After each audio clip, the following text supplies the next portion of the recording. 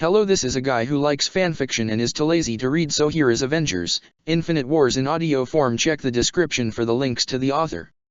Avengers Infinite Wars Chapter 76, Citadel of Horror.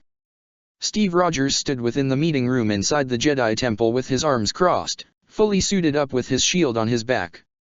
On his left was his close friend Natasha Romanoff, aka Black Widow, who was also garbed in her suit with one hand over her chest whilst her other hand was hovering in front of her face.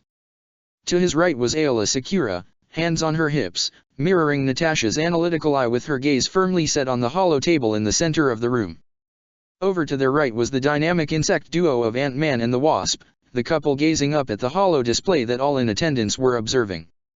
Behind the good captain was the newly minted squad of ARC troopers from the 327th Corps. Lucky, Flash and Cameron stood tall and proud in their new decked-out ARC trooper armor, shoulder pauldrons, commas, and personal additions in all. Though he didn't visibly show it, Commander Bly stood by his three troops with pride in their promotion radiating off his being.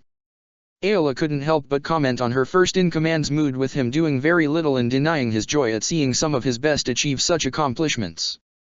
Taking up the rest of the room was Aayla's old master Quinlan Vos, Kalain Hentz, Delta Squad, and Jedi Masters Plo Koon, Mace Windu, Yoda, Luminara Unduli, Beryl Over and Depa Billaba.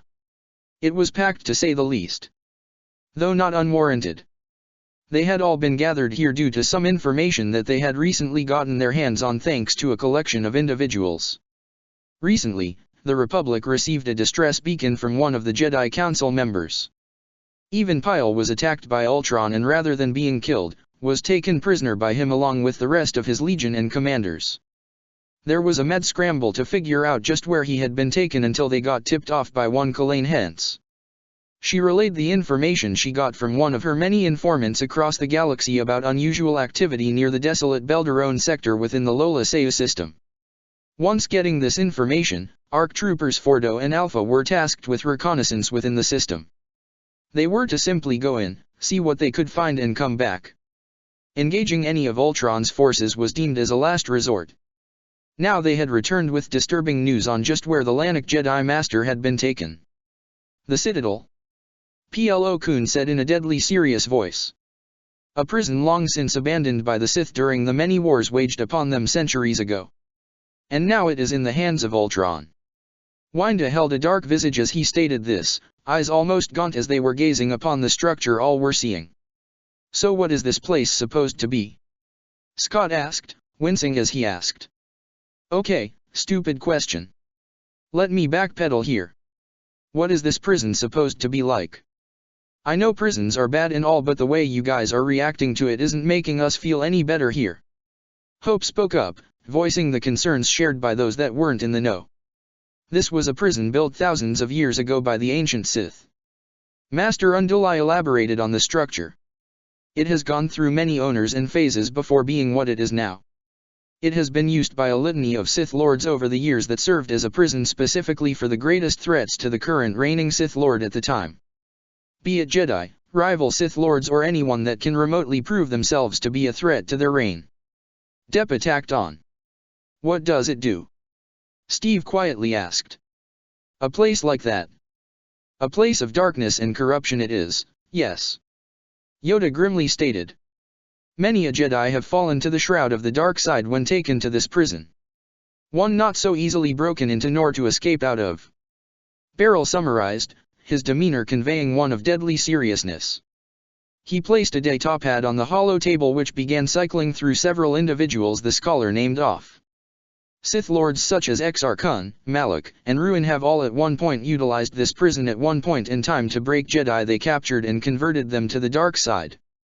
But Ultron isn't a Sith Lord. Hope reminded them all. So that begs the question. What could he possibly want with that prison?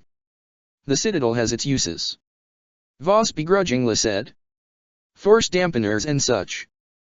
Devices and means of preventing Force users from using the Force or even hearing it. Breaking their connection and their will. Sounds like fun. Scott glumly said. And someone like Ultron will undoubtedly find its uses in spite of not having a connection to the Force. Hope added on, a look of trepidation for all to see. I do admit. PLO sounded disturbed and unsure of what he was about to say. Due to him not having a connection to the Force, I fear for what he will be able to produce to counterbalance this disadvantage. Being an AI of his degree, he's likely already developed several dozen. Natasha's tonal inflection was that of a dark acceptance of what Ultron may or may not have already done. Okay, horrible Ultron ideas aside, Scott chimed in, shuddering at the thought of whatever the AI has been doing with this prison. What's the plan here? Infiltration. Widow declared, stepping forward to have the layout of the Citadel zoom in. Tap and Karen have been busy creating a detailed map of the place from what you guys managed to dig up from the archives. It's likely to have been fortified on every front by this point if Ultron got a grasp of it. A frontal assault is all but out the window unless it's an absolute last resort or our getaway. Anything we do here that isn't discreet will likely kill Pyle, his crew, and anyone else that might be there. It was at this time that Wynda spoke up after having taken a scan of the room and its occupants. I have to ask, Mace said. But given that this involves Ultron, why are the rest of the Avengers not involved? Wanda and Pietro are the most likely to be detected by Ultron. Hope quickly answered. All four of them come from the same source that gave them life and their powers. The scepter that was once used by Loki. And Vision will come in later after he investigates that weird signal Anakin and Obi-Wan are going to investigate. If they come along right away, Ultron will more than likely pick up on them. Nat added on. Besides, it's better they stay here in case Ultron gets an itchy trigger finger and attacks Coruscant again. Matt, Sam, and Rhodey are staying here as well. Steve spoke up. Better to have a solid defensive line here if anything happens. So we gotta save everyone inside the super prison first, Mission Impossible style. Lang chimed in. And after that, we blow that place to Kingdom Come. Have doubts, do you, Master Windu? The Grand Master of the Jedi Order said aloud, looking to who was essentially the second in command of the entire order. I do. Mace freely admitted. The Force. I sense a greater ordeal ahead of us than anticipated. Getting into the Citadel will be the least of our worries. Standing around here and doing nothing will only make it worse, Master Windu. Voss pointed out. Right now, we need to act and get Master Pyle and whoever else is in there out before the worst comes to pass. Master Voss is right. Beryl spoke up. We must go now lest we risk losing Pyle to the dark side or something worse. What can be worse than turning to the dark side? Sakura queried almost worriedly. With this Ultron, Beryl almost spat the name out. I fear he may be doing things outside the realm of what we understand. Okay, let's not make this any scarier than it already is. Scott nervously said. You've all faced Ultron before. Wynda dryly reminded. Yeah, but not in a palace of pain. Scott countered. This is basically a horror movie we're willingly going into. It's just a prison dash. That breaks the wills of Jedi, did you not just say that? Ant-Man interrupted Master Bilaba. She bit her tongue in hesitation. If we are indeed going to be going in to save Master Pyle and as many other prisoners in there as we can, just the group we have won't be enough. Romanoff pointed out. Even with how big it is, if things go sideways, we're gonna need some serious firepower to tear our way out of it. Hearing this made Voss tilt his head at an odd angle, an equally odd expression that was first noticed by his lover. What's the matter, Quinlan? She asked aloud, getting everyone to look at the Kiffer Jedi. Nothing, just. The braided Jedi struck a contemplative pose, rubbing his chin in thought. If we're talking about both infiltration and firepower, then I just learned of something within our army that might be just what we need. Steve looked at the Jedi inquisitively. And what might that be? That's just it, I'm gonna find out for myself if they're available. Quinlan admitted. Since they entered into the war, they've been busy as all hell. This only further served to confuse the assembled group within the chamber. Come on, spill it out. Who are you talking about? Hope asked with her arms crossed as she gave the Jedi a look. Quinlan seemed to strain his mind for a moment until clicking his fingers.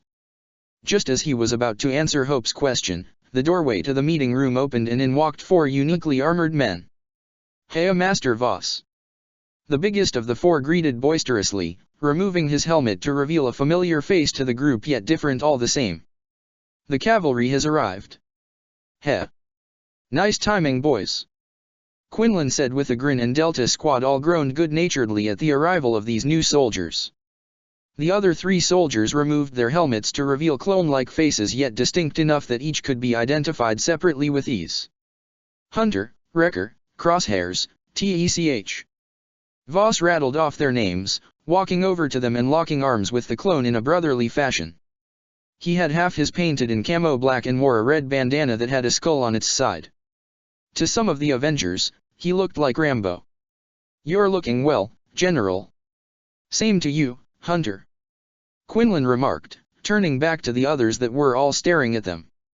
"Everyone, meet Clone Force 99. The perfect, specialized unit to help us on this mission."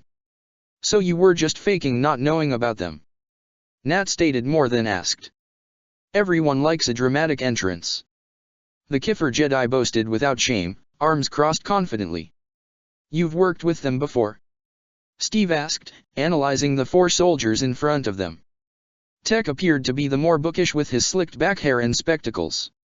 Wrecker was taller and hulkier than any clone trooper any of the others have encountered in the past, on top of the fact he appeared blind in one eye. Crosshairs was gaunt, appearance-wise, and seemed to be distant from the rest with his body language and subtle mannerisms. Twice by this point. Boss of Delta Squad revealed, going up to the lead trooper, the 2 slamming their arms together. "Good to see you again, Hunter." "Same to you, boss." Hunter greeted in kind. "You said these guys are clones?" Commander Bly asked, walking to stand in front of them. "Not like the ones we all know," Quinlan answered. "They're an experimental commando unit. But they prefer to go by the Bad Batch, given their unorthodox methods while out on the field." "They can't be that bad, right?" Flash whispered in a low voice next to Cameron and Lucky. Quinlan heard them and snorted. "Well, if not bad equates to all their missions ending up with most of their targets having been blown up and off the parameters of the mission." "Oh, so they're like us then." Scott was unable to help himself with his girlfriend giving him a flat look. "What?" He was defensive now. "Come on, Hope, you know how many things have blown up whenever we're in the middle of something. That's not something to be proud of." She dryly responded. Wrecker, however, seemed amused by such a statement. "Ha, sounds like a blast." Pun intended. The large, bulky clone pondered for a moment before laughing uproariously, making those in attendance feel like their ears were ringing. Hunter, all the while, was focused on Quinlan. "So Voss, what's the mission this time around?" Scene cut. Barrisafi stood within one of the many hangar bays that had been built near the Jedi Temple at the advent of the war. She was surrounded by activity as clones went about preparations for departure for their next objective. But Barris wasn't focused on that right now. Her attention was solely on her Jedi Master, who she was walking alongside towards a meeting area composed of many other individuals that would be joining them for this operation. "Master, are you sure as to why I should be going and not you?" The younger Miri Allen Jedi looked up at her master, very much unsure about her place on this mission. "I am leading our legion on this mission, am I not?" Luminara serenely said. "I understand that, Master, but why must I go down to this citadel with them?" Barris wished she could have had Ahsoka and Peter with her. They could have helped her deal with her nervous state. The older Miri Allen seemed to sense her current mood, turning to face her. "Barris," she softly said. "Are you all right?" "What makes you think that?" Uffy felt like slapping herself. Why would she ask a question as stupid as that? "It's rather easy to tell, my Padawan," Luminara said. "What's troubling you, young one? You were not so hesitant when offered a similar role back on Geonosis." Barris bit her lip, looking down at the ground for a moment. I have a bad feeling about this, Master," she admitted. The Force has been giving off an unusual feeling, almost foreboding in nature. Her master now frowned at hearing this and, without needing any further prompt, placed her hands on her apprentice's shoulders. "Barris, I understand your reservation, but I believe in your ability and your connection to the Force," she reasoned. "I know you will be needed down there to help those that they will be rescuing. I know this may be asking a lot of you, my Padawan, but I have absolute faith that you can succeed in this. Well, when her master said something like that in the tone she used with the feeling of absolute faith, Barris was hard-pressed to deny the mission. But in the back of her mind, she also remembered her friends, more specifically the words Peter abides by since becoming the hero that he is. She has the power to help them, and she was also a Jedi. That meant she would always put herself out there for the sake of others before herself every time. She shook her head to clear it of any doubts, momentarily admonishing herself for allowing a lapse in fear despite the feeling in the Force. Barris stared up at her master in a determined fashion. "I will not let you down, master," she declared, earning a proud smile from the council member. "You never have, my dear." Barris just hoped the number of people coming would be enough. All the while, over at the meeting area in the hangar bay, two team leaders were getting more properly acquainted with each other. "So you lead the Bad Batch," Captain Rogers stated, shaking hands with the clone trooper. "And you lead the Avengers," Hunter said in return. "No need to look so surprised, sir. Practically every clone knows about your team by this point. We've heard a lot about you. Hope it wasn't all bad," Steve jokingly said. "Well, you sure impressed Wrecker," the headband-wearing trooper remarked with a wry look. "You should have seen his faces on all the holovids we've seen with how many things he saw you blow up. Is it really that bad?" Rogers couldn't help but sheepishly ask. He knew that a lot of collateral happened whenever the Avengers were in action, but the idea of there being multiple videos of it doesn't exactly inspire confidence in the New Yorker.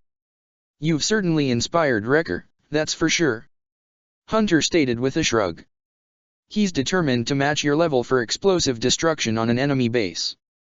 "That's great to hear," Steve sarcastically said. "I can tell Wrecker is the muscle of your squad. What can you tell me of the other two?" "Tech is just as interested in you guys as Wrecker is, but it's for more reasonable reasons," Hunter answered. "He's seen the technology you've all utilized, like the shrinking capabilities of Scott Lang and Hope Van Dyne, as well as the suits Colonel Rhodes and Lieutenant Wilson possess. He's been studying how they work from the vids since we first got them. Get ready for a lot of questions from him." "Shame Tony's not here," Steve murmured. "And Crosshairs, our sharpshooter. Give him any long-range weapon and he'll perform miracles."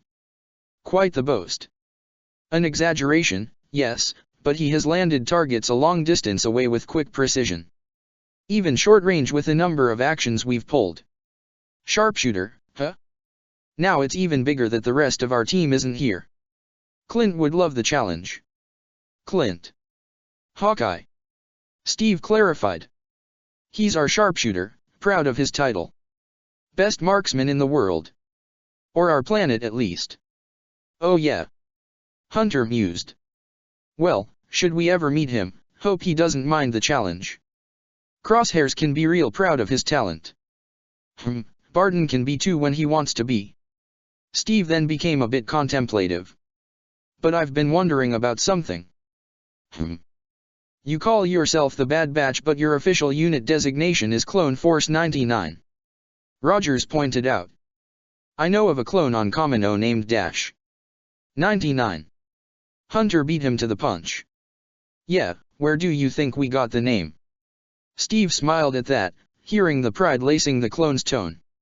"He's a good man. He's a good brother," Hunter fondly said. "Helped us out a great deal during our time on Kamino before our first deployment. Even helps keep our room clean, which is a task, let me tell you, when ya have Wrecker as a roommate." The good captain laughed at that, having gotten a good gauge as to the type of man Wrecker is. "Hey Steve."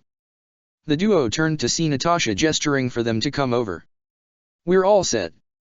They shared a nod before going up to the large group that had been called together for the briefing of the mission. Hope and Scott stood around a smaller hollow table, more akin to a pedestal, as they saw that all who were needed had arrived. "Okay, we're all here," Natasha said, marching up to the pair. "Let's get started." Hope soon spoke up. "Most of you may be familiar with our shrinking technology. This will more or less be how we'll smuggle ourselves in and out undetected, to a degree." They were soon treated to the sight of a large transport ship that had the outlines of all the participating infiltrators inside. Of the Avengers, Cap, Widow, Ant-Man, and the Wasp. The Jedi would have Ayla, Voss and Barriss. And the clones held the largest in terms of numbers. Bly with his 3 ARC troopers, Delta Squad, and the Bad Batch. Our window will be here. Hope pointed to a highlighted line that was going directly into the Citadel. From the intel that we gathered, there has been a consistent line of ships coming in and out of the system, likely bringing in supplies and other prisoners, most likely. There was a shift in the group, though they remained silent. From what Kalain, Fordo, and Alpha have managed to relay to us is that the prisoners are always alive when they're brought in. Natasha said. So all we have to do is hitch a ride on a transport that's bringing in live prisoners so we can get in. Won't there be a chance of all of you being detected? Plo Koon spoke up, voicing the concern of those not going on the mission. That's what Tap and Karen are for. Hope stated. They were made after Ultron, so Tony learned a lot from his mistake and they can counter any attempts of Ultron detecting us once we go in. But we can't assume Ultron won't know of our excursion in his prison forever. Whatever communications we use will need to be done sparingly before hell breaks loose. That's not exactly encouraging, Nat. Ayla remarked dryly. You know how these things normally go down, Sakura. Romanoff answered with a resigned shrug. 9 times out of 10, they always go sideways. A ringing endorsement. Steve quipped. Excuse me, sirs. All heads turned to the rather bookish tone that belonged to the Bad Batch's tech expert. Go ahead, Tech. Hunter said. With respect to Mr. Lang and Ms. Van Dyne, but this plan to shrink down and have us infiltrate in this method, he stated, looking down at his datapad momentarily. Are there not any side effects that may occur with the changes we will all experience with our perspective and even our body mass? It's a good thing you brought that up, actually. Hope said with approval, turning to her boyfriend. Scott. Before all this, Peter's been helping Hope and me with these. Lang said, pulling out several curved devices from the belt on his suit. It was difficult to discern what the functions of these items were until they saw him place them behind his left ear. The device began to expand, latching onto the back of his ear and glowing slightly. Hank always told us that even with the stabilization of the PIM particle, he's not gonna take any chances. Scott said in complete seriousness.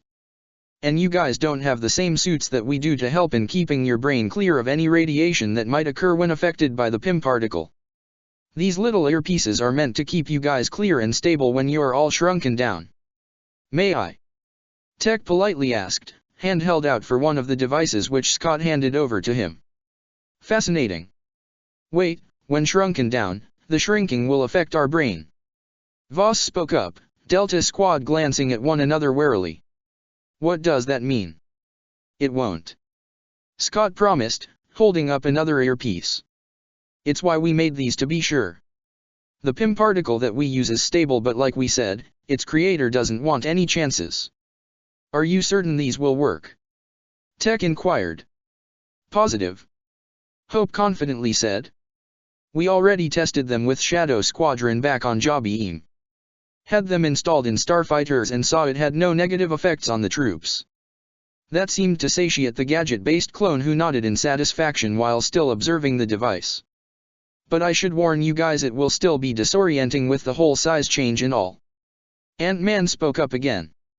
Since it's gonna be sudden, just take a few moments to allow yourself to get used to it. Otherwise, you might get a bit of a sensory overload. Being in the ship will help since you'll still be inside, but yeah, Scott's right. Hope stated. The changing of your size and mass can be funky for a few people. Shadow Squadron practiced it half a dozen times before they used their shrinking starfighters on Jabiim. We'll have a test run on our way there before we go for infiltration. There wasn't any denial verbally or physically expressed from the group, simply murmurs and head gestures of agreement as Nat now took over. So, while we do have maps of the place thanks to the archives, it doesn't mean it's accurate by this point in time. Who knows what renovations may have occurred before and after Ultron took it over. Several portions of the Citadel were then highlighted red. At the very least, we can infer that these designated support points are relatively unchanged and will be our target for bringing this thing down on the inside. Charges will be planted at these key locations. Do expect them to be heavily guarded as Ultron has most probably reinforced them. We may not know how much, either with his drones or building better supports, but it's anyone's guess as to how far. Several other sections of the Citadel were highlighted, these ones being marked blue. This is where Ultron is likely keeping Pyle and his men. Hope stated. Though we don't know the extent of how many survived when he attacked, at the very least, Pyle and a handful of his officers and troops survived if what our information tells us is true. Any questions? Hunter cleared his throat. With respect, ma'am, the data packet that we got spoke of additional forces joining us on this mission. The 501st and 212th were also marked down for this one from what I had heard. They won't be joining us necessarily in the infiltration. Steve spoke up, gaining the man's attention. Both of them are investigating something else related to the Jedi that came up around the same time. A distress beacon that's a few thousand years old. Once they investigate what this beacon is, they'll link up with the other fleets. This seems a bit of an excessive use of force. Tech noted, looking at the organization of it all. We are aware of the threat that Ultron poses dash. Which is why we gotta do overkill. Scott plainly said with a shrug. We're not pulling any punches. If things go sideways, a fleet at his doorstep will give us the chance to complete our job and hightail it out of there. Ultron has proven himself to be exceptionally dangerous despite being outnumbered. Luminara brought up, a grim visage for all to see. His attack on the galaxy proved it as much. That was just a quick hit and run. Crosshairs pointed out with a dismissive tone. That sent the entire galaxy in a spiral. Aola countered. He beat both us and the Republic at the same time out of the Jabi-Eam system. Having this fleet on standby may be what we need if we are to succeed in our objective. Taking out his forces is paramount as he has shown to be adept enough to take over whatever he has at his disposal. Tech wished to voice a counter-argument but figured now would be an inopportune moment. He, like the rest of the group, needed to focus on their current mission. They resumed their discussion of the plan, pointing out possible outcomes and focusing on what they may or may not need to do. Eventually, the time came for the mission to begin.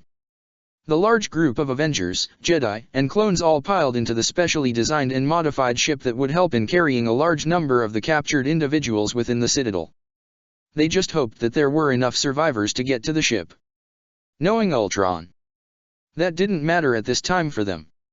Their resolve has been made and hardened. They would see this done to the end and destroy whatever it was that Ultron was doing there. Even if it's one of many, taking it out was just as important as any other objective. And the Avengers going with this group made a vow that Ultron would fall so they would amend their follies of not making sure he stayed dead last time.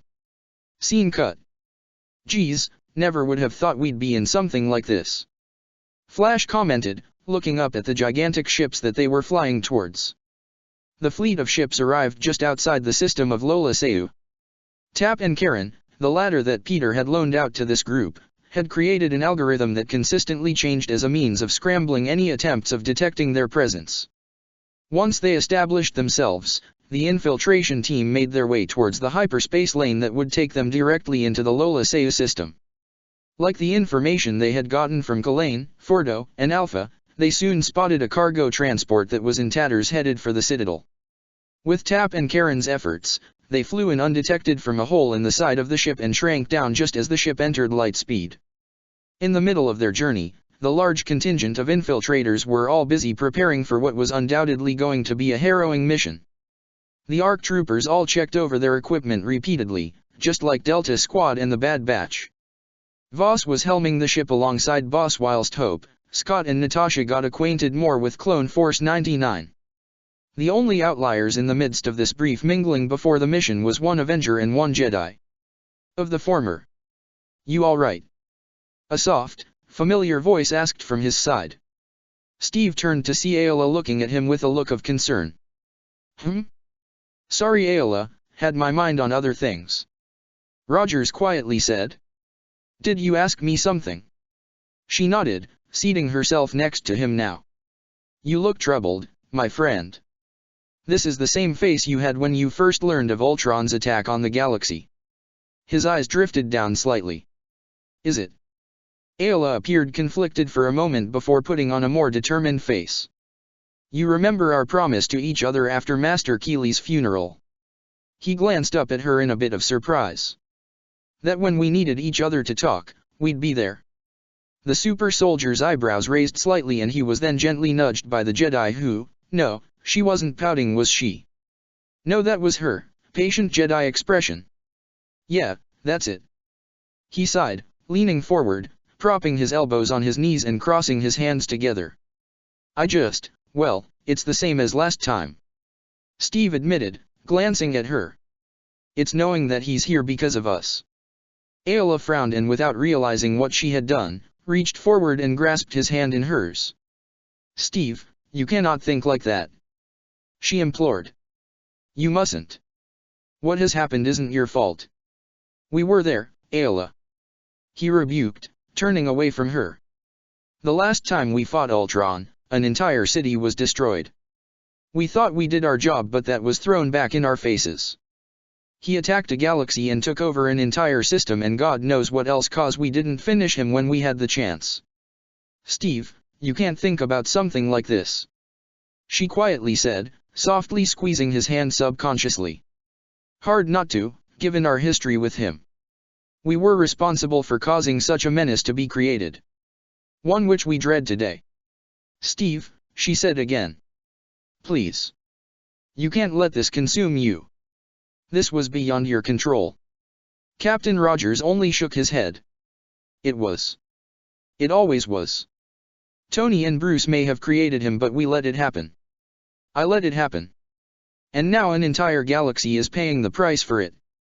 The Twi'lek then surprised the super soldier when he felt her slender hand placed upon his cheek and turned his head to face her. You cannot allow these thoughts to plague you, Steve Rogers. Her voice was firm and authoritative despite it being so low. The past is the past, you can't live in it forever. Can you actually escape from it? Only if you allow yourself to do so. Sakura said, lowering her hand from his face to take his other hand. You need to understand that there are things that you can't undo. You can only push forward to make things right despite it all. No matter how many tries it takes. While the rest of the team was preoccupied with their preparation for the mission, neither of the two realized that they were being watched. Natasha stared at them out of the corners of her eyes, Bly kept glancing over at them, and Ayla's former master took a peek back, grinning widely at the interaction. Romanoff caught the eye of the commander of the 327th and smirked approvingly, gesturing her head at the pair. Blyke worked a brow, though his eyes glimmered with mischief.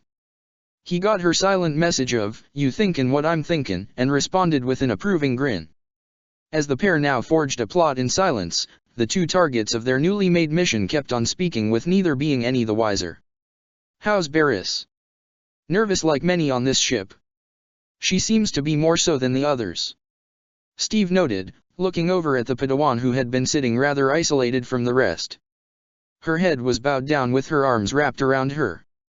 Ayla frowned at seeing this, not liking the normally calm and serene Padawan being in such a state. Did she say anything about this mission? She heard Steve ask in a low voice. The Twi'lek Jedi thought about it for a moment and recalled a conversation she shared with Luminara just before they had left on the mission. She mentioned Barriss felt a great disturbance in the Force, a warning that has been affecting her far more than anticipated. Roger's lips curved further down, a pit settling in his stomach now. These disturbances. His voice was faint, only audible for Ayla to hear. I never really asked what do they really feel like. It varies. Spoke the Twi'lek. A sense of drowning for some. A weight suddenly entrapping them for others. Dread feeling their chests. Migraines. The list goes on. Sounds more like a sickness. It can come across that way. Ayla admitted. But what a disturbance in the Force really feels like.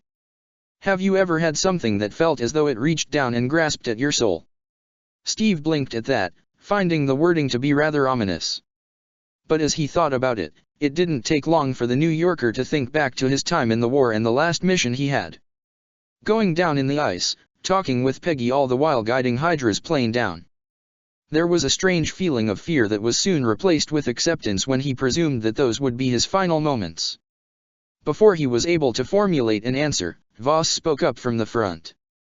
"We're exiting hyperspace." Ayla and Steve shared a look, then realized they had been holding hands with one another. The former felt a bit awkward upon seeing that she had reached out to him without even knowing about it. But rather than feel embarrassed or ashamed by it, she simply smiled at him, squeezing his hands as a brief attempt to comfort both him and herself for the upcoming mission. Steve simply smiled in return, his appreciation for the gesture evident in his eyes as the two prepared themselves with the rest of the large team. Scene cut. On the planet Lolaseu, the Citadel was positioned in between two yellow lava lakes which helped power the station with geothermal energy. The structure was widely believed to be impregnable with its front section sticking out over the lava, the back giving out to the landing field, which was protected by fences and security emplacements such as turrets. The outer walls of the Citadel were laced with hundreds of electromins, which when combined with the planet's high winds prevented infiltrations by pushing would-be infiltrators into the lava lakes below. Searchlights could pick out anyone attempting to enter or exit the ancient prison, and every door along the outer wall was protected by a ray shield. Inside was a labyrinth of identical hallways and corridors. Each hallway was protected by electrified walls, magnetic ceilings, and floors, rapidly closing blast doors, cameras, and automatic lasers. All security equipment is monitored from the central control room located at the top of the prison tower. This was all before Ultron came in and made improvements.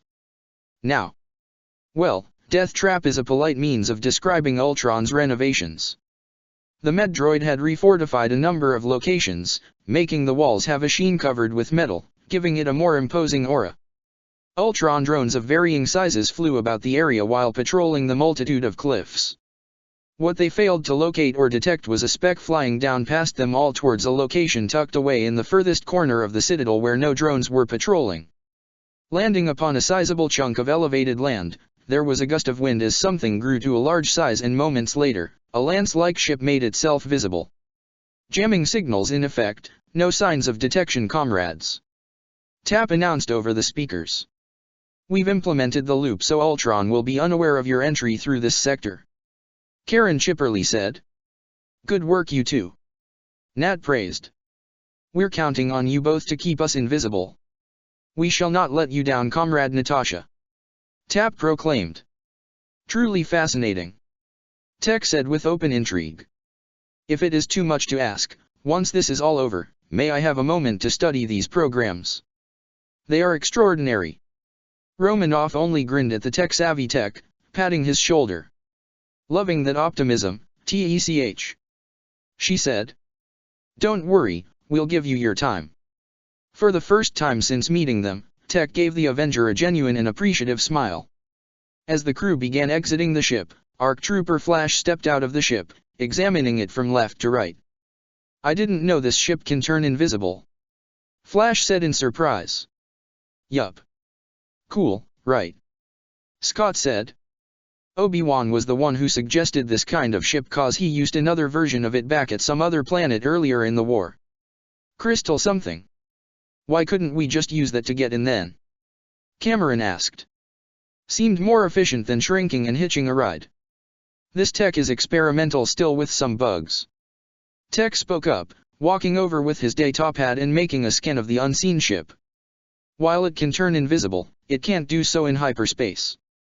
If we used that to get into this system, or even this sector, we would have been detected or spotted before we could even turn the cloak on. Wouldn't those other two AI been able to keep us safe? Lucky pointed out. Unlikely. Fixer said. Even with both AI helping to keep us out of sight, from what I've seen of Ultron's capabilities, he likely would have spotted an invisible, fully sized target. Our organic signatures, for example. Having us smaller, the size of specks is easier, as you could almost say the jamming TAP and Karen provide are almost unnoticeable, Tech added on. Does it really work like that? This was thoroughly confusing for the ARC troopers. We got in, didn't we? Hunter remarked off to the side, twirling his custom-made vibroblade and sheathing it into his vambrace. I guess. Lucky muttered with a shrug, opting not to think about it. They had more pressing matters to attend to. Are you sure parking right next to the magma on the side of this place was a good idea? Scorch asked, looking down at the molten liquid. It would be sure suspicious that another ship just up and appeared by growing in the middle of the hangar bay. Hope remarked. I thought you liked living on the edge, Scorch. Quinlan cheekily said, nudging his clone brother on the shoulder. I said I liked explosives and making sure it's our enemies that blow up. Scorch dryly shot back. I'd rather not lose our ship again.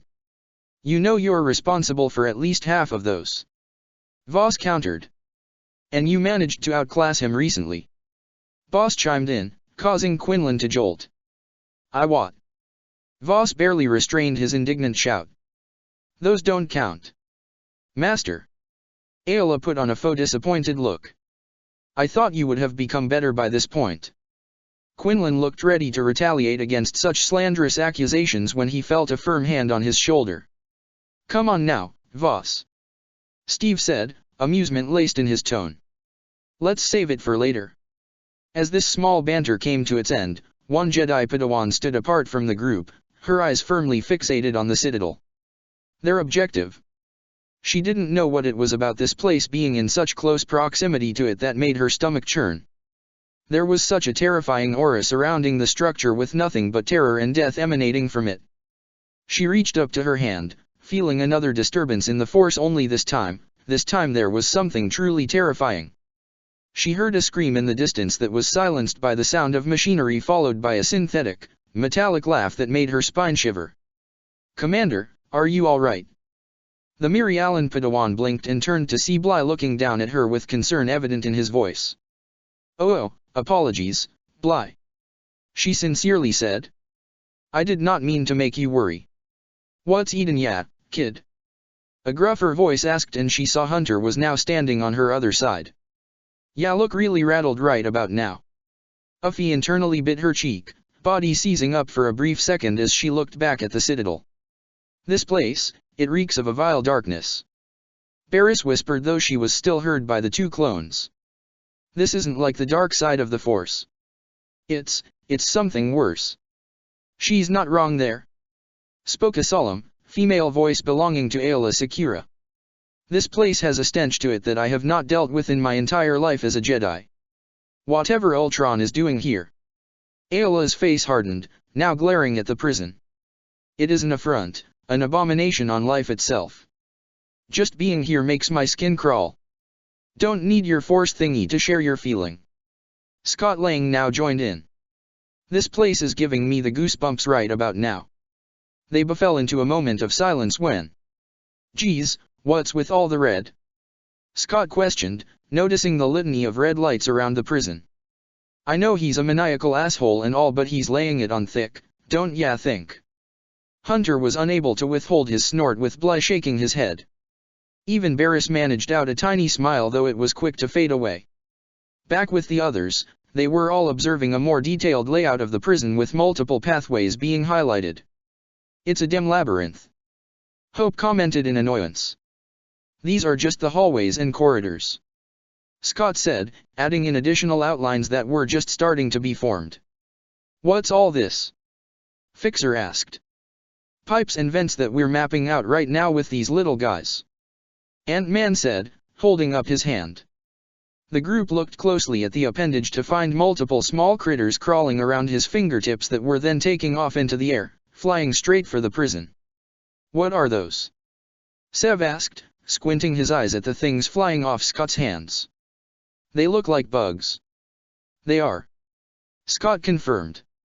We've been growing a colony of them back at our home base after TAP managed to find ants susceptible to our technology where we can control them.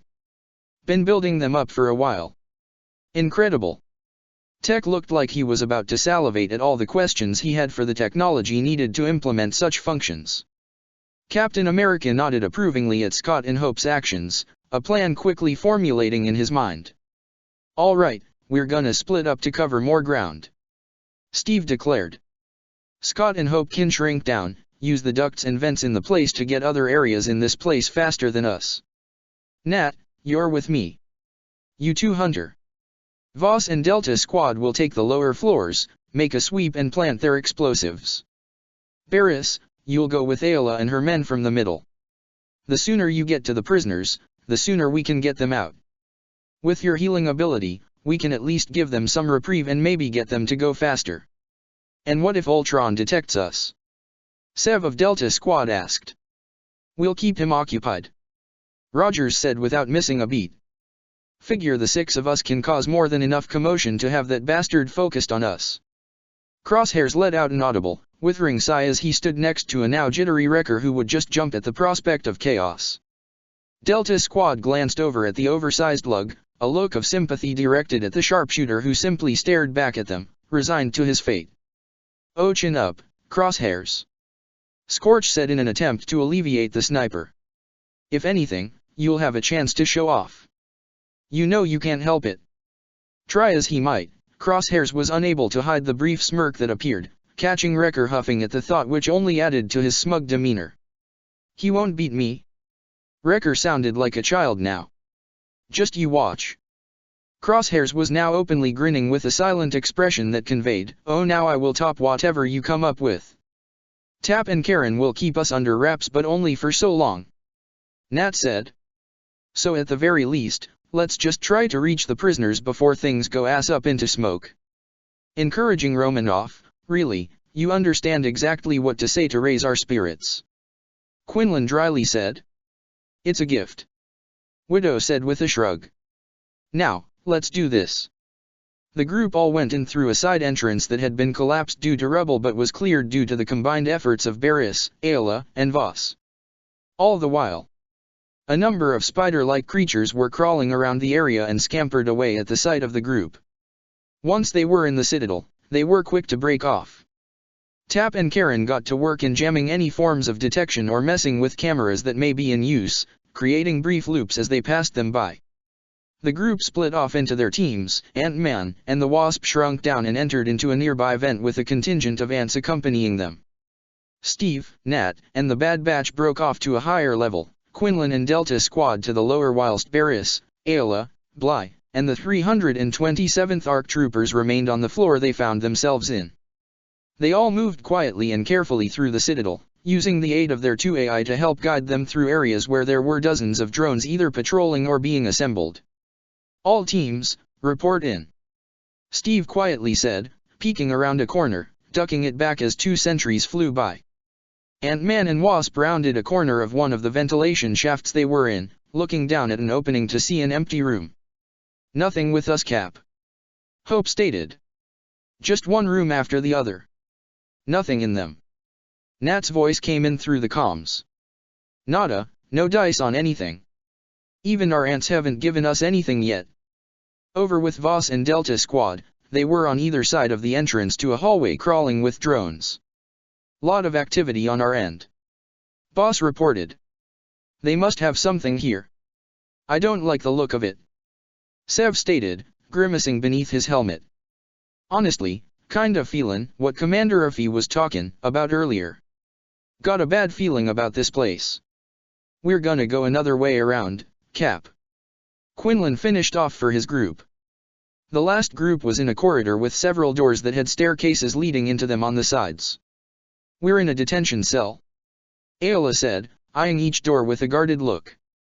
Gonna start looking into them. Bly made a hand gesture to his 3 men, pointing at Lucky to stick with him whilst Cameron and Flash checked the cell next to them. Ayla went for one by herself, Barris doing the same. 4 doors opened and out of all of them, 3 were empty. The 4th one however. Here. Cameron said aloud and all rushed into the cell he and Flash were in to find a lone, severely weakened but alive clone trooper. Barris was the first to be by his side with Ayla on the other. The clone was unconscious and looked to be in a great degree of pain. The Miri Allen closed her eyes, reaching out with her hands which went all over the clone's body save for the head which already had Ayla's over them. He doesn't have that many injuries. Barris quietly said in relief, the other clones sharing her sentiment. Just malnourished. Barely being fed enough to be kept alive. Does he need some food?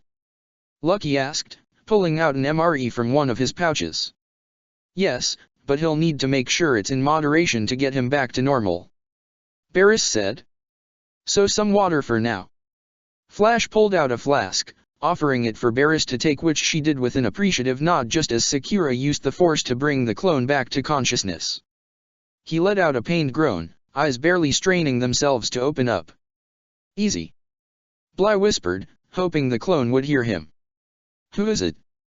Came the slurred question as the clone slowly regained consciousness. Don't move too suddenly, Barris said, placing her hands softly on his shoulders and carefully sitting him up. Just take your time.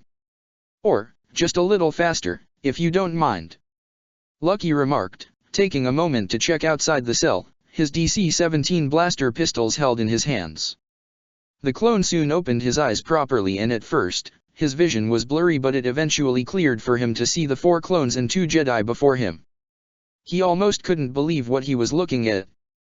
The clone glanced at Barris, then at Ayla before looking at his fully armored brothers before repeating the process again. General Sakura. His voice was raspy. Commander off cough cough. Easy now. The Padawan quietly said, holding out Flash's flask. Here, let me help. She gently tipped the clone's head up, one hand on the back of his head whilst the other assisted in tipping the canteen over his lips. He gulped down the water, letting out a gasping breath, coughing slightly though he shot the Padawan a look of pure gratitude. Thank you, Commander. He croaked out. She held a sad smile, glad to see he was alive, but her heart was wrought with grief at the suffering he had undoubtedly endured. What's your name, Trooper? Bly quietly asked, kneeling down to one knee, slightly below the clone who was still a bit addled. Coil, sir. His voice was raspy but still conveyed the respect that he held towards the commander. 152nd Battalion, sir. What's the last thing you remember, Trooper? Coil appeared a bit hazy as his mind worked hard to recall just what had happened prior to him winding up here.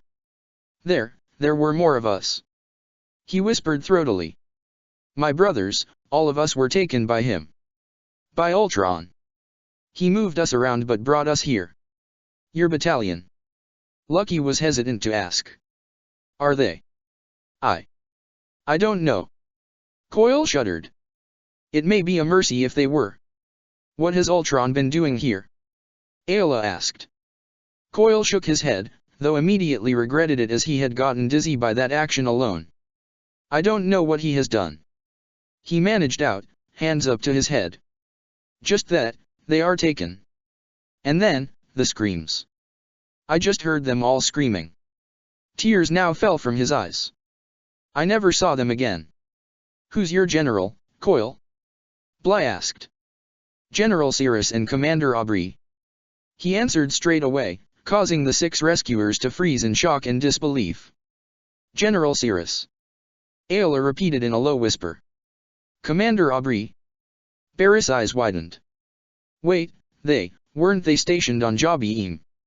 Cameron asked. General Cirrus perished in the battle, but I do know Aubrey made it off the planet. Jabiim. Coil's voice took a downward tone. That was the last thing I remembered. The clones and Jedi all looked at one another in shock. Fucking Criff. Flash murmured. He's been here since Jabiim. What the hell has he been doing with you? Lucky asked in a low voice, deeply disturbed upon discovering this. We need to get him out of here. Barris said. Ayla simply nodded, contacting the others. Everyone, we found a prisoner. She informed the separate teams. His name is Coil. He's apparently been here since Jabiim. Jabiim. Hope nearly exclaimed. That was months ago. His entire battalion had been captured apparently. Bly tacked on, glancing back at the trooper who had Barris helping him on one side with Lucky on the other. He's in bad shape and severely malnourished. As the group slowly began moving Coil out of the cell, there was a whirlwind of thoughts that they all unknowingly shared. Could there be other survivors from back then? There had to be, even if there's so little, right? Such a possibility seemed too good to be true. But what he said about being held since Jabiim. About him being under the command of Jedi Master Cirrus and Padawan Aubrey. An unsettling, cold feeling came over them, affecting Barris the most. She felt a genuine, almost freezing feeling of absolute dread come over her. There was a reverberating feeling of pain resonating through the Force, and it was all because of where she was right now. It was almost overwhelming to her, but the Padawan steeled herself internally and concentrated on doing her job. Coil was the first of many that they would rescue. That was a promise. Midway through their movement through the corridor, they found Coil in. She paused for a brief moment and looked behind them. "What is it, Commander?" Lucky asked straight away, the one hand that wasn't supporting his clone brother reaching for his pistol. "Do you?" She strained her ears. "Hear that? That skittering noise." The others paused in their path, looking back at Barris and then behind her with Ayla walking around her with her hand holding her lightsaber. There was a moment of silence with all not saying or moving. It was then that they heard an oh-so, barely audible echo from afar. Small little clanking, ticking and skittering sounds from afar. They all tensed up and were almost about to pull out their weapons when it stopped altogether. The group didn't move at all, waiting for something to happen. I don't know if it's gone or not," Cameron said. "Let's not stick around to find out," Bly darkly said. Flash then shivered, shaking his head. "Why am I getting alien flashbacks?" Cameron groaned. "Please don't bring up that film series." "Why not?" "For one, we ain't on a ship, we're at a prison fortress. Second, there wouldn't be any xenomorphs crawling around." "Then what is?" "Obviously Ultron's forces." "Gentlemen," Ayla interjected. The clones got the message, nodding apologetically as they resumed their walk to get to the rest of the prisoners in the Citadel. "Hopefully they ain't crawling through the walls." Scene cut. In another room, a cybernetic individual looked through a litany of security feeds. His mandibles clicked ever so slightly as he smiled. "Oh, my dear clone, they are in the walls." "Admiral Trench," spoke a mechanized, human-like voice from behind the synthetic arch. Trench, formerly of the Separatist Alliance, now a staunch ally of Ultron, turned to see a dozen Ultron sentries being led by a uniquely designed individual. Wherein the others were lankier and had glowing red eyes and gaping mouths, the head of them was a sleek, much more filled out and bulkier being whose head was more akin to a full helmet with two glowing blue eyes, though it still had the same antennas Ultron himself had on either side of the head. "Whiskers," Trench greeted conversationally. The mechanized human glared at the former separatist. "That is not my designation." "I know, just thought it was funny to say in front of your face." "Enough of your idle chatter, Trench," Whiskers impatiently said. "Have your crawlers not detected intruders?" The Harch male simply nodded and turned back to what he was observing. It was surveillance footage, though it was from, what one could call, unusual perspectives. Some were from afar, carefully following the three groups in the hallways of the Citadel. Others were directly from above or on the side or from below, making those that they were observing appear larger than they seemed. There were times that it appeared they were observing nothing at all, or that there was a brief glitch of some kind that tampered with their ability to record the intruders. But Trench knew that it was all stemming from this team of infiltrators. It is as Lord Ultron predicted. Trench's mandibles clicked in satisfaction. One way or another, the Avengers and their allies would have eventually made their way here. We just needed the proper bait. Jedi Master Pile is an adequate means of drawing them here. The mechanized being remarked with a cold tone. Lord Ultron will be pleased if we eliminate these intruders. Trench, however, did not seem to share in this sentiment. "You disagree?" It was stated more than asked. The Harch Admiral raised one of his mechanized arms with a finger pointed out. "You forget, Whiskers. Lord Ultron wishes to see the Avengers dead personally by his own hands." Trench almost sounded admonishing. "What we are to do first is to break them. Break their resolve, break their minds, break their spirits. They took everything from him. Denied him his purpose. We shall avenge this slight and continue on his mission. His true mission." Whiskers took a moment to contemplate his words until realizing their meaning. "Those who fail to evolve are doomed to perish." The Admiral's mandibles clicked again, an excited tone coming from them. "I think it is high time they bear witness to the glorious purpose this place holds." Scene cut. Steve held up a hand, his group stopping as more drones passed on by. He heard some movement behind him, the super soldier turning back to see Wrecker shifting about anxiously. "Org. The large clone grumbled quietly.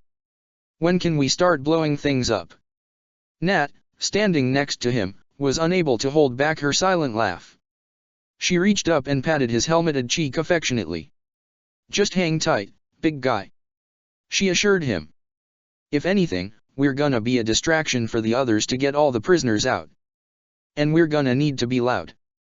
Wrecker shook now with anticipation, giddy at the thought of tearing this place apart.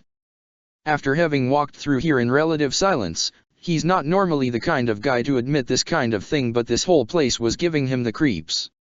Something feels off about all this, Hunter murmured, grazing his hand along the walls, rubbing his fingers together with some black dust falling from them. This whole place feels off. Feels wrong. Hard-pressed to disagree with you, Hunter, Tech said, narrowing his eyes slightly at an empty room they passed by. There was a table in the center with multiple operation tools on and surrounding it. Not exactly the most inviting place from how it looks. We've got a door that ain't budging. Crosshairs spoke up, standing in front of the door that was at the end of the hallway they were standing in. Think Tap and Karen can get this open? Hunter asked, Natasha shaking her head in response.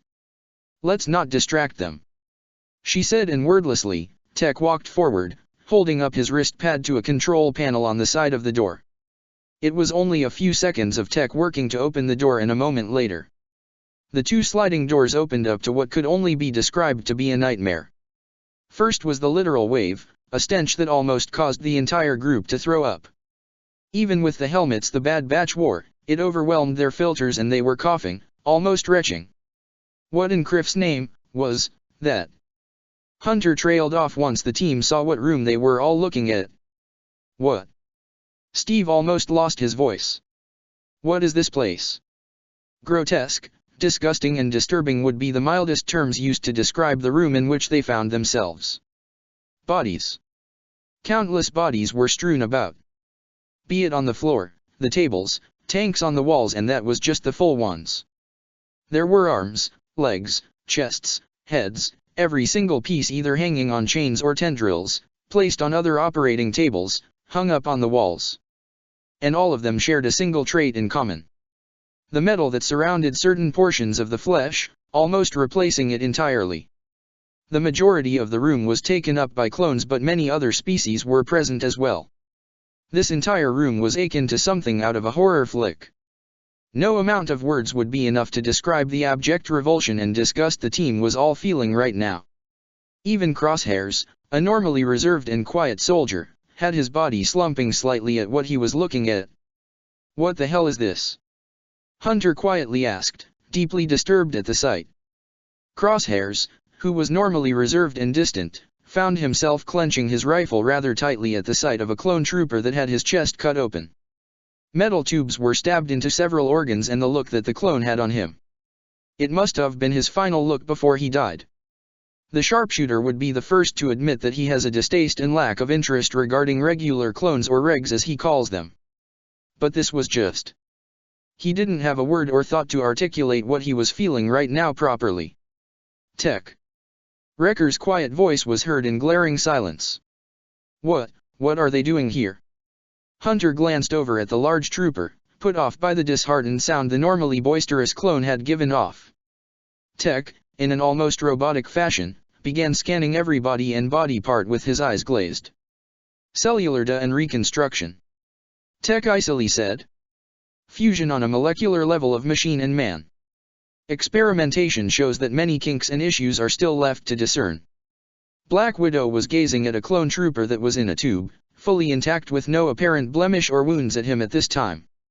A trembling hand raised up and placed itself up against the glass, a nauseating feeling coming over her as her mind racked itself with thoughts on just why Ultron was doing this.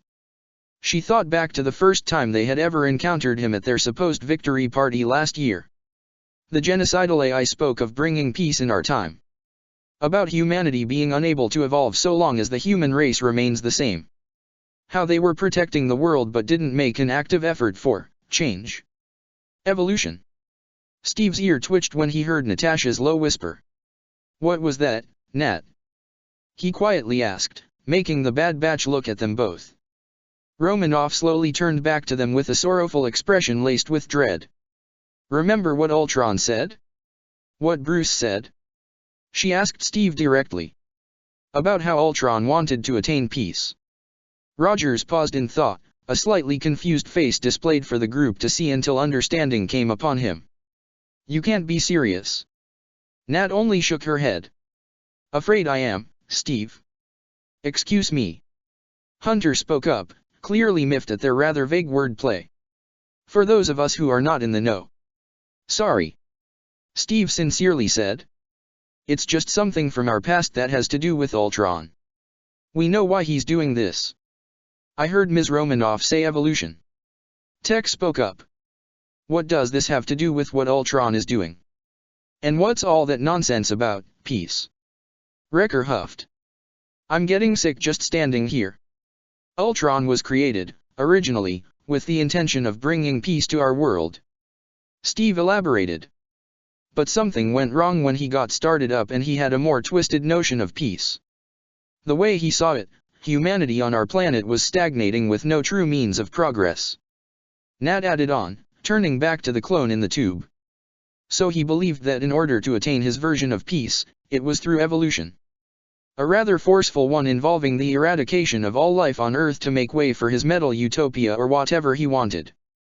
"So what's he doing with everything here then?" Crosshairs inquired, eyes narrowed at another body where its right arm and leg had metal plating over it. "Evolution," Nat said. "He's forcibly re-engineering organisms into an army." Tech quickly summarized. "His evolutionary army. All this for peace." Hunter murmured in disgust. "And you're saying, the way you phrased it, it sounds like you made him."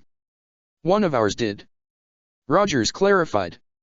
"Two of our founding members made him with the best of intentions, but the worst thing imaginable came from the best of intentions."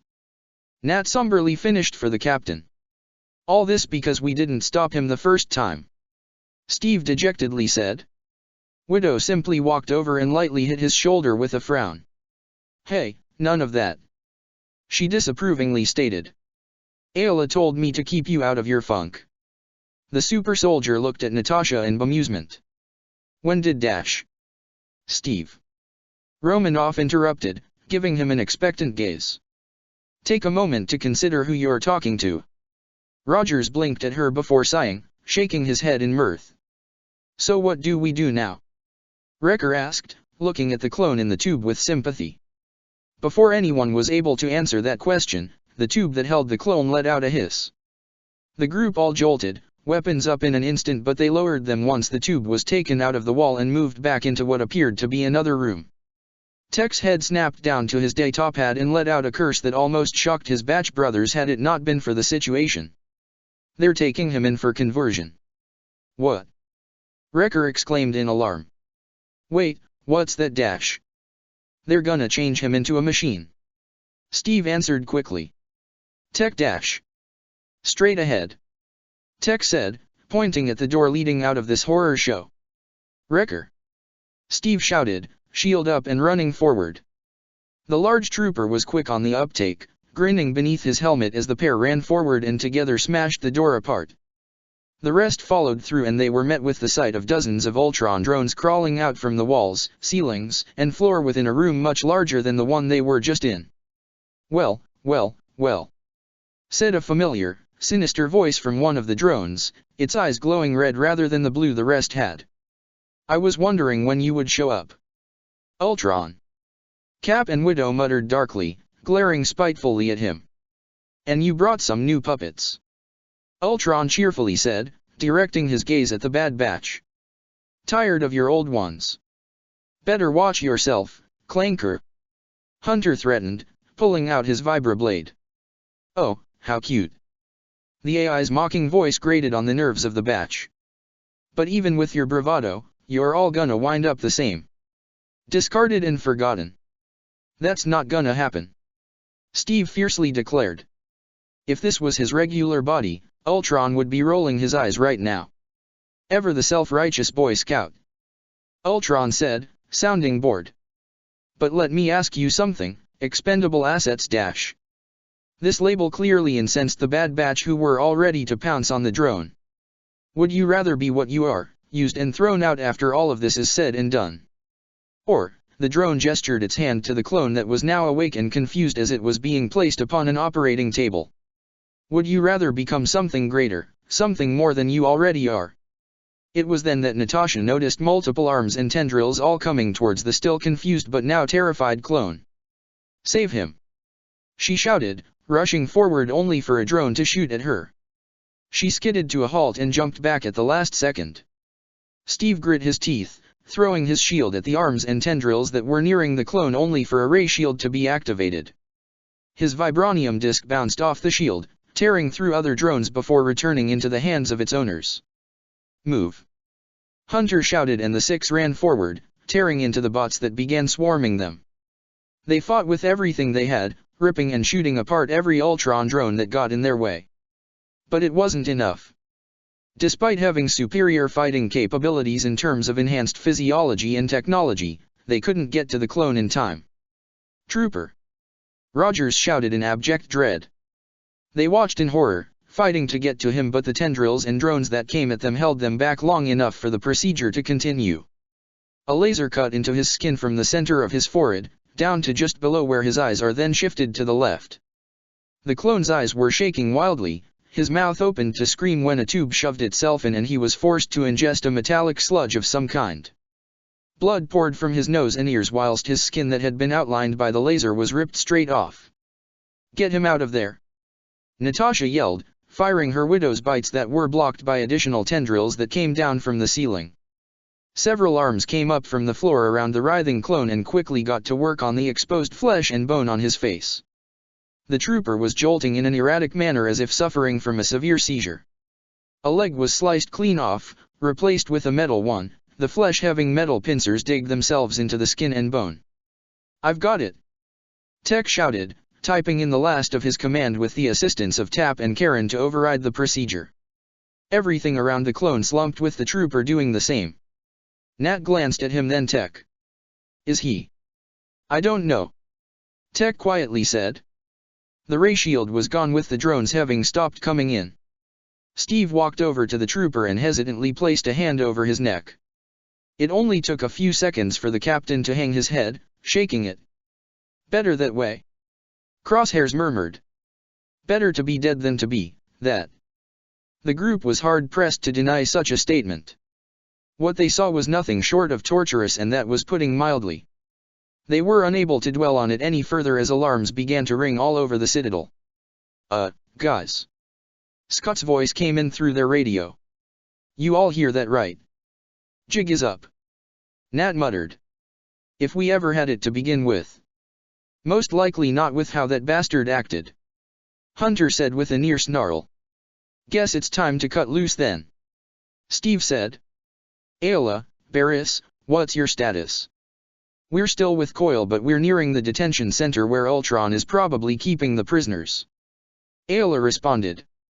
"You guys focus on getting to them," Steve ordered. "Everyone else, time to raise some hell. Keep them focused on us." "Will they?" Nat asked. "We'll make them," Rogers declared. "We have to at this point." "Hey Cap," Hope was now speaking on the comms. "Scott and I planted several explosives in a couple of corners we passed by. Set them off and head straight for Barris and Ayla's position," Rogers instructed. "Voss, do you copy?" They were met with the sound of blaster fire and a lightsaber spinning about, cleaving through enemies and deflecting shots. "Way ahead of ya, Cap." The group then heard the telltale signs of more incoming enemies that would be on them at any second. "Wrecker." Steve's voice was low and dark. The large clone stood more straight as he was addressed by the captain, who turned to him, his eyes ablaze. Smash. There was a malicious grin beneath the trooper's helmet as he put his primary weapon away and slammed his fists together. "With pleasure, Captain." The hallway ahead of them had drones swarming in, but that did nothing in deterring Wrecker. He simply barreled forward, running past his team and straight into the wave of drones. Jumping forward, he grabbed two by the head in midair. The clone landed atop another drone, boot crushing through its chest whilst the other two in his hands had their head slammed and shattered upon the floor.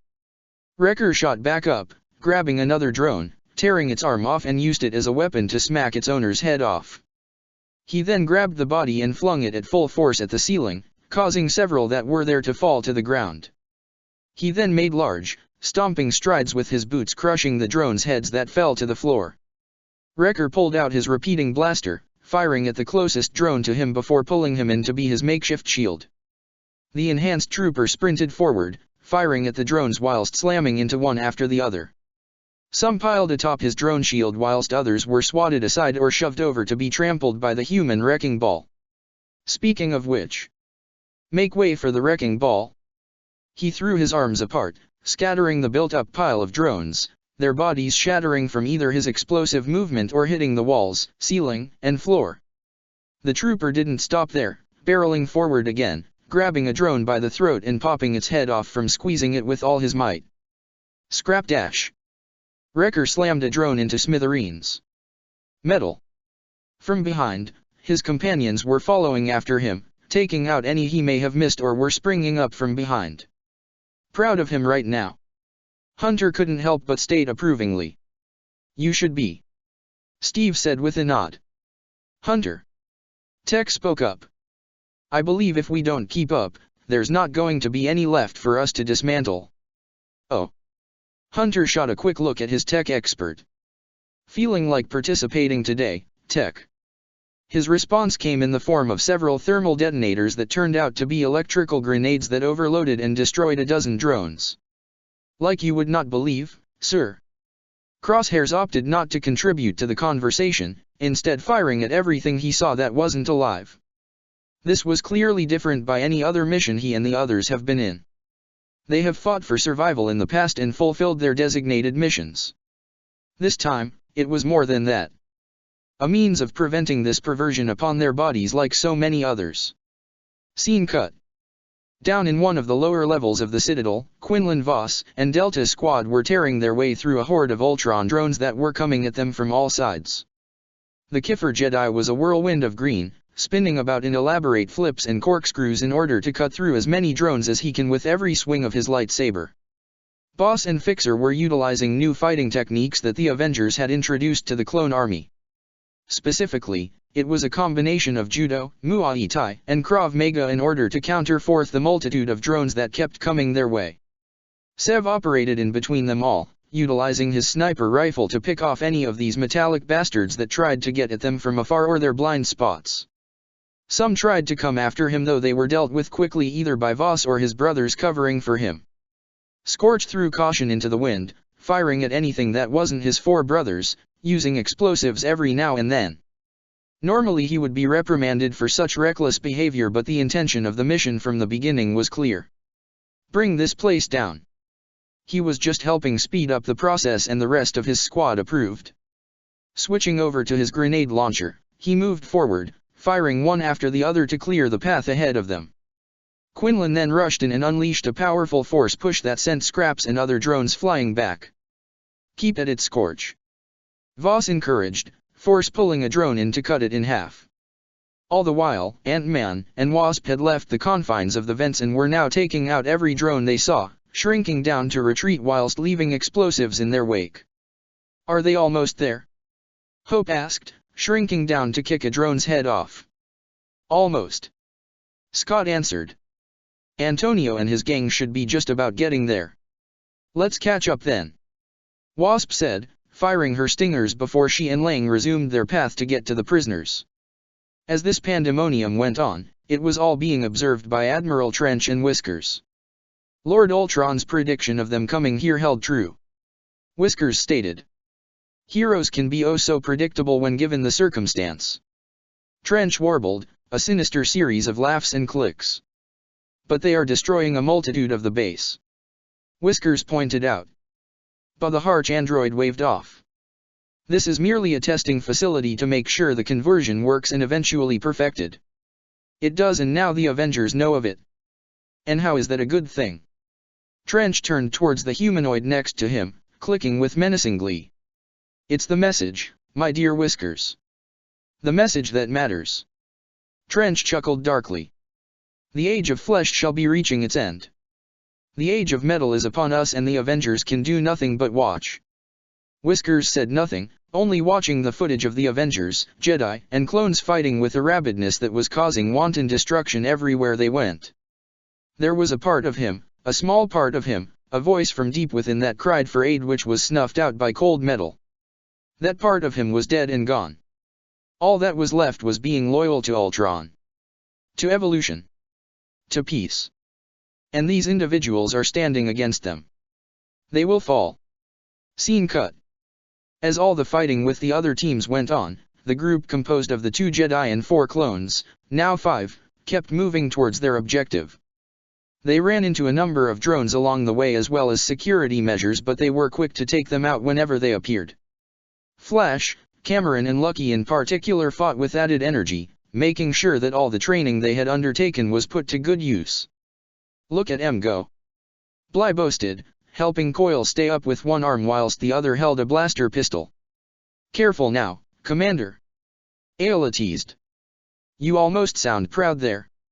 Barris, who was fighting alongside the 3 ARC troopers, cut through a drone before pulling up the map of the prison. "We're almost there," she said aloud, pointing to a corridor to the left of the group. "Down this hallway and then we make a right into the detention center." "You heard her, men," Ayla said, taking the lead now. "Let's move." Finishing off the drones surrounding them, Bly opted to heft Coil over his shoulders. Muttering out a quick apology to the clone, he joined the rest in a sprint down the corridor that Barris directed them in to get to their captured comrades. They rounded the corner to find drones all pointing their arm cannons right at them. Before they could respond to them, the bots began jolting and jerking about, being struck by unseen forces before Wasp grew to full size in front of them. She was in midair, punting a drone's head off with her heel. A second later, Ant-Man appeared, judo flipping a drone right onto its head. "Nice timing, you two," Ayla said in relief, deactivating her saber. "Was a hell of a hassle getting here," Scott said, helmet retracting whilst he patted off some soot that got on him. "Cap and Voss teams are taking the brunt of Ultron's forces," Hope informed the group. "But that doesn't mean we're in the clear. We'll need to move fast then," Bly declared. Scott simply nodded, and when he turned to the multitude of cell doors, each and every one of them opened. The 8 of them all split up, rushing into each cell to see who was inside. The first few had a number of clone troopers, who all brightened up and cheered at their rescue. Hope and Scott were quick to bring out shrunken weapons they carried with them and distributed them to the troops. They soon began to have them stand guard in the hallway as more troops were found. Among the cells were other individuals, normal people with even children being involved. "What in Criff's name is that Medclanker want with kids?" Cameron asked in shock, helping a Togruta girl get out of the cell she was being held in. "I don't wanna know, honestly," Flash remarked, a creeping dread shivering down his spine. "All I know is we need to get all of them out of here." Hope and Scott saw several of the kids, gaping in horror to realize that even they had been taken in by Ultron. Some appeared to be alone given how they didn't even have any parents. A majority for that matter didn't have a parent to be with. Only 4 or 5 of them. "Men." Hope quickly spoke up, looking towards several liberated clones. "I know this is a lot to ask, but form a defensive circle around the kids. Keep them safe while we figure out where to go next." "Yes, ma'am," the clones said without hesitation, going over to form a protective huddle around the kids. "Jesus, kids are here," Scott whispered in horror, running a hand through his hair. "We'll get them out." The former criminal turned to see Barris giving him a firm look, one he matched a moment later. "Yeah, we're gonna get them out of here." One by one, the cells holding its prisoners had been cleared out. Some were empty though the rest had been filled. But in the midst of it all, they had yet to find Master Even Pyle. It was then that the Twi'lek Jedi recalled she had help in the form of 2 AI that was with them. "Tap, Karen." "Yes, comrade / yeah, Ayla," came the response of both AIs. "Can you locate where Master Pyle is being kept?" "Right away," Tap responded. It only took a matter of seconds before Karen responded this time. "He's at the end of the next corridor." The female AI revealed. Ayla's head whipped around in said direction and saw Barris coming out of another cell with several clones. Barris. Sakura called out to the Padawan, gaining her attention. Master Pyle is at the end of the corridor dash. To her right. Tap quickly added in. To your right. Ayla stated. He's the last door at the end of that hallway. Barris simply nodded at the Jedi Knight, passing off the rescued clones to others who rushed in, checking them over for any injuries while Hope and Scott's arsenal got handed out to them. While Stuffy went to liberate the Lanik Jedi, Ayla moved on to the next cell with its prisoners. But upon entry of the prison room, the Twi'lek Knight found only one man inside the entire cell and he looked as though he had barely pulled himself out from death's door. It took her a moment to scrutinize the man, but Sakura was quick to recognize one of the newly promoted officers of the Republic. Admiral Tarkin. Ayla whispered, seeing the state of the man. He blearily looked at her, an expression barely withholding the pain he was undoubtedly feeling at this time. Your timing is sadly lacking on your arrival. He lethargically said, his tone laced with pain and resignation. Tarkin's left arm had been completely replaced with a robotic one and a part of his chest and his entire shoulder had metal digging into his skin. She would have been concerned with what they saw on the rest of his naked upper body with the scars, but they appeared rather old and faded.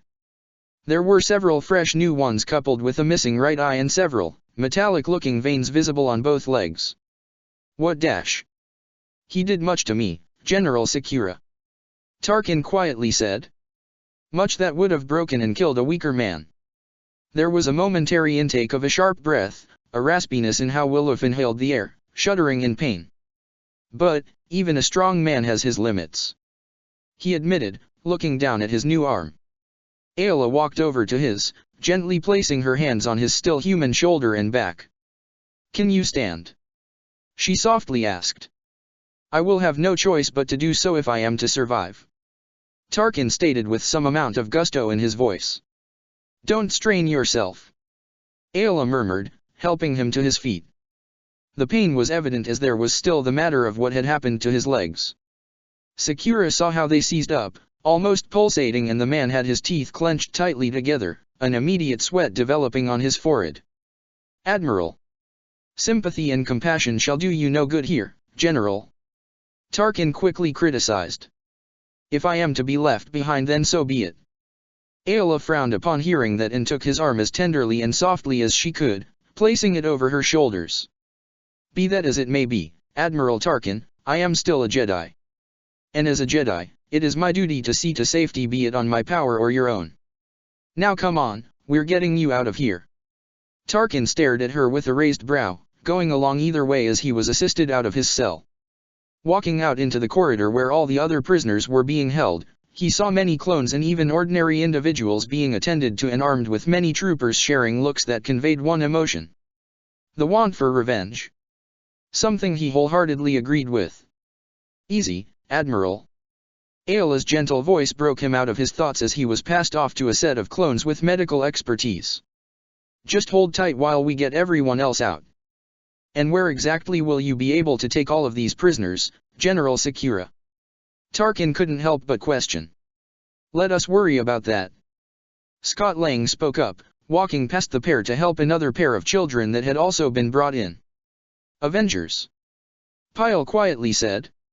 I take it there are others. In response to his comment, the entire citadel abruptly shook, quite violently, which made all activity in the corridor halt momentarily. Sounds like they're tearing things up. Flash commented, the citadel shaking once more. If they're going that wild, all the more reason for us to get the hell out of here. Commander Bly stated. Come on people, let's keep moving. Where exactly would we take everyone? One of the newly liberated clones asked. There must be at least a few dozen prisoners. Maybe more. We'll handle that too, Hope assured, running by other troopers, grabbing a Rhodian kid who nursed a broken arm. She carried him over to the other children that had been taken in, several clones and other civilians around them. Children. Cameron whispered, shaking his head, a pit of rage welling up within his gut. Bastard Clanker. You seem pissed about all this, Cam. Lucky noted. More so than us, and believe me, we're plenty angry ourselves. Rather than answering, the newly minted ARC trooper checked around the hallway and noticed a small but very prominent detail that they had not noticed. Not to jinx us or anything, but where are the security measures in this hallway? He asked aloud. Flash blinked beneath his helmet and began looking at the walls and corners of the corridor. He blinked again at the sight of sparking, ruined video surveillance and several turrets that suffered the same fate. Wait, what? The clone said in surprise. How'd that happen?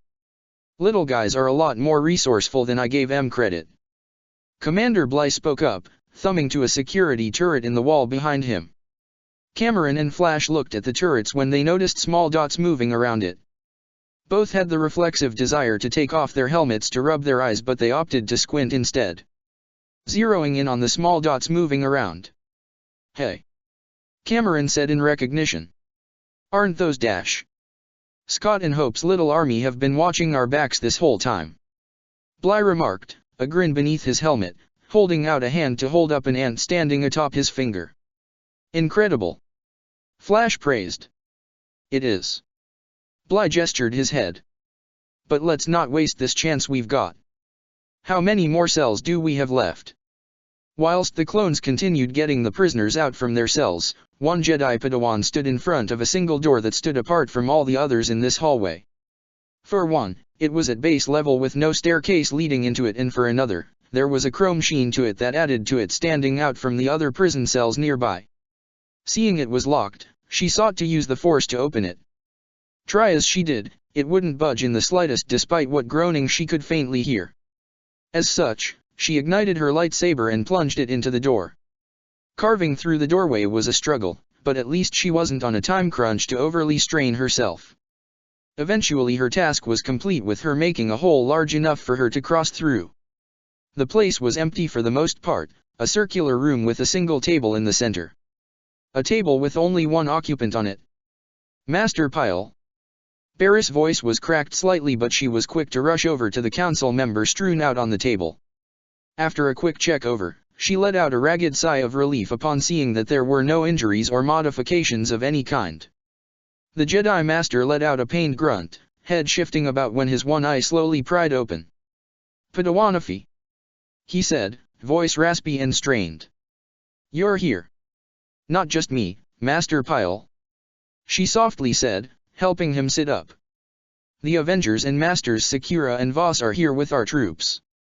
We're getting you out of here. Pyle exhaled in relief before fixing her with a concerned look. Where are my men? Safe, we're getting them out right now.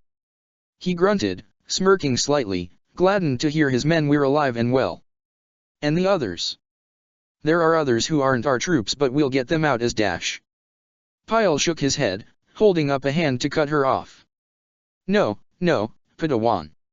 Where are the other Jedi? He asked in deadly seriousness. This caused her to freeze before stuttering out a response. Jedi. Evan's face scrunched up, narrowing his one eye as he looked around. Yes. There are other Jedi here, young one. They were likely brought here before my capture. I sensed their presence here. And their pain. Barris' expression fell, paling slightly. There were more held prisoner here? And then she felt it again. That disturbance, the foreboding feeling in the Force. Evan held a solemn expression now, a sympathetic glaze in his eye. You can feel it too, can't you? He quietly said. Do you know where they're being held? She stammered. Down the corridor.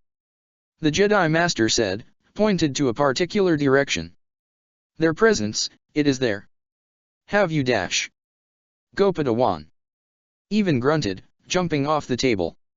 I must check in with my men. I shall join you shortly.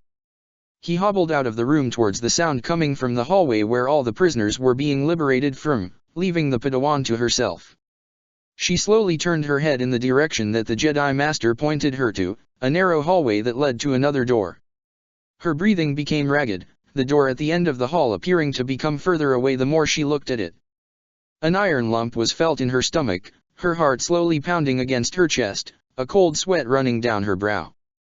The feeling in the Force, that overwhelming ominous dread that had been plaguing her multiplied exponentially.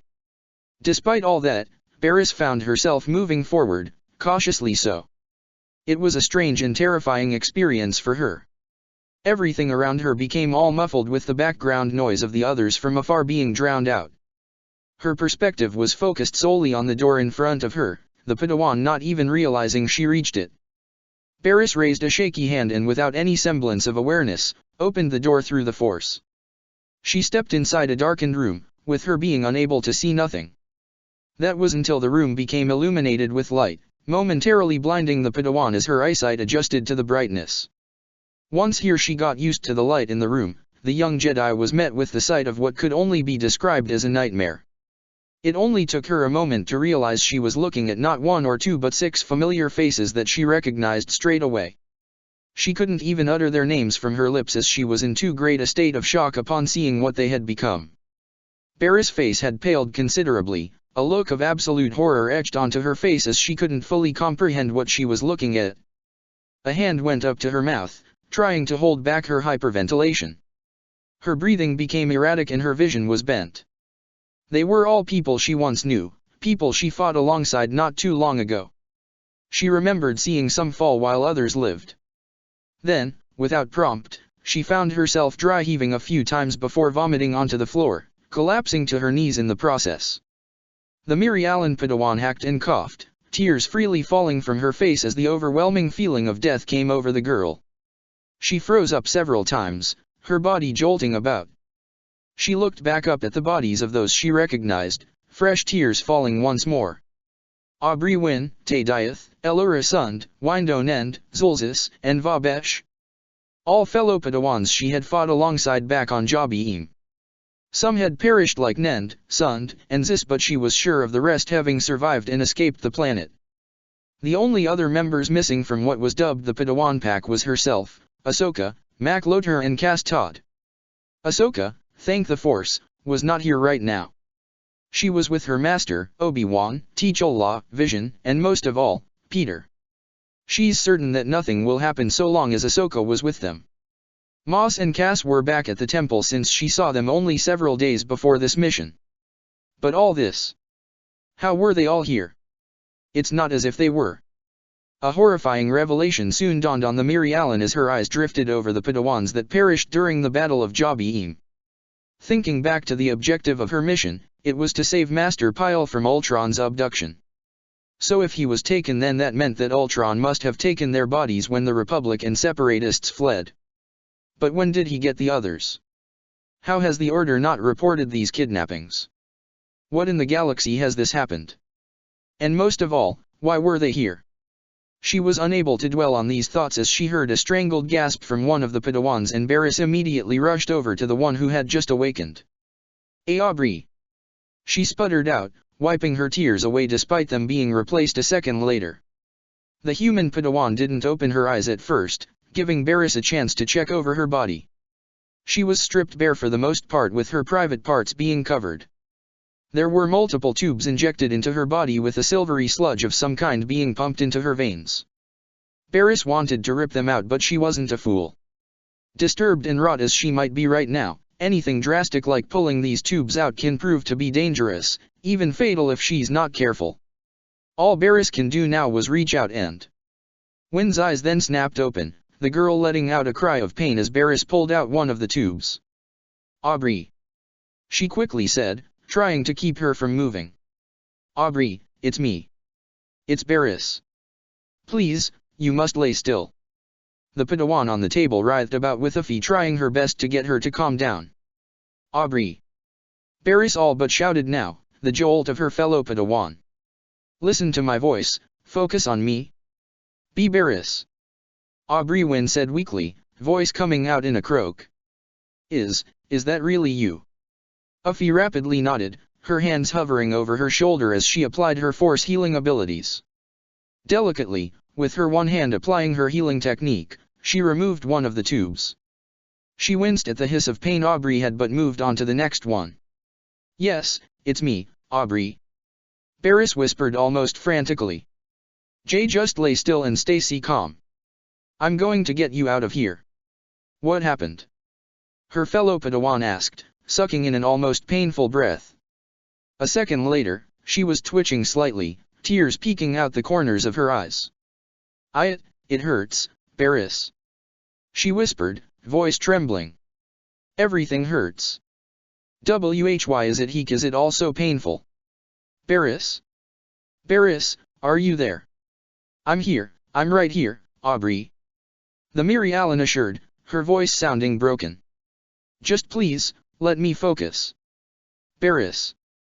With one hand, she managed to reach out to her fellow Padawan and grasped her arm in desperation. Barris, please, make the voices stop. The voices? She tentatively asked, almost not wanting to. They're screaming. Aubrey was now freely crying. They were dead, but he brought them back. He didn't care. Force, he didn't care what he did. They kept dying, over and over again. He kept on killing and remaking them.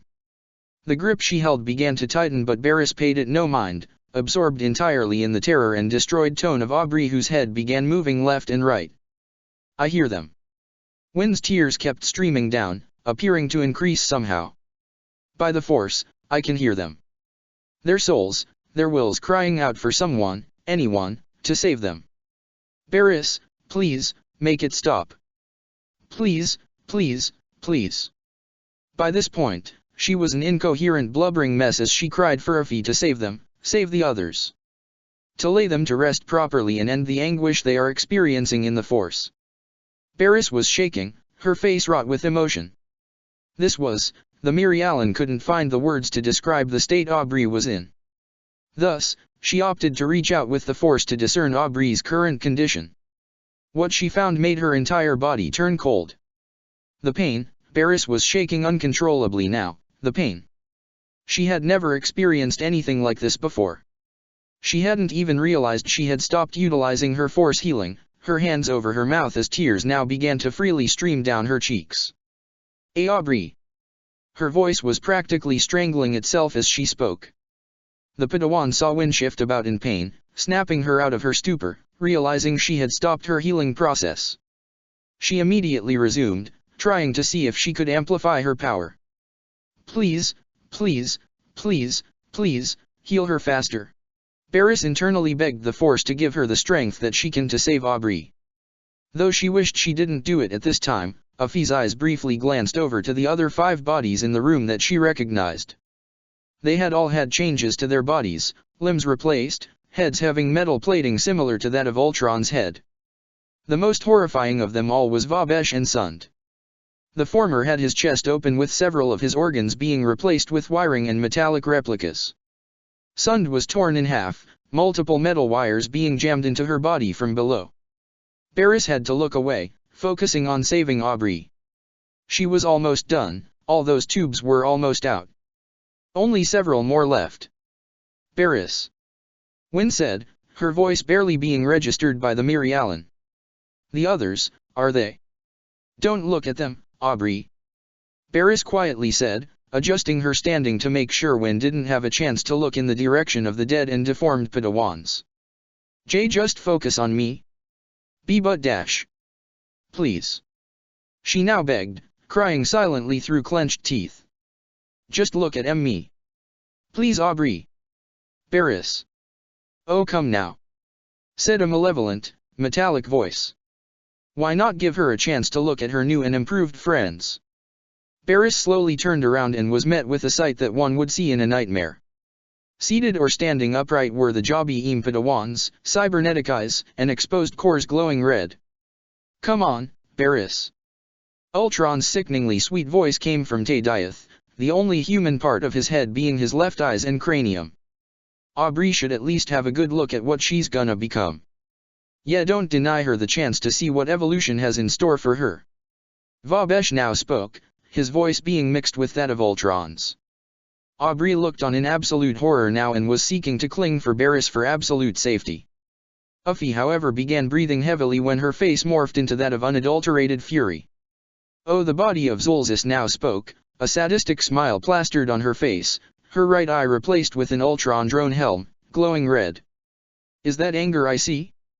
Aren't you Jedi supposed to be all about Zen, peace, and love and all that fake bullshit? Barris was ready to lunge at the AI, but several things held her back. Much as they were dead by this point, those were still the faces of her fellow Padawans. Jedi comrades she had fought alongside with at Jabim. And even though their bodies had been mutilated, she did not wish to cause any more damage to them. The Mirialan wanted to recover their bodies and give them proper Jedi burials. On top of that, Aubrey was in no condition to be fighting. She needed to get her out of here first and foremost. But it seemed that Ultron was going to make that decision for her as the bodies of Diath, Zul, and Windo began to move. They all stood up with glowing red eyes directed at the Padawan who stood defensively in front of Aubrey, who cowered behind her. Barris had ignited her saber, holding it up as the bodies of her fallen Padawan brethren stepped forward.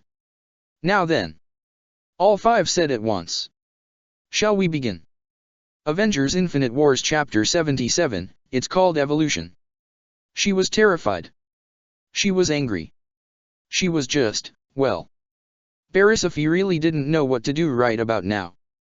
Behind her was a barely clothed fellow Padawan and friend, Aubrey Wynn. And in front of her were the walking corpses turned Ultron slaves that were once her comrades and friends from Jabim. The Padawan Pack, as they had been once called. Now, nothing more than puppets to be pulled by their master, who was in control of them at this moment. "Oh, you have no idea how long it took me to get this right." Ultron's voice came out of warbles, the AI's voice mixing with Quora Aquilicious. He raised a hand, flexing his fingers several times. "You Jedi sure are hard to get right. Took me a few bodies to finally begin to get some kind of response." Zul's body then shuddered with laughter, her one red eye alight with malice juxtaposed to her regular eye, which held no sign of life or who the Fallen once was. The Force really can be a pain when it wants to be. Ultron/Zul remarked conversationally. "Do admit, I kinda like this body best. She already had a robotic arm, so I just needed to fix her up, cause man did I number on her body." Barris only glared in heated rage, backing herself towards Aubrey. Tadiath now tilted his head, a creepy smile on his face, riddled with metallic gray veins and both eyes glowing red. "What's this? Rage? Anger? Genuine emotion? I thought you Jedi were supposed to be bereft of such weaknesses." The Mirialan simply held her lightsaber up, with Aubrey now reaching forward to cling to her Jedi comrade in complete fear. The Padawan Pack moved about with unusual movements, like their bodies were being pulled forward by strings. "Ah, but that is fear." Elura Sund now spoke, her voice completely replaced with Ultron's. "Yes, I can smell it off you. Benefits of having a flesh bag body to use." Uffy found her grip on her lightsaber tightening up, a feeling of pure disgust welling up from within her and radiating from the Force itself. Everything about this felt wrong. She took another step back and glanced behind her. The Padawan saw Aubrey looking at her dead and possessed friends before turning to her, locking eyes with the Mirialan. The terror was evident for Barris to see, and at that moment, she shook her head and steeled herself. Aubrey couldn't fight right now, and she needed to defend her.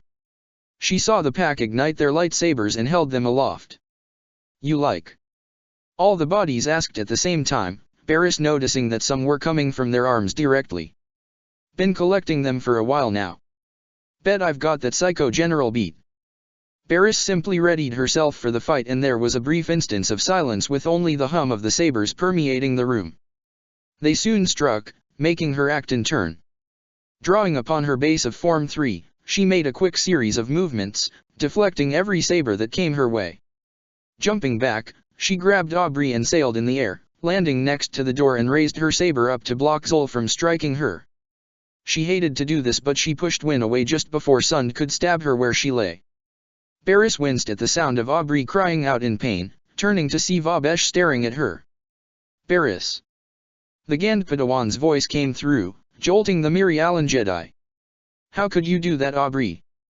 Can't you see? She's hurting." Uffy felt her breath get caught up in her throat when she felt a warning through the Force, and at the last second moved aside just as Vabesh nearly cut her arm. Instead, she got it burned, and in response, Force pushed him away. "Barris." Zul now spoke. "We're friends, what are you doing?" Barris clenched her teeth, swinging her lightsaber at full force, making Zis stumble back. "Shut up." Stop speaking through them, you monster. How could you say that, Barris? Allura said, feigning sorrow. We're all Jedi, are we not? We're brothers and sisters in arms. You're all gone. You're not even here anymore. But we are. Dieth argued. Look at us. You know it's us. I know they were killed by you, you demented monster. Barris rebuked. She dodged out of the way just as several of her possessed friends lunged at her. Barris Windo remarked. What would your master say? The Miri Allen barely raised her saber in time to block Taze and struggled to hold it back. The machine-upgraded arms pushed back against Barris' blue saber. In response, Uffy looked at her fallen comrade and saw his glowing red eyes with the malicious grin he wore. Breathing heavily, Barris shook her head and shoved the lightsaber back. She stumbled back, holding her saber up as the 5 corpses surrounded her. Her eyes darted about at their faces, taking a moment to glance at each one of their eyes. All dead, devoid of the life they once had. Ultron wore their faces, their bodies. She had to remember these were not her fellow Padawans. They were long dead. Forgive me, was her thought as Tay went for another attack which she parried. He was exposed with his chest right there. I'm so sorry. With this thought present, she cleaved through the puppet body with her lightsaber. So quick to harm a comrade at arms. What would your precious dash? Barris acted on instinct, swiftly moving her lightsaber to the one who spoke. Next thing she noticed, another body toppled to the ground. Allura Sun's top half lay next to her. Barris felt utter disgust at what she had done. She wanted to collapse and cry over this recent action. But what other choice did she have? Barris. The Miri Allen heard Aubrey's warning cry too late as Zol was right over her. Just before she was able to strike her down, an unseen force shoved the Falleen away from her. She looked over to see Aayla Secura rushing into the room with Master Pyle, Ant-Man, and the Wasp. Though there was obvious confusion from most of the group, the shortest of this team had an immediate reaction. The Lannik's face fell in utter despair and regret. No. I wished it was not true. He muttered in abject sorrow. What's not true? Aayla inquired in confusion, staring at the remaining memories. What are you talking? The Twi'lek's eyes widened slowly as she soon began to realize just what she was staring at. Master. Aayla's voice was shaken. They were on Jabi-Im and... Surprised. Vabesh spoke up, turning creepily in their direction. Hope and Scott jolted back in fright, both Avengers pausing in thought. Wait a sec. Scott frowned in disturbed thought. Haven't we seen them before? They're Padawans. Barris said, making her way over to the 4 of them with her supporting Aubrey. Padawans from Jabi-Im. Hope glanced over at Barris, double-taking at the teen girl the Miri Allen was holding up. Oh my god, what happened to her? Same thing that's gonna happen to all of you. The remaining 3 puppets darkly stated. Aayla's eyes widened, a horrendous feeling washing over her, the force radiating in an almost sickening way. It took only a second for her to realize what she was looking at and was quick to connect the dots. You monster. What is a monster? Ultron condescendingly asked, Zol's brow raising. Is it something or someone you don't understand? Or, is it what you created? A monster for a hero to make and slay? A mistake they could never admit and take responsibility for the right way? Tell me dash. The possessed body was slain when Barris cleaved the head off the shoulders with trembling arms present soon after. Whoa. Whoa. Whoa. Scott jumped back, waving his arms around. What the hell was that for? Didn't you just say they were your friends? They're not themselves anymore. Aubrey spoke up, voice broken. They're dead. I felt them all die. Ultron, he's taken them over. Wynn lurched where she stood, crying freely at the mere mention of it. Pyle had a solemn and resigned expression, momentarily hesitating before he shook his head. We'll make this quick. He quietly said. For their sake. Wait. Hope stammered. Is there no way for us to save them? To bring them back? Oh my god, seriously? Ultron held the arms up of Zul in a dramatic fashion. Do you really think you can save them from this? This is the inevitable truth you all refuse to realize. This is evolution. This is the endgame you fools refuse to admit is coming for all. Ayla jumped forward with even pile and in an instant, cut down the remaining Padawans. The Jedi and Avengers stood over the bodies of the Padawans when all began laughing. All of them jolted back, getting back to back as the heads all turned in their direction. While not all were able to, the group could feel the malice radiating off of them with a demented smile off those that were able to do so. Talk about déjà vu. Ultron's tone conveyed nothing but sinister intentions. Reminds me of my favorite song. There was a collective shiver at the dead eyes that stared up at them all. I had strings but now I'm free. Scene cut. Wrecker, up the middle. You got it, Cap. The muscular clone roared, running headfirst into a dozen drones that were promptly shattered into pieces. Hunter ran forward, stabbing his vibroblade into the head of a drone that Natasha was electrocuting with her batons. Tech stuck close by, shooting while also using his data pad to use short bursts of electrical outputs that short-circuited any drone that got close to him. Crosshairs kept his distance from the group but kept their blind spots covered with every shot he made. Behind them was a series of hallways littered with scrapped drones covering the floors. Multiple scorch marks, destroyed turrets, and cameras either decorated the walls or dangled from the ceiling. Status report. Steve said through the radio, holding up his wrist comm link up to his mouth. This is Voss. The Kiffer Jedi was the first to respond, the sound of blaster fire, explosions, and the Jedi's lightsaber going on in the background. We're making our way over to the others right now. Damn place is crawling with drones. Ayla, Scott, what about you guys? They didn't get a response for a few seconds, worrying the captain and the rest of his team. Ayla, Scott, report in. Please respond. We're here, Cap. Came the rather dejected response of Ant-Man, startling Rogers. Scott. Steve held up his shield to deflect an energy blast, bashing the drone that fired at him a moment later. What's going on your end? We came across a problem. A big one. Spoke the Twi'lek Jedi. What's the situation? Steve asked, throwing his shield, the vibranium frisbee bouncing off the walls, tearing drones apart in its path. Ultron has been harvesting people and Borgoing them. Scott's response confused a great number of people present. I'm sorry, what? Right, sorry, you don't know your Trekkie. Can anyone translate to basic here? Crosshairs impatiently asked. Oh my god, Scott, really? Steve, it's Hope. Ultron's been transforming the prisoners here into Ultron drones. Yeah, we figured that out. Nat responded. Did you see Dash? That metal bastard changed one of our brothers in front of us. Hunter chimed in, a shake of his head and an extra violent stab in the head to the head of a drone. There was a dejected sigh on the other end from the others. On our end, we saw him puppeteering a bunch of dead Jedi. Hope revealed. They were all kids.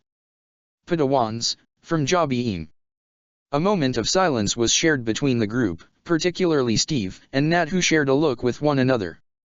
They both had a brief flashback to the stormy planet where Ultron beat back the Republic and Separatists, remembering that among their forces were a group of youngsters that had been dubbed the Padawan Pack. And Ultron took their bodies and changed them. Where are you now? Steve coldly asked. We've rescued all the prisoners from their cells. Ayla reported. We found Master Pyle and Admiral Tarkin.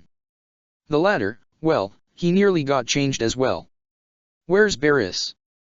Nat inquired, noting the silence of the Miri Allen Padawan. She's helping out with the prisoners and their injuries. Scott stated. Well, she's not hurt but she doesn't look too good. How many prisoners do you guys look like you have right now? Tech asked, taking a moment to crouch down for cover whilst going over his data pad. In the midst of the battle, Tap and Karen had been supplying the technological expert with a more detailed map of the Citadel thanks to their efforts and the efforts of the ants in the ducts and pipes.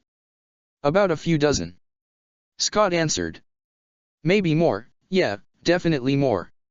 A lot. We've got upwards of nearly 200 plus, Cap. Hope amended. Ultron's been real busy in gathering people for his sick experiments.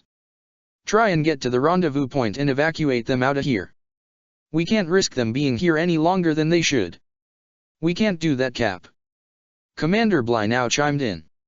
If we do, we'd likely be leading them into a swarm of drones that are all on high alert. We need another way out. That's what I'm working on. Tech spoke up, quickly sifting through multiple locations within the Citadel. There are a set of hangar bays that are not far from where you all are in the prison cells. Mr. Land and Ms. Van Dyne can guide the group there and use their shrinking technology to bring out gunships to ferry the prisoners to safety. If they can get out of here without getting shot down by Ultron's fleet. Hunter grimly reminded them. Voss. Steve spoke up, holding up his hand to catch his returning shield. Yeah, Cap. Change of plans. You and Delta run back to our ship and swing it around to the hangar bay Tech listed out. We'll link up with the others and the prisoners and lead them there. Copy that, Steve. Quinlan said. All right, you heard him, boys, let's dash. The link got cut off, but the group knew that Voss and his team were all right. Okay team, we need to double time it now. Steve declared, holding up his shield again to block a number of blaster bolts sent in his direction. Wrecker charged through, practically headbutting the drones out of their path. Crosshairs then shot down the remainder of the drones that were coming from the end of the corridor they were in and soon found themselves devoid of enemies. Looks like that's all for now. Hunter noted, eyes narrowed beneath his helmet. Let's not waste it. Nat said, gesturing forward. Let's move. Not needing to voice their agreements, the group broke into a run, dashing through several corridors until Wrecker was nearly shot in the chest when Steve blocked the bolt right at the last second. The team skidded to a halt as the hallway in front of them was darkened, making it difficult to see what or who was standing there. All they were able to make out were a pair of glowing red eyes within the darkness that moved closer to them. A series of clicks could be heard coming from the red eyes as they moved out from the darkness. The group was met with the sight of a cybernetic, arachnid alien with his mandibles warbling about. The creature held a cane, 3 regular arms, and 3 mechanical arms with half its head being metallic and Ultron-like, garbed in a set of rather lavish robes. Ah, the famed Avengers. The spider alien greeted, clicking, and warbling again. I have heard much about you from my lord and master. A pleasure to meet you all at long last. Who the hell is this guy? Nat questioned, on guard as she had out her electrified batons, shifting them into tonfas. She squinted her eyes at him, scoffing a moment later. Looks like we have a Peter knockoff. Hunter looked at them in confusion. Peter. Spider-Man. Oh, him. The leader of the Bad Batch looked back at the spider alien. Why not say Spider-O, right? That's Admiral Trench. Tech said in recognition. I thought he was supposed to have died over Christophsis. Looks like that's not the case. Steve said, holding his shield up in case of any sudden attacks Trench might launch at them. He and the other Avengers and some Jedi knew of Trench's survival when Peter, Ahsoka, Barriss, and Padme went behind enemy lines. It was just that he didn't expect to run into the former Separatist in this present encounter. I see my reputation precedes me. Trench clicked in satisfaction. It is good to know that my time under a false flag has at least garnered me some amount of fame. We don't have time for this. Hunter stated, raising his blaster rifle. Let's take him out. Not arguing against such a suggestion, the team fired upon the converted Harch with their blaster pistols and rifles. In response, one of Trench's mechanical arms glowed, splitting apart into segments and erecting a shield around the spider with all the shots being deflected. Steve clenched his jaw, exhaling through his nose. He should have figured it wasn't gonna be that easy. He took a moment to look around, seeing this hallway to be relatively spacious. Tech, Crosshairs, stay behind and follow me. Steve shouted, dashing forward. The 2 clones were confused for a brief second yet were quick to acquiesce to Captain America's orders, following after him. Trench fired at them in response, Steve holding up his shield to block all the bolts until he reached the Admiral. Just as he got close, Trench crouched down low and flipped over the trio. He landed, facing Hunter, Nat and Crosshairs, pausing to look behind him to see Cap, Wrecker, and Tech on the other side. The heart clicked in irritation. He was surrounded now. Most impressive, Captain Rogers. Trench praised. I can see why Lord Ultron would find you to be so irritating. So glad to hear that. Nat casually remarked, raising her wrists to fire several taser discs. Trench used his kin to swat aside several, but one managed to bypass his defensive measure and struck against his head. He cried out, bending forwards as the electrical currents coursed through his body. The Admiral grit his teeth, using his regular arms to pry the disc off just as he was about to get tackled by Steve, Wrecker, and Hunter. His three metal arms segmented themselves and extended into large whips, the Harch spinning around with his metal hands whipping around him, smacking his attackers away. Crosshairs and Tech started firing at him, Trench's arms repositioning themselves to block the bolts in rapid succession. He then twisted the top grip of his cane, the rest of his tool becoming electrified just as Black Widow came in for an attack. The electrified tonfas were blocked by the electrical cane, Widow having to jump back as the three mechanical arms smashed down to the ground where she stood a moment ago. Trench then felt something hard smash into his back, the familiar metal echo of Steve's shield bouncing off a hard surface reverberating off the walls. He was then grabbed by Wrecker, who hefted him up over his head and thrown hard, getting met with a spinning heel kick from Hunter. Trench was quick to recover, however, snapping up to his feet and snagging Hunter's leg. The Rambo clone lookalike was tossed away, getting thrown right at Wrecker, who managed to catch his leader. Trench then had to duck his head down at the last second, some of his hairs being singed from a blaster bolt from Crosshairs. One of his metal arms jolted from a shot that it got hit by courtesy of Tech. In response, the ends of his metal arms transformed into sharp points, firing lasers at his enemies. Seeing it easily cut through the metal, they all moved to avoid the beams, Steve ducking right behind his shield with Tech sliding behind him for cover.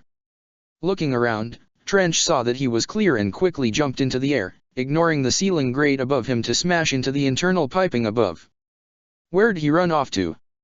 Crosshairs inquired, running to stand under the pipe Trench escaped into. The sound of the large frame moving around was heard from afar. Command center or a bunker comes to mind. Tech surmised. Or he's likely to toy with us and attack elsewhere. Most likely the second option. Steve murmured. At least he's not crawling along the walls, so that's a plus. He's a bug, he can so do that. Spoke Wrecker. Arachnid, actually. And Trench's spider legs are primarily mechanical. I doubt they can stick naturally. Came Tech's statement. Are we really arguing about this detail? No response was given as the group went onward in this maze that made up the Citadel. Whilst Steve's group continued their run to link up with the group of prisoners being led by their friends and comrades, said group was running through the Citadel towards their new designated rendezvous point. Though their situation was dire, there was a moment of bittersweetness when Aubrey saw Coil. The Padawan was quick to hug the apparent clone captain, crying on his shoulder, openly stating her relief to know that at least one of her men was alive and not converted. After that was out of the way, Aubrey and Coil were instructed by Barris to stick close with her. It was a bit of a clustered mess, but those who were relatively in good shape were covered with ARC troopers Flash, Cameron and Lucky, joined by their commander Bly. Hope was also with them along with Barris, whilst Ayla, Pyle, and Scott led from the front. Ultron drones were quick to appear, but the Jedi, Avengers, and 327th clones were quick to take them out with ruthless efficiency. Come on. Go. Go. Go. Hope shouted from behind, spinning around to rapidly fire her stingers at several drones that were coming after them. At the head of the group, Ayla and Pyle were the ones to cut down individuals that had been converted by Ultron. Some looked fresh and pristine, whilst others appeared more machine than man/flesh, and a few outright looked like zombified robots. God, this is 28 weeks later. Scott said, turning green beneath his helmet at the sight of the zombie-like Ultronized Trandos Han. What? Ignore him. Wasp stated, shrinking into a spinning kick that punted the head of a drone clean off its body. We're almost there. Sakura announced, checking the direction Tech and their 2 AI had sent for her to follow. Without even realizing it, the large group of prisoners ran out of the Citadel itself, finding themselves standing in front of several landing platforms. A moment later several energy blasts came down from above, killing several of the prisoners. "No!"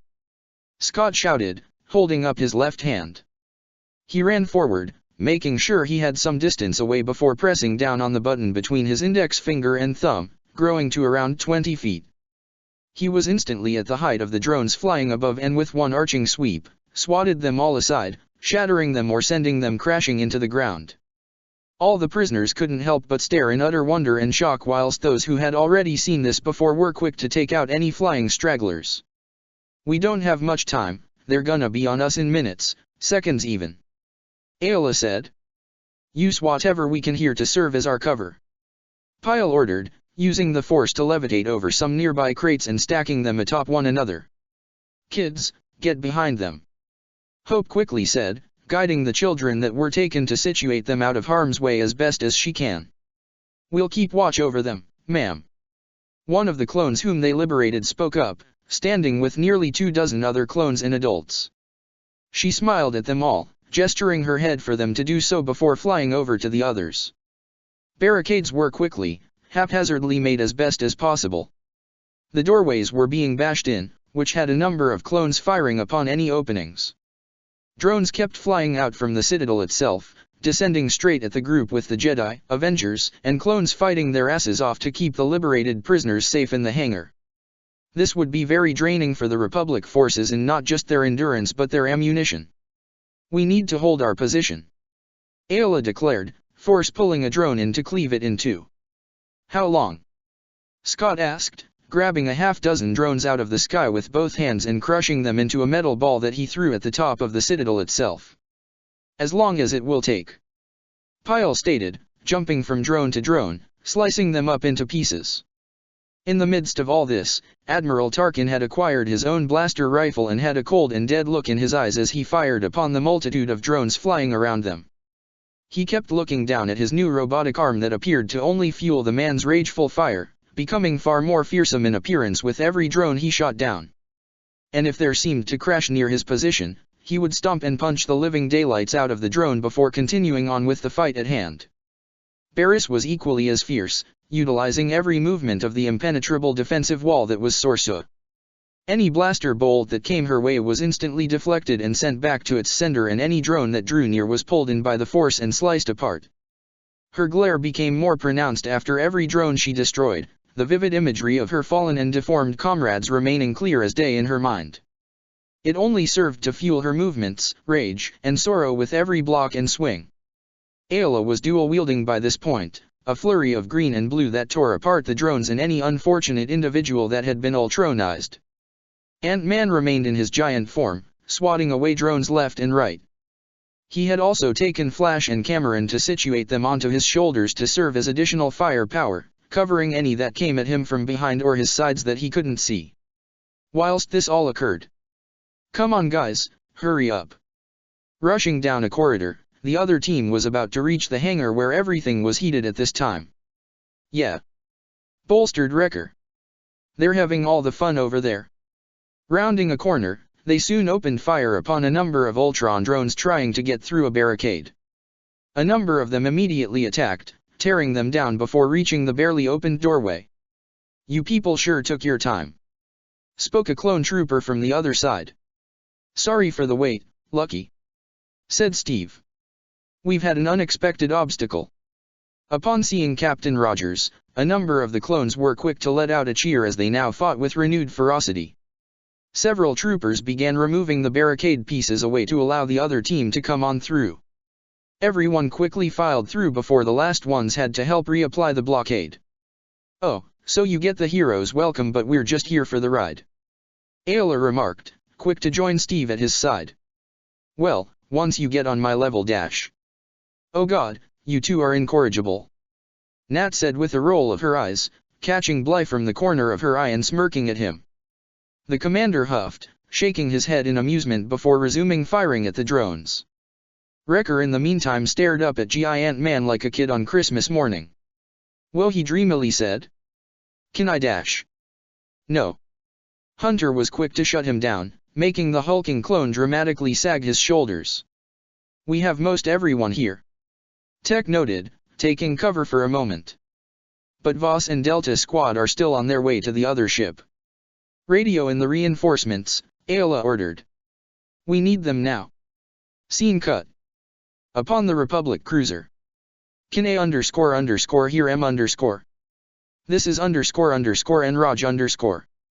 Plo Koon stood on the bridge of his flagship with Commander Wolfa by his side as they listened to the message coming through their radio. Wolfa was quick to clear up the message, though he was experiencing some difficulties. We're having trouble getting in touch with them, General. Readjust the signal and strengthen it. Plo instructed.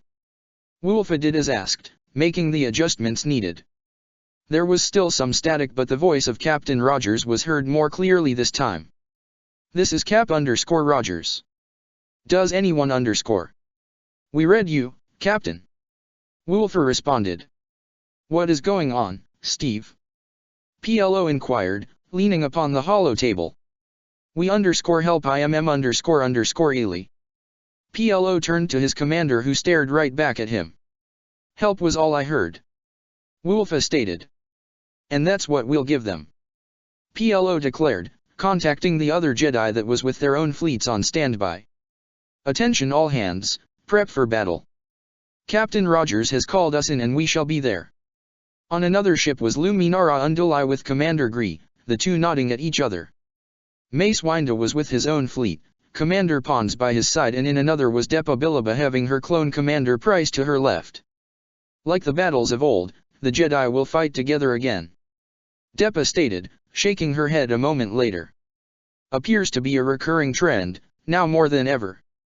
Force be with us all. Luminara responded in a calm tone just as the entirety of the four fleets came out of hyperspace and immediately engaged Ultron's defensive fleet. The fighting was instantaneous, with both sides firing upon each other with everything they had. Hopefully we'll be there in time so no more lives are lost. Luminara murmured, a troubled frown marring her face. She had sensed a great disturbance in the Force, and it came from her Padawan. The older Miri Allen was able to feel this due to their connection as master and apprentice, but she soon felt a greater disturbance that didn't come from her Padawan but from other Force sensitives on the planet. She was quick to recognize Ayla's, and it took her a moment to realize the other was Master Even Pyle. This confused and troubled her as she sensed revulsion and what could only be described to be a direct attack against the sanctity of life itself within the Force. Luminara was one to uphold a serene calmness to her in many situations, but this feeling offset and frankly worried her. She had become anxious, actually hoping for the call for reinforcements to come in. Her Padawan was in deep turmoil, and it reverberated to her through the Force. It didn't help that Ayla, Sakura and even Pyle were quick to join this feeling. The Jedi Master and Council member broke out of her thoughts at the sight of several of Ultron's fighters flying by. Ahead of the fleet were several starfighter squadrons being led directly by Mace Windu and Plo Koon, who were weaving and dodging multiple Ultron fighters that tried shooting them down. Plo Koon was at the head of his squadron, leading them straight into the oncoming wave of starfighters. Open fire. Any and all flyers, take evasive action now. Plo Koon, sharply pivoting his ship out of the way of several Ultron fighters that quite literally tried crashing into him. Warthog, Straff, on me. We're going down below to provide cover. Yes sir. Warthog responded, the 104th's best pilot, second only to their general. They soon dive-bombed down below, 24 fighters flying headfirst towards the planet's surface. Hang on. We'll try to reach you soon, my friends. Plo said to himself, using his own instincts, skills, and the Force to guide him down without getting blown out of the sky. Scene cut. Move it, Scorch, move it. Voss shouted, cutting through multiple drones that were trying to dogpile them. Hang on, Voss. The demolitions expert snapped back, working as fast as his fingers were able to put together the makeshift bomb in his hands. Is that really necessary? Fixer asked, quite literally using one of his splicing tools to burn through the head of a drone. In this situation, yes. Scorch fired back, slapping on the last compartment of his new explosive. Voss, here. The Kiffer Jedi took it and Force pushed it and the drones around them away. Take cover. Scorch shouted. Boss was quick to grab Quinlan and dive to the ground with Scorch, Sev, and Fixer doing the same. Just as the bomb reached enough of a distance, the resulting explosion caused it to encompass the entire corridor they were just fighting in. Luckily, none of the flames reached the squad as they had dived for cover in another hallway that was branched from the one they were just fighting in. "Fucking Criff, Scorch," Sev bemoaned, laughing all the while. "I always forget you don't do things in half measures." "Tempted to size up those bombs," Scorch proudly said. "We sadly can't with how close we are," Sev countered, the trio looking over to see Voss being helped up by Boss. "All right there, Quinlan. Just a little tired and rattled," the Kiffer Jedi admitted. "That push took a lot more out of me than I realized." "We're all a bit winded, Voss," Fixer said. "Not enough that we can't complete our mission," Quinlan rebuked, shaking his dizziness off. "Let's go, brothers, they need us now." Delta Squad said nothing, simply nodding and joining their Jedi brother as they all ran to the ship they had used to infiltrate the Citadel. Back with the others, they were fighting off a seemingly endless wave of Ultron drones, the Horde swarming them constantly. Though they held strong, they had lost several more of the prisoners that they had been sent to rescue, infuriating a number of them. The Avengers and clones fought with particular aggression, with only Barriss barely reaching them. The Padawan had been fighting with a focused rage, trying her best to balance herself as everything she had just witnessed just wouldn't leave her thoughts. Yet everything was teetering, slowly driving her more off-center. "Where are those reinforcements? It's too hot here," Flash shouted, kicking a drone that flew by Scott's shoulder, using the side antenna to hold on to his position.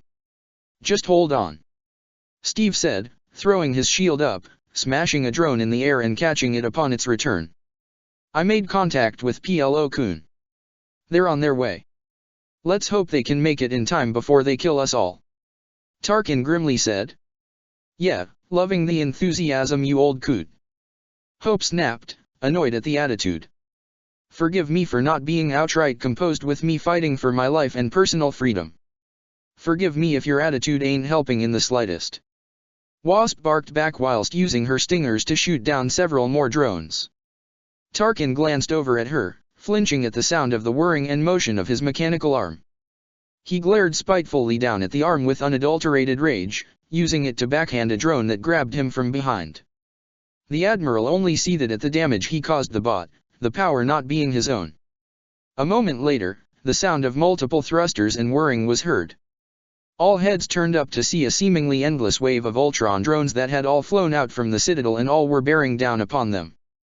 "I am Legion, for I am many." "Shit," Steve gritted out.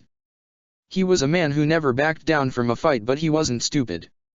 All the prisoners would be wiped out in an instant.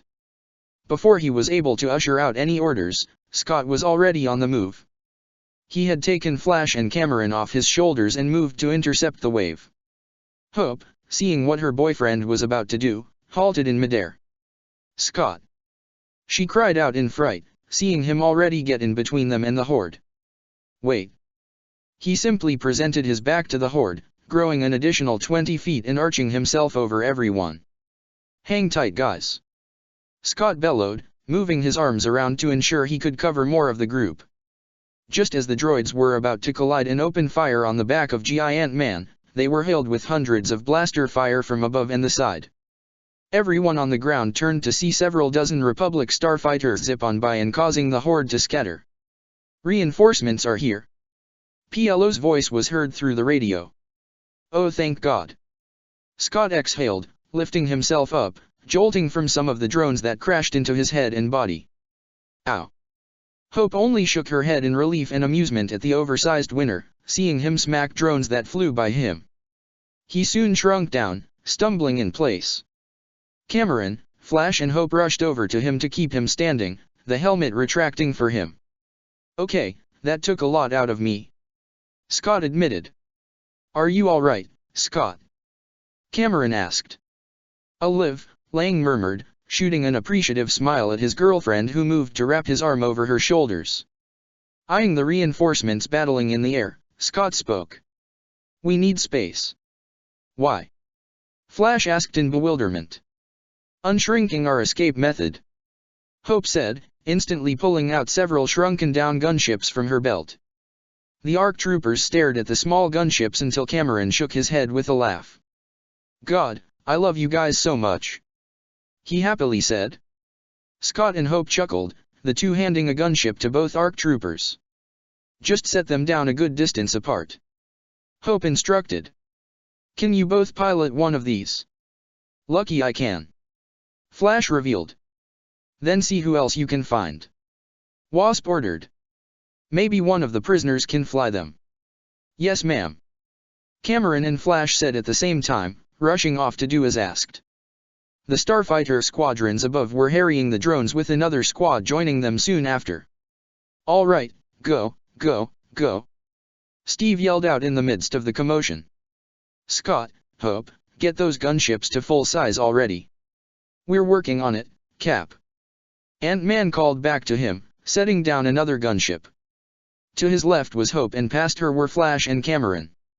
The gunships had been set up and once they had all gotten the adequate amount of space, Hope and Scott had them grow to full size. "Everyone get on board, now," Commander Bly commanded. "Cover them," Pyle shouted. "Don't let the drones get close." The gunships were soon filled up, though there were still a large number of people who couldn't fit in the ships. "We need a clearing to make our escape. We need more ships," Barris yelled out, still keeping close to Aubrey and Coyle. Scott reached for his belt and pulled out 2 more gunships. "Don't worry guys, I've got that dash." His sentence was cut off when the 2 ships were shot out of his hands, falling from the platform and fell into the magma below. "Oh, man," Scott complained. "What kind of horseshit accuracy was that?" He ducked as one drone tried swiping at him, crosshairs shooting it down a second later. Even with the cover of Master PLO and the fleet, the drones just keep on coming. Ayla shouted, being completely on the defensive to allow for the people to get aboard the gunships. "We also don't have enough ships," Even pointed out. "Not yet you don't," chimed a familiar voice through the comms. A shimmer came out from beneath the platforms, followed by multiple blaster fire that shot down scores of drones. Moments later, a ship decloaks itself, revealing it to the stealth vessel the team had used to infiltrate the Citadel. "Master," Sakura said in relief. "Impeccable timing, Quinlan," Pyle said with a wide smirk, watching as the ship touched down on a platform that had just been occupied by a gunship. 3 of the 4 had taken off, with the last one still being guarded by the Jedi and Avengers. The stealth vessel opened up its side and the rest of the prisoners quickly piled into the ship. Delta Squad rushed out to provide cover, whilst the team split themselves up to defend both ships. "We're doing what we can for you all, but the drones keep coming," PLO-kun reported, a grunt being heard. "They're all stemming from the Citadel," Barris pointed out. "This is just as much a factory as it is a prison facility." "Yeah." Scott was looking up at the Citadel with a skewed eye. "It is. Unless he has other drones spread all over the planet," Bly tacked on. "Do not jinx it." Ant-Man, who had still been analyzing the Citadel, heard a boisterous laugh behind him. He turned around to see Wrecker grabbing 2 drones and smashing their heads in together, pulling out his rifle a moment later to gun down more that flew by or attacked him. His mind was whirling in crazed thought until a ding, audible only to him, went off in his mind. "Wrecker," he called out to the hulking clone. "Can ya come over here for a sec? I'll need your help on this one." Hearing her boyfriend call out to Wrecker, Hope was curious as to what he wanted to do until seeing the growth disc in Scott's hand. With that, she quickly put 2 and 2 together. "Scott, you can't," she said in shock. "Is something wrong, Ms. Dine?" asked Tech from nearby. "Wrecker doesn't have the proper equipment and training to handle the growth and strain," Hope said, ignoring the question as she rushed over to stop him. What's he doing?" Wrecker asked in clear confusion. "Actually, he just might," Scott countered. "Well, not in terms of what we know, but maybe with how his body is all different and enhanced from the usual clone, he can walk away with minimal effects. If anything, we can counter whatever happens to him afterward." A loud explosion was heard above, making them all duck down instinctively. "We don't have much of a choice in this, Hope," Ant-Man emphasized, gesturing to the ongoing battle above them. Much as she was against this, Wasp resigned herself to her boyfriend's wild idea and stood back, ushering Tech to do the same. Scott stood in front of Wrecker with his growth disc in hand. "Okay, big guy, you're gonna feel a serious case of vertigo at first, but once you do, I know you'll know what to do." Wrecker appeared apprehensive. "And what exactly are ya gonna do?" "You'll see in a sec," Scott replied. "And it's only gonna be for 5 minutes at most, ya got it?" Good." Scott reared his hand back. "Now brace yourself." Before the Bad Batch clone knew it, he saw a small light come in contact with his chest. A split second later, everything around him suddenly became small. And he soon realized he was really, really big. Wrecker looked around, below, and above him and began laughing maniacally. "Whoa! What a rush!" bellowed out Wrecker. "This is amazing." His boisterous laugh echoed some distance. "I'm the ultimate wrecking ball." "Dear God, what have you done?" Hunter asked, both in exasperation and amusement. "Fascinating," Tech commented, his helmet recording the whole thing. "Oh great," drawled out Crosshairs. "If we live through this, he won't ever shut up about this." Wrecker was laughing wildly, brimming with unadulterated excitement. "We're on a countdown now, Wrecker," Giant Man called out to the enhanced clone, having grown to his height. "Let's get to smashing." Wrecker shuddered, momentarily confusing Scott. "What's wrong?" he asked in slight concern. The gargantuan clone shook his head, removing his large helmet to wipe away tears of joy. Smashing!" Wrecker wept. "That is the greatest order I've ever been given. This is the greatest moment of my life. Oh God!" Hunter facepalmed, shaking his head. "Now he'll never live this down. Why'd he have to go and say that?" They heard Wrecker weeping with pure joy as he smashed his fist into the citadel, breaking off the top, letting out a cry of bliss. Down below, his batchmates were all either rolling their eyes, slumping their shoulders, or shaking their heads in exasperation. The overgrown clone didn't slide his helmet back on, so some of his large tears had actually fallen and splashed down onto the ground. "Oh my God!" Natasha was unable to help herself and guffawed. "This is surreal." Hunter groaned beneath his breath before looking up to shout at his brother. "Enough wasting time, Wrecker. The more time you do that, the less smashing you do before we have to put you back to normal." That seemed to snap the enlarged clone trooper. He quickly put his helmet back on before he went to do what he did best. Wrecking shop. Giant Man and Wrecker kicked, punched, elbowed, and kneed the citadel into oblivion until nothing was left other than a smoldering pile of rubble. "Good riddance," Ayla commented, watching with the others as Scott and Wrecker shrank back down to regular size. A split second later, Wrecker began to stumble. Holding his head, he nearly toppled over if he didn't get some support from Scott. "You all right there, big guy?" he asked, wincing himself as his head was a bit out of it. "Ugh. I feel tired, and sick," Wrecker admitted, sliding his helmet above his head, one arm over his mouth in case he threw up. Scott laughed, patting him on the shoulder. "First time for everyone growing beyond their normal size, among other things. Can we do that again?" Wrecker couldn't help but ask in spite of his current state. "Only if you get permission." "Oh man," Wrecker whined. "Hunter is never gonna let me do this again." "I wouldn't say that," Lang reassured, the two moving quickly to rejoin the others. "With how this war is going, never rule out the possibility." This caused the large man to brighten up with some bit of hope. "Do you think so?" "In my line of work, I know so." Wrecker laughed heartily. "I love you Avengers already." The two were helped by Hunter and Steve, rushing to get them onto the stealth ship as the prisoners were all at last aboard the remaining ships. "That's it, that's everyone," Boss shouted. "Let's move, people." Bly yelled, rapidly gesturing for the remaining combatants to get aboard the stealth and LAAT gunship. Even Pyle, who just finished cutting down another drone, heard the call made by the commander of the 327th and rushed towards the ship. Just as he was halfway there, Metallic Hand grabbed him from behind, snatched his lightsaber and hefted him up into the sky. "You are not going anywhere," said a familiar, malevolent voice. The others heard this and looked over to see the Jedi Master was ensnared by an Ultron drone. "Master Pyle!" Barriss shouted. "Let him go!" Sakura yelled. It was all in vain as a few dozen more drones appeared, descending onto the group that viciously fought them all back. Even struggled to free himself, but the Ultron drone holding him had metallic bindings come out from its wrist, binding the Lanik Jedi. "It's no real loss for me having nearly all of you leaving here," sounded out Ultron. "Even those prisoners, they'll come back to me one way or another in the future." "That will never happen," Pyle defiantly stated. "We will never allow for such abominations against the Force dash."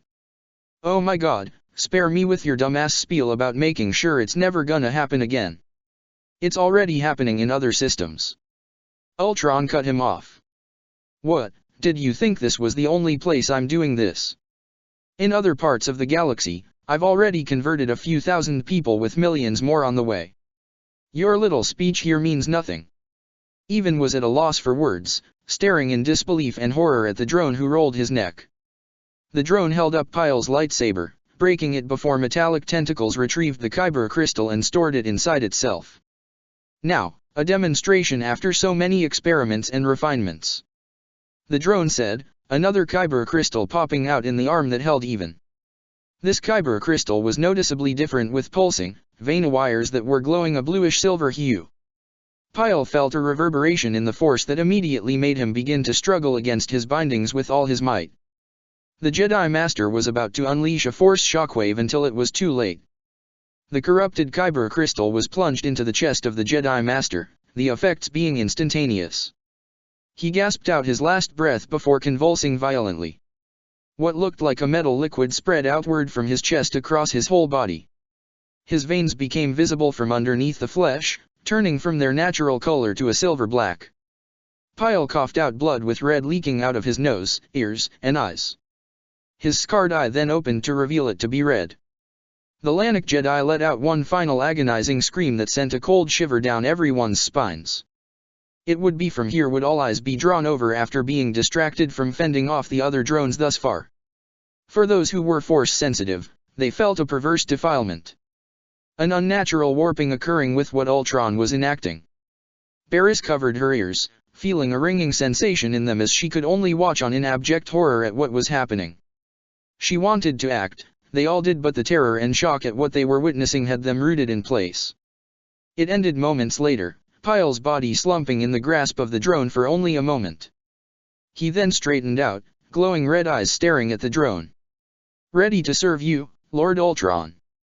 Even now spoke, a mixture of his voice and a synthetic tinge. "Ah, perfect," Ultron said in satisfaction, letting the converted Jedi Master go, the stout Lanik floating in the air thanks to his newly installed thrusters. The Ultron drone looked past his newest slave, and though it didn't have the facial movements of the Prime Body, the Jedi, clones and Avengers could feel the leer of satisfaction he was radiating from this display. "This is too much fun," Ultron cheerfully said. "Until next time." Pyle flew away at astonishing speeds with a swarm of drones around him whilst the team could only look on in utter defeat and distress. They had rescued all the other prisoners from this hellhole, but Pyle, he had just suffered a fate worse than death itself. "Let's get out of here," Steve whispered, his voice solemn, near broken. Scene cut. Arriving at Coruscant was a somber affair. Even though they had a victory, it was heavily labeled as a defeat. Revelations after revelations with what occurred will trouble everyone in participation for a long time. The death of Pyle, seeing it in such a fashion on top of the Padawans that had been discovered and experimented on.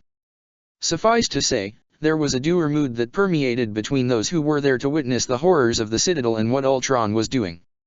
And in his final words, he spoke of there being other facilities that were doing the same thing. The Jedi and clones were disturbed to their cores, and the Avengers. Well, an overwhelming feeling of guilt began eating at them. Specifically those who had fought against Ultron the first time back on Earth. Steve, Nat, Pietro, Wanda, and Rhodey were not in the best shape emotionally or mentally after the whole ordeal. The super soldier and super spy in particular being the worst of them. When Natasha got back to their home, she walked right past Wanda, Pietro, and the others present and simply hefted up Mara Jade and held her close. The child was confused but could tell her mother was not in the best of shape, silently leaning on her without babbling or making any sounds. Steve sat down in a chair and remained there for nearly the entire day. They were mentally drained in a sense. And that was just with them. The Jedi who were there fared no better. Luminara was worried beyond compare at the state of her Padawan.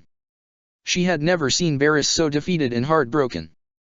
Though upon seeing Aubrey win, she was quick to understand why. The Mirialan Jedi Master who was normally so calm and composed could only hold herself back from the disgusting feeling that radiated from the Force. Ayla and Voss were with their mentors Tholm and Trasaa, the quartet spending the day entirely together, Kalain hence joining them later on. Delta Squad, the Bad Batch and the Arcs and commander of the 327th went to drink the sights of the Citadel out of their minds. They had been so caught up on their own mission that they had momentarily forgotten about the other group of Jedi and Avengers who had yet to return. No doubt many meetings will be done because of the events of the Citadel. The Jedi Council voiced their concerns of Ultron's tampering in the Force and the clones with their numbers being mutilated with any captured individuals. And sooner or later, these findings will reach the Senate, which will be ever more chaotic. At this moment, Steve was sitting in his chair once again, silently contemplating what had transpired in the Citadel. He had been so absorbed in his thoughts that he never noticed the door to their home open and in walked Ayla Secura. The blue-skinned Twi'lek spotted the super soldier immediately and walked right over to him. She crouched down before him, the man barely perking up as their eyes locked onto each other. "Hey," she quietly said, placing a hand on his knee. He wordlessly placed his hand over hers. "Hey." They didn't say anything else for a few seconds, simply staring at each other. Secura's hand turned around, grasping Steve's tightly. "I would have asked if you are doing well but you and I both know the answer to that." Steve finished for her, getting a humorless laugh from the Jedi. "Yeah." Ayla nodded, standing up now though not letting go of his hand. "I just wanted to check on you." Though the smile was strained, the eyes shone with appreciation. He stood up, gazing down at the Twi'lek. "Thank you, Ayla," he quietly said. "For everything." "Likewise, Steve," Secura softly murmured. The two fell into a comfortable silence until there was a shift in the air. They both gazed at one another in a more strange and unsure manner until Ayla jerked forward slightly with Steve mirroring her motion. Both were only inches apart when "Captain Rogers." The voice of Karen broke up their moment and it appeared the AI realized it. "Oh dear, my apologies, I'll dash." "Yes, do you need something?" Ayla asked, her voice coming out as a squeak, her cheeks gaining a healthy darker color upon realizing what she was about to do. "We have a transmission from Obi-Wan and the others," said Karen. "They'll be arriving on Coruscant in a few minutes. They clearly missed out on the fun," Steve said sarcastically in a dry tone. "Wonder what held them up," Ayla remarked aloud. "We'll see when we meet them, Steve." The pair turned to see Nat and Sam walking out of a separate room, Mara in the former's arms. "Did ya hear?" the spy asked, the World War II veteran nodding. "Hey Ayla." "Yeah, come on," Steve said. "Let's get everyone there. We have a lot to talk about." The entire team along with the Jedi Council and clones made their way over to the Jedi Temple where they awaited the arrival of the separate team that had gone out to investigate the ancient distress beacon. "Seems pretty important that T'Challa reported for all of us to be here," Rhodey noted, looking over at his teammates who were all present. He eyes Steve and Nat in particular, the former standing close to Ayla. "He used the whole emergency assemble thing on these cards," Sam idly said, holding up his Avengers ID card. "They must have found something important," Matt noted, walking stick in hand. "Hopefully it's a sight better than what we found," Natasha darkly muttered, swaying left and right slightly with a curious Mara Jade in her arms. The large assembly soon saw a gunship making its way towards where they stood. It landed moments later, the side doors opening to reveal Anakin, Obi-Wan, Ahsoka, Peter, T'Challa, Vision, Rex, and Cody. "Good you're all." Anakin halted, giving Nat, Steve and Ayla a concerned look. Okay, looks like we're not the only ones who've gone through some shit, as you would call it. You could say that again. Rhodey commented, eyeing Widow and the captain. So, what horrendous and vile shit did you all witness that was so bad you called us all here? Obi-Wan frowned in concern upon hearing this. Goodness, now I'm curious what you all endured during your mission at the Citadel. It's a long, dark, and demented story. Natasha freely said. Behind the Jedi Master, Peter and Ahsoka spotted Barriss standing by Luminara and both became troubled at the sullen and miserable expression their friend held. They glanced at each other in concern before back again at Barriss, who was now gazing at them in pure relief and sorrow. They could tell how badly she wanted to go to them but had to restrain herself in front of everyone else. No doubt soon enough they'll talk to her and do their best to ease whatever worries she bore. Okay, aside from that, Sam said, giving Widow a pointed look. What's up? You used the cards to bring us all together. Even told us to bring the council and the boys. Anakin had a wide grin in place, opening his mouth to speak when Vision stopped him by placing his hand on his shoulder. Anakin, I do believe he requested that he make his own introductions. Skywalker rolled his eyes upon hearing that. Everyone was now looking at them in utter confusion when there was a crackling heard above. The skies above darkened in an instant, a swirling of clouds and lightning above. Many looked up in concern and bewilderment, but there were some who were quick to realize just what they were looking at. The Maximoff twins' jaws dropped, Rhodey laughed in disbelief, Sam swore happily, and Steve and Nat turned to the three newly returned Avengers as if what was about to happen wasn't some trick. The Jedi, meanwhile, felt a sudden surge through the Force they had not felt in some time. They were quick to realize the similarity this feeling held with the arrival of the Avengers, their eyes now darting back and forth between them and the skies above. Crash Kakoom! An emphatic crashing of thunder and lightning came together, and from on high, a figure in armor and a red cape, wielding a hammer, descended to them. The reaction from those who recognized him was instantaneous. Thor! Steve, Nat, Sam, Rhodey, Wanda and Pietro all exclaimed at the same time. The Asgardian smiled and had his arms wide open. My friends! It's so good to see you! The God of Thunder boisterously exclaimed, grabbing Natasha and Steve into a bone-crushing hug. The other Avengers were quick to surround the god, chattering in excitement. Whoa, Thor! Scott chattered excitedly. I can't believe it. It's an honor to meet you. Hope said. Was the entrance truly necessary? Matt Murdock asked in good humor, rubbing his ear. The Jedi, all the while, stared in shock and awe. They felt the Force radiating off the Thunderer in a manner unlike anything they had ever felt before. The only person who came close or even matched this feeling was the one that Vision held. As a matter of fact, the more experienced masters felt the Force around those who had just returned in a very different fashion. They didn't know how to explain it, but something had changed with Anakin, Obi-Wan, Ahsoka, and even the three Avengers who accompanied them. There was much discussion to be had with this newest Avenger, but that would have to wait. The rest of the team would undoubtedly wish to speak with the Thunder God and get him up to speed on everything that has transpired. Avengers Infinite Wars Chapter 78, back on the home front. Twitch. Smirking, he held the plate up closer to her, watching as the fresh steam of breakfast wafted off the food and right into her nose. After a few more seconds, Bucky Barnes laughed aloud, watching his girlfriend rouse from her sleep and lean forward as he pulled the plate away from her. She moaned in a false state of panic, reaching out to grab the plate, opening her eyes at last. Hello, beautiful. Celeste Morn greeted the dish with a dreamy smile, snatching a piece of toast off the plate and devouring half of it in one bite. The sound she made was nothing short of akin to sensual pleasure. Her plate was then pulled back, the Jedi childishly flailing for it. Bucky! She whined petulantly. Your actions are not funny. It does help you wake up. Her boyfriend countered, smirking at her actions. Not in the means I prefer. Yeah. He waved her off, holding the plate over her head. Come on now, get out of bed, I got the full English breakfast set ready. His girlfriend brightened up immediately, hopping out of bed and rushing by Barnes. She snatched the plate out of his hands and ran to the kitchen. She let out a cry of ecstasy at the sight of the full spread Bucky had prepared for the two of them. Waffles, pancakes, bacon, muffins, the whole 9 yards of a classic London breakfast. Celeste dug right in, not even waiting for him, with Bucky leisurely walking right in with an amused face at the sight of his lover scarfing down her waffles. "I love Earth food," Morn declared, groaning in satisfaction. "Slow down there, Celeste," Bucky admonished jokingly.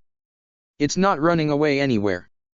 Who told me it's always best to eat things fresh?" the Jedi sorceress countered. James only chuckled, shaking his head as he piled food onto his own plate. He sat right down next to his girlfriend, reflexively slapping her hand as it had reached out to grab some from his own dish. "Finish your own first," Bucky said, not even looking up to see her pouting at his action. Leaning back, Celeste reached for something that wasn't near her. Looking around the kitchen, she spotted what she was looking for and flicked her hand. A bottle of syrup quickly levitated into her open palm. "Was that the Force or magic?" Bucky questioned. "Magic," Morn answered. "Wong suggested I use it more often to get more adjusted to it." "Wouldn't that be a breach of whatever magic mumbo-jumbo magical laws or whatever, Master Morn?" he cheekily asked, grinning as she lightly shoved him. "It's not like that. And remember to show your respect to the Master." "I'll do so when she deserves it," he shot back, flinching at the syrup she just smeared on his lips. "Really, Seal Dash?" He was quickly silenced by Morn, who captured his lips with her own, licking the syrup right off. She pulled back with a smarmy and seductive smile. "Yeah, like it? It's a new silencing spell I've been working on." Bucky stared at her for a few moments before chuckling quietly, shaking his head at her. "Needs a bit more work. It works better at night when near a bed," Celeste whispered, enjoying the shiver she caused her lover. "Don't tempt me like that," Bucky mumbled in a low voice. "Maybe I want to," she said, smirking at him, resting her chin on the back of her hand. "Jesus, Morn," Barnes remarked, grabbing the back of her chair and pulling her closer to him. She squealed in joy, playfully resisting him, but surrendered a few moments later, wrapping her arms around him, humming in peace. "The Master of the London Sanctum demands to be fed," she said in a mock authoritative voice. "As the Master commands." Bucky subserviently acquiesced, jamming a fork into a portion of pancakes and presented it to her, his lover gobbling up the syrupy, fluffy goodness in a single bite. This had become their routine for the past few weeks since the madness that was Dormammu's near invasion of their universe on top of the battle against the ancient Sith Lord Carnus Muur. Since that time, a number of events have transpired. The group of superhumans and enhanced individuals who fought against Muur officially reformed the newest team of Avengers that watched over the Earth. They had all been inducted by Tony Stark and Clint Barton via the ritual of shawarma. That and getting nifty Avengers ID cards to make it extra official. On top of that, the Masters of the Mystic Arts had been going through a reformation/reshuffling. The Sanctums had been rebuilt and assigned new Masters to watch over them. Wong had to split his duties between Camartage and Hong Kong. Stephen Strange shared the burden as he was now the New York Sanctum's Master, Mordo assisting him whilst also covering for Wong in Hong Kong from time to time. And for the London Sanctum, though she had only been a sorceress for several months, her rapid development on top of her experience as a Jedi Shadow made her the best candidate for the job. Naturally, she wouldn't be alone as her boyfriend needed to fulfill his duty as her bedwarmer. A role with which he willingly obliged. As for designated Sorcerer Supreme with the Ancient One's death, it was up to seniority among other factors. Most opted for Wong, but he declined, stating the role of the librarian was enough on top of being Hong Kong's sanctum. Mordo was next, but he too turned the position down. So for the time being, it was vacant.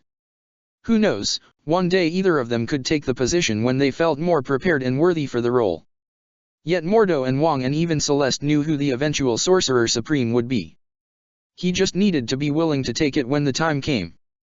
Even obtaining the right amount of experience on top of the needed discipline. Celeste was humming in happiness as she was fed another bite of pancakes from Bucky when his cell phone buzzed. The Winter Soldier flipped open his phone and tensed up, gaining the immediate attention of his girlfriend.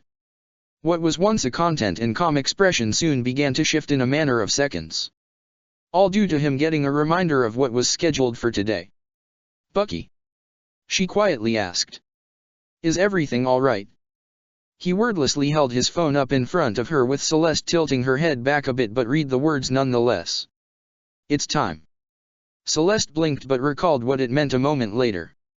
Without a word, she twirled her hand, ending with a snap, and the pair's clothes changed into that of a black suit and black dress. "Are you ready?" she silently asked. Bucky shook his head, leaning his forehead against hers for comfort. "No," he quietly admitted. "But I'm glad you're here, Celeste." Her smile was strained but genuine and the two departed from the sanctum. She teleported them both to their destination.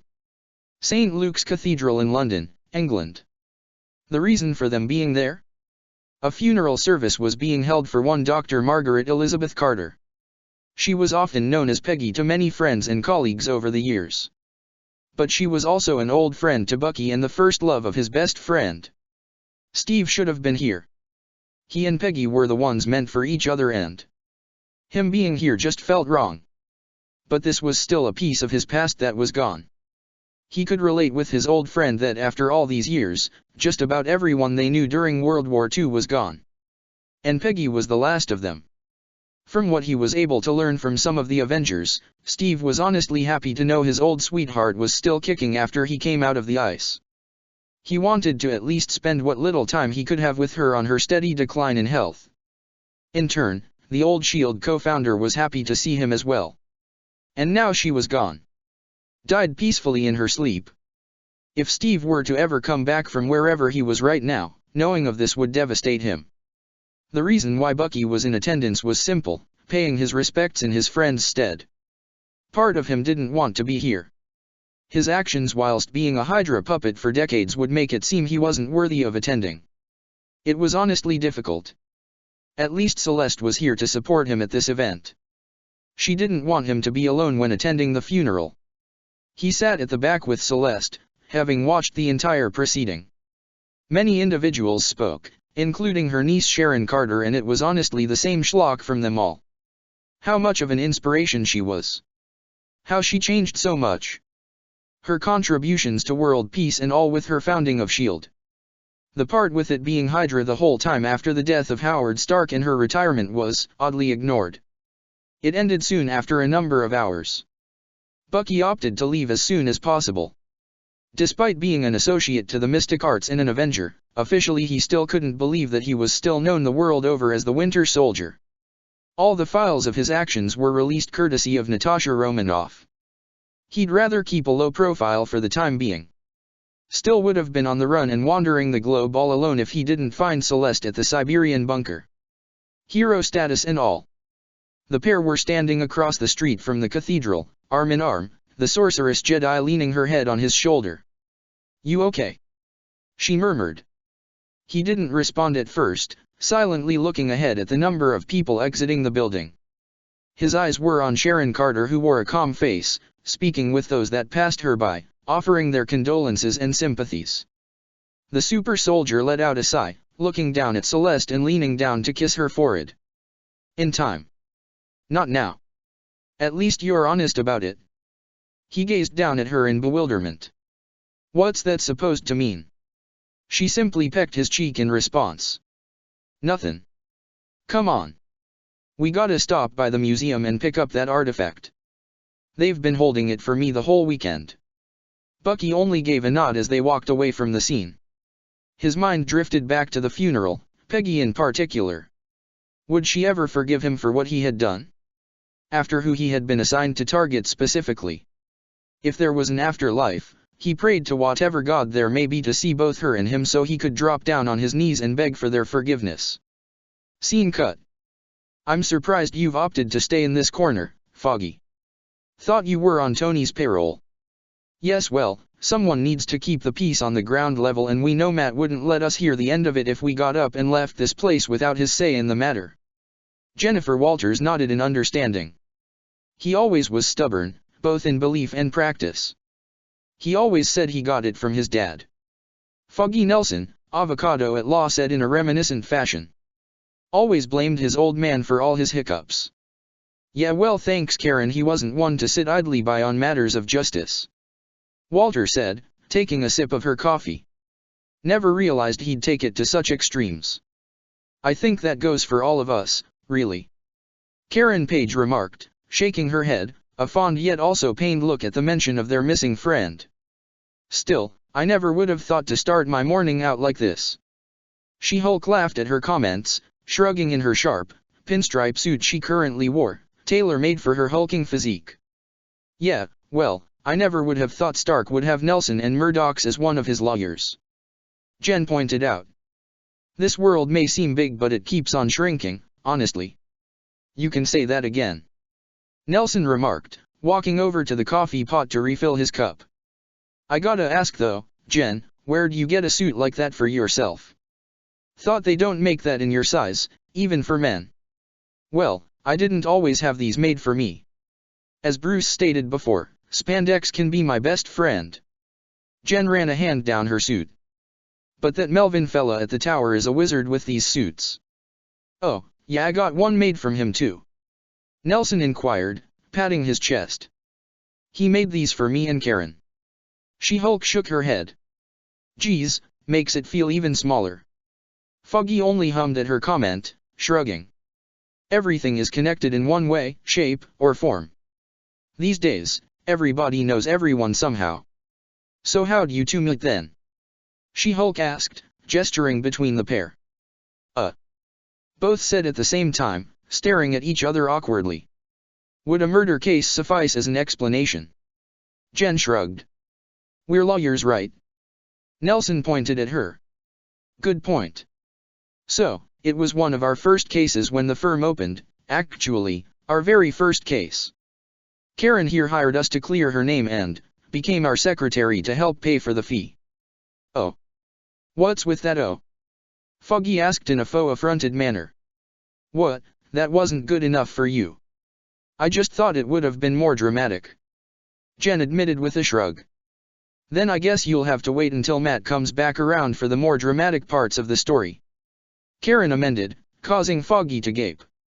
Excuse me? Are you calling my storytelling skills into question? His voice took on a more Shakespearean tinge. I'll have you know my abilities to convey words are at a Machiavellian level due to years of theater within my head. Oh God, here we go. Walters rolled her eyes in a fond but exasperated manner. Karen, why'd ya go and say that? Paige only laughed as her boss launched into a comically exaggerated version of how he and Matt met Karen and how they became partners and friends. He was of course falsifying and stretching certain moments, Karen casually correcting him every now and then that did nothing in deterring the man. The story ended soon after, the trio beginning to share stories and have a fun conversation until. So Jen, Karen fidgeted slightly. I've kinda been holding back this question. What's it like? She quietly asked. Being you. Being an Avenger. She-Hulk blinked at that question, setting down her cup and crossing her arms in a contemplative manner. Yeah no, I actually haven't thought about it all that much lately. She admitted. The Avenger took a few seconds to think about her answer. It's been a bit of a blur, really. She then pulled back the sleeve on her right arm, a phantom sensation around her elbow. I remember getting shot and losing blood. I could barely recall anything after that, just hearing sirens, screams and then a roar. Next thing I knew, I woke up next to Bruce with a syringe in my arm that was connected to his own. Jen smiled sadly at the memory. He saved my life but looked miserable when he did so. I didn't understand at first but learned about it a year later. When you first hulked out? Karen whispered, Walters nodding at her question. How'd it go? There was a tinge of a dark green hue on her cheeks as she vividly remembered that day. She coughed into her hand, clearing her throat a second later. Well, yeah see. I wasn't feeling all that good cause of, it just was that time. So anyway, that was back in 2012, she went on, ignoring the bewildered looks Karen and Foggy shared between each other and directed at her. I hulked out back in 2013 and boy was that a trip. Got into contact with Bruce and he helped me with my situation. With the whole New York incident under his belt, He actually had some time to relax for once, so he helped me get a hold of all. She gestured to herself. This. Clint, believe it or not, let me stay over at his place to get a handle on it cause Fury asked him to do so. I never told Bruce, actually. Huh, Foggy murmured. So there was another Hulk running about and we didn't know about it. There's a lot that people don't know about when it comes to people who got superpowers or super skills. Jen remarked. They're all out there, it's just they either keep it under wraps or just not their time to shine yet. That sounds ominous. Foggy admitted, She-Hulk shrugging in response. It's a matter of whether or not they reveal themselves to be good or bad. Jen stated. Or if they want to be neutral or something like that. Seems like more and more of them keep cropping up these days. Karen said, folding her arms in thought. Yeah, and every time they do, a lot of collateral follows after them. Jen said with a shake of her head. The last 3 years in particular, more enhanced or just crazy individuals in general are coming out of the woodwork. Said the Gamma-enhanced human. New York, Sokovia, London, Hong Kong, DC. That's just some of the more well-known places that have been hit. Things are escalating and a lot of people are starting to take notice. With this happening, there's bound to be some new laws being drafted to counter all these situations. New laws? Foggy parroted in confusion. What kind of new laws? The kind that will likely be direct responses to people like myself, like the Avengers. She-Hulk said, hand on her chest. It's one thing for an enhanced to operate individually, but the Avengers are technically a United States-based private, military organization with a majority of its members being American that have constantly ignored country borders. They may have saved the world a dozen times over, but not everyone is gonna see it that way, with us essentially being mobile nukes. It also doesn't help with people asking where a number of Avengers have been for a while. Not being in the limelight for so long have been rearing their heads in our direction. What have they been saying? Karen worriedly asked. It's only been questions for the most part, but a lot of people are starting to grow restless. Some of the essential newbies since Sokovia can be overlooked, but not ones like Captain America. Jen then rolled her eyes. Doesn't help that asshole Ross is the one heading up most of them, the prick. He couldn't get to my cousin, so now he thinks he can go after the team. That fucker never learned his lesson the first time and he still thinks that he can get away with this one. Jen's shoulders sagged, a spiteful, bitter look on her face. Trouble is, that was just one enhanced.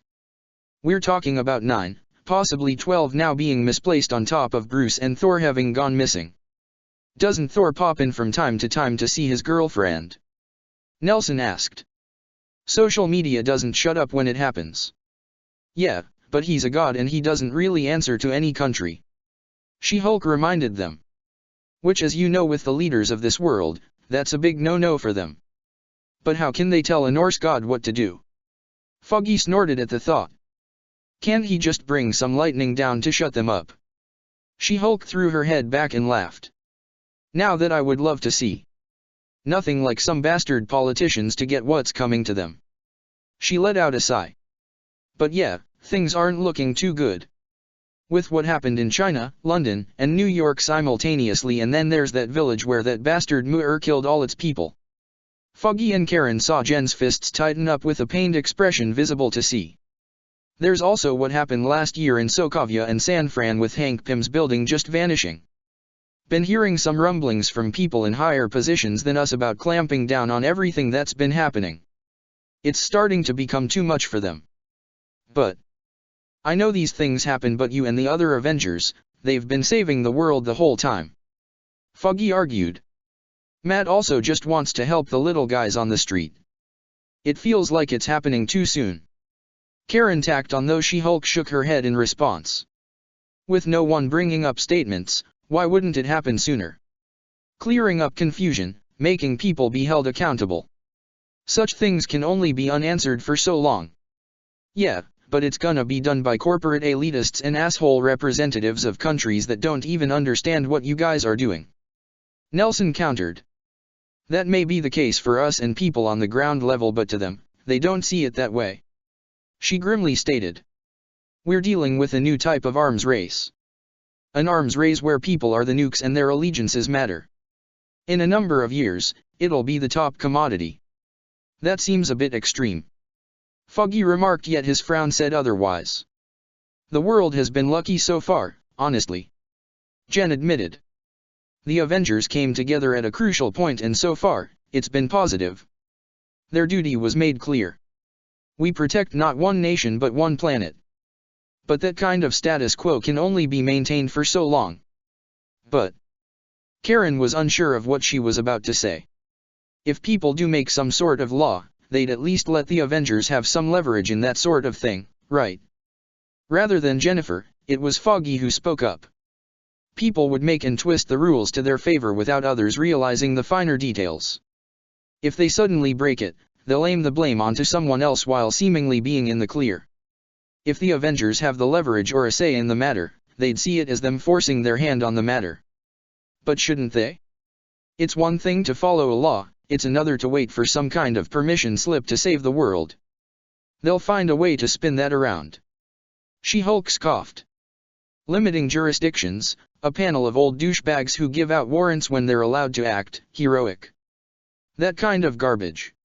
Foggy let out a derisive snort. They think the public will trust any government after the whole Hydra/Shield debacle? They got infiltrated by literal super Nazis, and a few million people nearly died in an instant if it wasn't for Cap, Falcon, and Widow. With enough fear, maybe. Scene cut. Sounds of chopping could be heard. The source comes from the kitchen of the Avengers compound. And the ones enacting it were Shuri as she was chopping up meat whilst Clint was doing the same towards fruit and vegetables. Spectating all of this were Hector Ayala and Carl Mordo, the latter having just finished enacting defensive spells all across the Avengers compound. They were sitting at the kitchen counter, patiently watching and waiting for the meals that Shuri and Clint promised they would make for them. Wordlessly, Clint grabbed Shuri's wrist without turning away from the stewing pan, took the knife that she was holding, and readjusted it. Delicately. He advised. Thinner, can be cooked faster. Rather than rebuke him, Shuri simply nodded and did as he asked, slowly cutting the onions into thinner slices. She's gotten better. Hector murmured quietly. Yes, nothing is on fire or has melted yet. Mordo added, nodding in agreement, the two sounding like judges at an event. Utensils seem to be in operating order. No signs of distortion, said the archer. And no food has turned into sludge, as of this moment, noted the White Tiger before eyeing the sorcerer in the room. Though we'll be needing you on standby, Mordo. Why? In case Shuri here somehow brings these dishes to life and wants to kill us all. I can hear you both, you know that, right? Stay focused. Clint admonished, making the Princess of Wakanda scowl at him when the cutting board she was using cracked slightly from a rather annoying chop she performed. Cringing at what she had just done, Shuri hesitantly turned her head over to the archer who had his head angled up at the ceiling. Mordo, how many does that make? The sorcerer tilted his head in the direction of the trash can filled with several other destroyed cutting boards. 8. You are all terrible men. No, we're more observant men with clear cooking knowledge. Mordo remarked in a dignified manner. You don't get a title like that without experience. Hector tacked on, gesturing to himself and Clint. Case in point, fathers. And you, my dear, Mordo shrugged, are a princess from a powerful kingdom. Meaning? She asked in a huff. Other than recently, when was it that you cooked for yourself? The sorcerer sounded diplomatic, but it couldn't be more of a condescending voice. Shuri flatly stared at the man before grumbling under her breath, taking the onions she had cut and throwing away the cutting board, getting another one a second later. You know, I was really having a good few weeks. Shuri complained, cutting up the onion at last before moving on to other vegetables. I had a blessing of news from our goddess and then you had to spoil it. Hector rolled his eyes. Oh please, like something so simple like this can ruin such big news. You all are exceptional at it. The Princess of Wakanda said, cheeks puffed out for a moment. How about you prove us wrong and get back to it? Clint remarked, gesturing with his spatula for her to resume cutting. And remember dash. Yes I know, delicately. Now if only those other boards knew. Mordo remised, looking over at the destroyed cutting boards with sympathy. Shuri thus did her best impression of a snarling cat, who is all tiny and cute in terms of intimidation in comparison with the older men. Try as she might be annoyed by their comments, that mood fell away the moment she thought back to her last return to Wakanda. She had been called back to her home per the request of her father with a rather surprising, if not frightening task. To fully take the heart-shaped herb instead of a partial dosage and enter the ancestral plane to see if T'Challa was there. It was a terrifying thought to consider that in his absence, her older brother might have died. Hesitant as she was, Shuri agreed, and took the herb that sent her into the realm of her ancestors, the previous Panther Kings and Queens of Wakanda. She stood within the endless plain, confused and nervous until she felt a presence coming up to her. When Shuri turned to see who it was, her jaw dropped and she fell to the ground, staring up at the reverend goddess of Wakanda. Shuri felt honored in being graced by Bast's presence.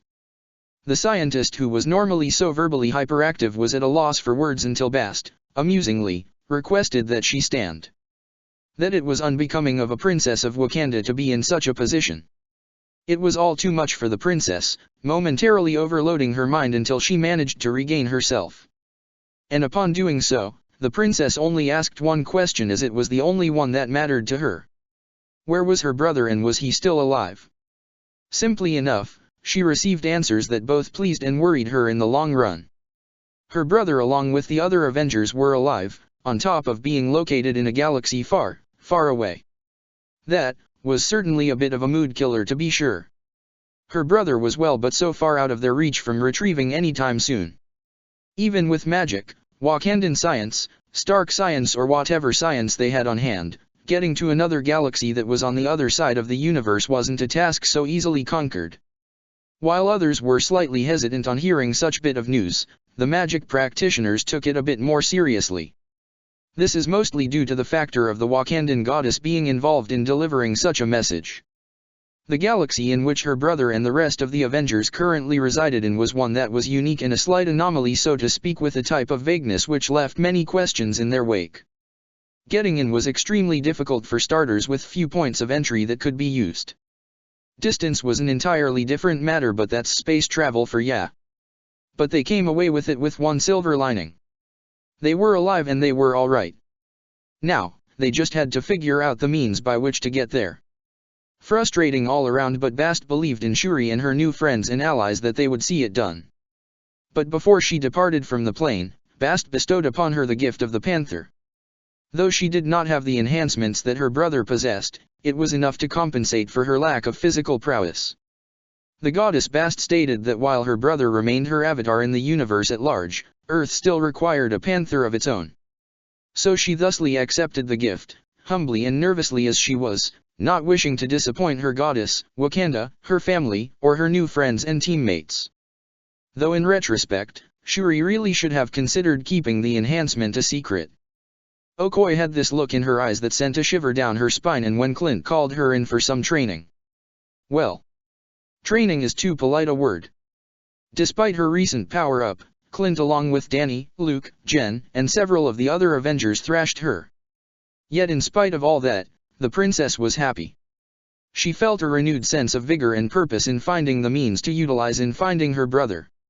She was no longer stuck in Wakanda, being a full-fledged Avenger with Clint constantly teaching her. The princess felt. "Oh shit!" she exclaimed, the pan she was working on erupting in flames. Mordo was quick to cast a spell to nullify the flames and undo the damage she had caused. Barton was right behind her, Hector grabbing a towel and flapping it around to clear some of the remaining smoke. "Just a drop next time," Clint advised, taking a moment to observe her dish, frowning thoughtfully. "Still, looking good. You're getting better." Shuri gaped in surprise when it morphed into one of pride, though Clint was quick to shoot that down. "You did get the ceiling again." The princess looked up to see scorch marks above her, shoulders sagging. "I'll get more vibranium for next time." She deadpanned at the archer for the over-enthusiastic slap on the back she received from him. "Atta girl." Scene cut. Kink CHCK chick. With a satisfied nod, Wong stepped away from the book he had just chained to its slot and slid the wall of tomes back into their holding. He stepped back, turning to the table behind him with several additional stacks of books that he was currently organizing. His hand hovered over several of them until stopping at a red-colored book, lifting it and opening it to see its contents. It was a book of relics, documenting more mundane items that helped in small ways, which he snapped close and sent it floating away into its designated shelf. He moved on to the next book in that pile, looking over its contents and sending it flying to its shelf when the librarian of Camartage paused in his movements. His ears twitched and he looked around the room as there was a noticeable increase in the temperature in the room. A second later, small embers flickered on the other side of the table in front of Wang. The sorcerer's eyes snapped onto where the embers were as more members flickered until another spark of embers connected, forming into chains that expanded into a fiery portal. From said portal stepped a clearly frazzled and exhausted Ghost Rider who shifted back into Robbie Reyes. His weapons, being his molten chain and axe, clattered onto the floor having fallen from his hands. "Robbie," Wang said aloud in surprise, running around the table and quickly grasping Reyes' arm and back to keep him steady. The normally stoic and calm drifter looked worse for wear, his jacket in tatters with a gash over his right eye that had a fiery glow around the corners. "Are you all right?" Wang asked, pulling up a chair, Robbie collapsing right into it. He let out a grunt, reached into his torn jacket and pulled out a decrepit, blackened book. "I got it," Robbie said with an exhausted moan. "Psycho fucking bitch put up a fight, I can tell ya that." He slammed the book down on the table, some of the other books falling from their stacks. "Are you well, Robbie?" Wang asked once again, Reyes waving him off. "Alive, Wang," he assured. "Just give me a few minutes and I'll be fine." Wordlessly, Wang conjured a cup of tea, pausing for a moment before shifting it into a pint of beer. Robbie gave the man an appreciative nod, grabbing the hands and downing the beer, not minding it splashing over him. All the while, Wang slowly directed his attention to the black book that Robbie had brought back with him. He stared at it with great concern and wariness. "The Dark Hold. The Book of the Damned," he said aloud, hearing the spirit of vengeance finish his drink with a satisfied awe, slamming his cup down on the table. "Who was it that possessed it this time?" "Some fuck named Hag Hark whatever," Robbie spat out, wiping his mouth dry. "And where is she now?" The younger man simply locked eyes with Wang, his eyes momentarily taking on a fiery glint. "Literally." Wang simply nodded in understanding, returning his gaze to the Dark Hold. Though it lay there, he felt an instant shiver go down his spine just by staring at it. A dark, twisted and demented aura radiated off the cover and pages of this book of pure sin and vile magic that can corrupt and destroy any and all of its users. It happens after an unknown specified amount of time. It's generally believed it'll occur after the first or second use when the user's guard is down for the taint to seep in and enact its work. "The Book of the Damned," the sorcerer murmured, Robbie gazing at him for a moment before directing it at the grimoire he just brought with him. "I didn't think I would ever see it." "The writer's seen it a bunch of times in his existence," Reyes revealed. "He's apparently locked it away a few times, but the bastard has a mind of its own sometimes. It wants to be found by anyone it can use to corrupt." "Where has he stored it?" Wang inquired, using the tips of his fingers to push it around for the cover to be staring straight at him. "Hell, pocket dimensions, those sorts of places," Robbie answered. "But the book has a will of its own and those who always hear about it. If it doesn't escape by itself, someone else finds a way to summon it. I wouldn't be surprised if it did have some sentience," Wang remarked. "The Dark Hold was made by Than, the first demon of this world." "I heard that name," Reyes muttered, hand running over his head. "Zarathos mentioned it once or twice when we were fighting that witch bitch." "Who even is he?" "As I said, the first demon and the one who first carved the spells and teachings of the Dark Hold in the mountain of Woundaggery. To enact its spells or activate it, if you would, he brought together his coven of thousands of followers, tainted with sins that would have caused the writer to burn half the world. He sacrificed them all, using their blood, skin, bones and organs to create the Dark Hold. So that shit about the Necronomicon, Evil Dead and all that were real?"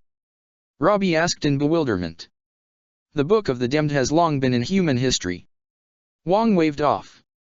"Stories of its use likely came from embellished or first-hand accounts of those who have used it at one point. I heard my grandma bring it up a few times whenever she tucked me and my brother into bed. Robbie commented, eyeing the book and feeling the sickening aura radiating from its pages. He flinches, shaking his head with a hand over his eyes. Yeah, I know. Are you well? Wong inquired. Yeah, it's the writer. Robbie clarified. Bastard's getting all antsy being around this thing. The sorcerer said nothing, silently nodding before returning his attention to the dark hold. So what's the plan for this thing? Reyes asked. Normally we would seal up the dangerous artifacts. Yet you don't want another Caecilius situation. Wong gave out a nod. Why not just destroy the damn thing? Robbie flinched. Yes, you heard me, you old bastard, it's better this thing is destroyed. Zarathos again. One asked for clarity, the host of the spirit nodding. We could destroy it, but such an artifact is too powerful. Who knows what may occur when seeking to destroy it? Either you die in the backlash or worse. There's always a cost, a sacrifice, to this type of thing. Why don't I give it a try? Robbie said. The writer's been around this thing a bunch of times, so maybe we can hellfire this bastard into ashes. The man paused, hearing the voice of Zarathos in his head. What do you mean it's not that simple? He didn't say anything for a second. It's a book, even if it is made of flesh and bone, we've burnt almost everything on this planet at one point. This book was made by the first demon, Robbie. Wong pointed out. It predates Zarathos, destroying it is no easy task. Even then, the book itself was transcribed from the tomb of Thin on Mount Woundaggery. It's rooted within the earth itself. Can't we go up to that mountain and just wreck shop?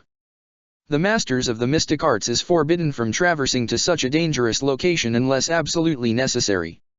Wong countered with a firm tone that brokered no arguments. Robbie rolled his eyes, grabbing the book and holding it up for the sorcerer. Well, we can't just leave this damned thing lying around, waiting for some schmuck to get an itchy finger and read it. Which is why we shall be dash. TTRRSSHHHSSS. Both Robbie and Wong jumped back in fright, the dark hold falling from the former's hand. Robbie immediately shifted into his rider form, calling for his fiery chain and axe whilst Wong conjured eldritch spells around his hands. The two watched with tense anticipation as the dark hold began to steam, a red glow surrounding it when it suddenly burst into flames. What the hell? Came the warbled question from the rider as he and Wong watched the dark hold reduce itself down into ash. How in the... muttered out the sorcerer. This shouldn't. I don't. He was honestly developing a migraine here, trying to comprehend how and why this was occurring before their eyes. Robbie receded into his normal state, staring down at the remains of the book, watching pages from it flutter into the air. The hell just happened? Reyes questioned, looking to Wong for answers. I don't understand. Wong whispered, clearly rattled, if not disturbed at what they just witnessed. To have been destroyed so easily. How'd that happen? Robbie crouched down now, poking at the ashes with his axe. Did ya see that red stuff? Yes. Wong said. I did. That was. I'm not sure what it was. There was a moment of silence between them both, Robbie craning his back up at Wong. So it's done then? He stated more than asked. This thing is gone for good. Wong didn't answer for a time until he reached down and grabbed what remained of the book. He didn't get far in lifting it as it soon crumbled to ash after several seconds, adding to the smoldering pile on the ground. I may need to break a few rules in going to Mount Woundaggery, but it would seem that the dark hold has indeed been destroyed. Need some backup? I'd be a fool not having any. Reyes simply nodded until he popped back to stand fully. Well, this is a celebrational win in my book, said Robbie, clapping and rubbing his hands together a little. If there's nothing else, I need some relaxation. Where's the tequila and good liquor? I need a few bottles worth to get me smashed today. We don't know for sure. Wong deadpanned. I still had to go through some psycho bitch today, Wong. Robbie shot back. I earned a bottle or two. Wong simply shook his head, turning his attention back on the pile of ash whilst Robbie walked away, chattering animatedly, leaving the librarian in deep thought. Whilst this sorcerer was dealing with this sudden development, another was dealing with matters of his own. So you take like what, 15, 20 minutes to get your beard like that? I know I'm big and all but didn't realize I had fans in Hogwarts. Doctor Strange looked up at the ceiling above him with half-lidded eyes. Off to the side, Hank Pym had his head in his hand in annoyance at the attitude of Tony Stark, who was barely containing his intrigue of everything contained within the New York sanctum. The pair had come sort of unannounced by Tony earlier in the day, and for the past hour, Strange has been entertaining the two scientists, giving them a proper tour of the sanctum. Much as Hank tried to play the whole thing off as it being Stark's idea, it was clear for the former neurosurgeon to see Pym's clear interest in this place. Not that he could blame the man. The medical field was one of science, so, like Pym and Stark, Strange's own exposure to higher mysteries was a shock to be sure. Both men had been looking over practically every relic, scroll, object, item, doohickey, everything in the sanctum with a curious eye. So what exactly do you gotta do, being the headmaster and all? Discipline students to remain quiet. What, like you? Wong and Mordo said. You never shut up. Stephen's lip twitched upwards. He then heard Tony clap his hands together. So, since you're an Avenger now and I have seniority, there comes a tax/tribute to the founder, being me? I don't think so. Oh really? Why not? 'Cause you'll ask for something outlandish and beyond your reach. Tony looked at him as if he were crazy. How is that such a hard thing to do? You're a wizard, aren't you? You can literally whip up the outlandish and beyond reach crap at the snap of your fingers. Okay, first of all, it's not a snap dash. More like a wave of the hand, really. Hank commented. Not to mention, there are rules we can't abuse. So does reversing time count as a rule or one we break? That was a world-ending event and you know it. Strange shot back. Right, and what we've been doing isn't that. You haven't broken any rules that involve magic, and Thor doesn't count. Stephen said before Tony was able to get a word in. Oh sure, if you do it, it's all fine and dandy. But if I do it, it's a big no-no. That doesn't sound fair to me. It's a complicated matter. Sure it is. Don't be immature, Stark. Hank groused. Hey, I'm not the hypocrite this time. Stark argued back. This time. Stephen parried with a raised brow. You heard me. Stark gestured to himself and Strange. You and me, we're cut from the same cloth, Dumbledore. Groundbreaking rule breakers who are also awesome facial hair brothers. Awesome what now? Tony jabbed his finger at his own chin and then at Stephen. I know a fan when I see one. Stark whimsically said. Or at the very least understands the need to keep up a look that matches the aesthetic. Stephen gaped, looking at the billionaire in disbelief before catching his reflection from an ancient shield relic. Loath as he was to admit it, he did see the similarities rather clearly. No, you are not trying to pull some BS on something so simple. Strange glared at Tony. Besides, this beard compliments me. I'm not doing this as some sort of homage to you. I saw pictures of you before your accident. You looked fine without the beard, but now you look dash. Finish that sentence and I'll send you to Siberia. Oh please, I've survived the cold before. Tony waved off. How about Everest? Stephen dryly threatened, though it appeared for naught as Tony shrugged. Cold, dead of space. Stark shot back, Strange now dragging a hand over his face. How in the world did people, especially someone like Captain Rogers, ever deal with someone like Stark? Then a horrible thought drifted into the mind of the former surgeon. Oh God, was I always like this too? Stephen thought with dread, knowing his propensity for making as many comments as humanly possible.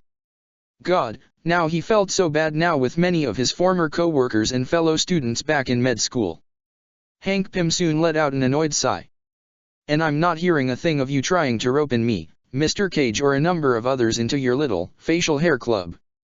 You say that, but you're only encouraging a challenge out of me. Oh God, it really is another version of myself. Strange mentally groaned, a dreaded acceptance coming over him. I'll have spells made so Tony doesn't do anything stupid. Or you can just show me some cool magic tricks or toys and we'll call it even. Alright, fine. Stephen. Pym said in a disapproving tone. Oh please, Hank. Tony said with a roll of his eyes. I didn't need to convince you to come here, remember? Loath as he was to admit it, Hank couldn't really deny such a statement. He did want to see this place because magic was real. As a scientist, how could he pass up the chance to see it up close and study it? Who knows, maybe there's something in here he can pick up on and apply it to the Pym particle. All right. Strange conceded, raising a shaking finger.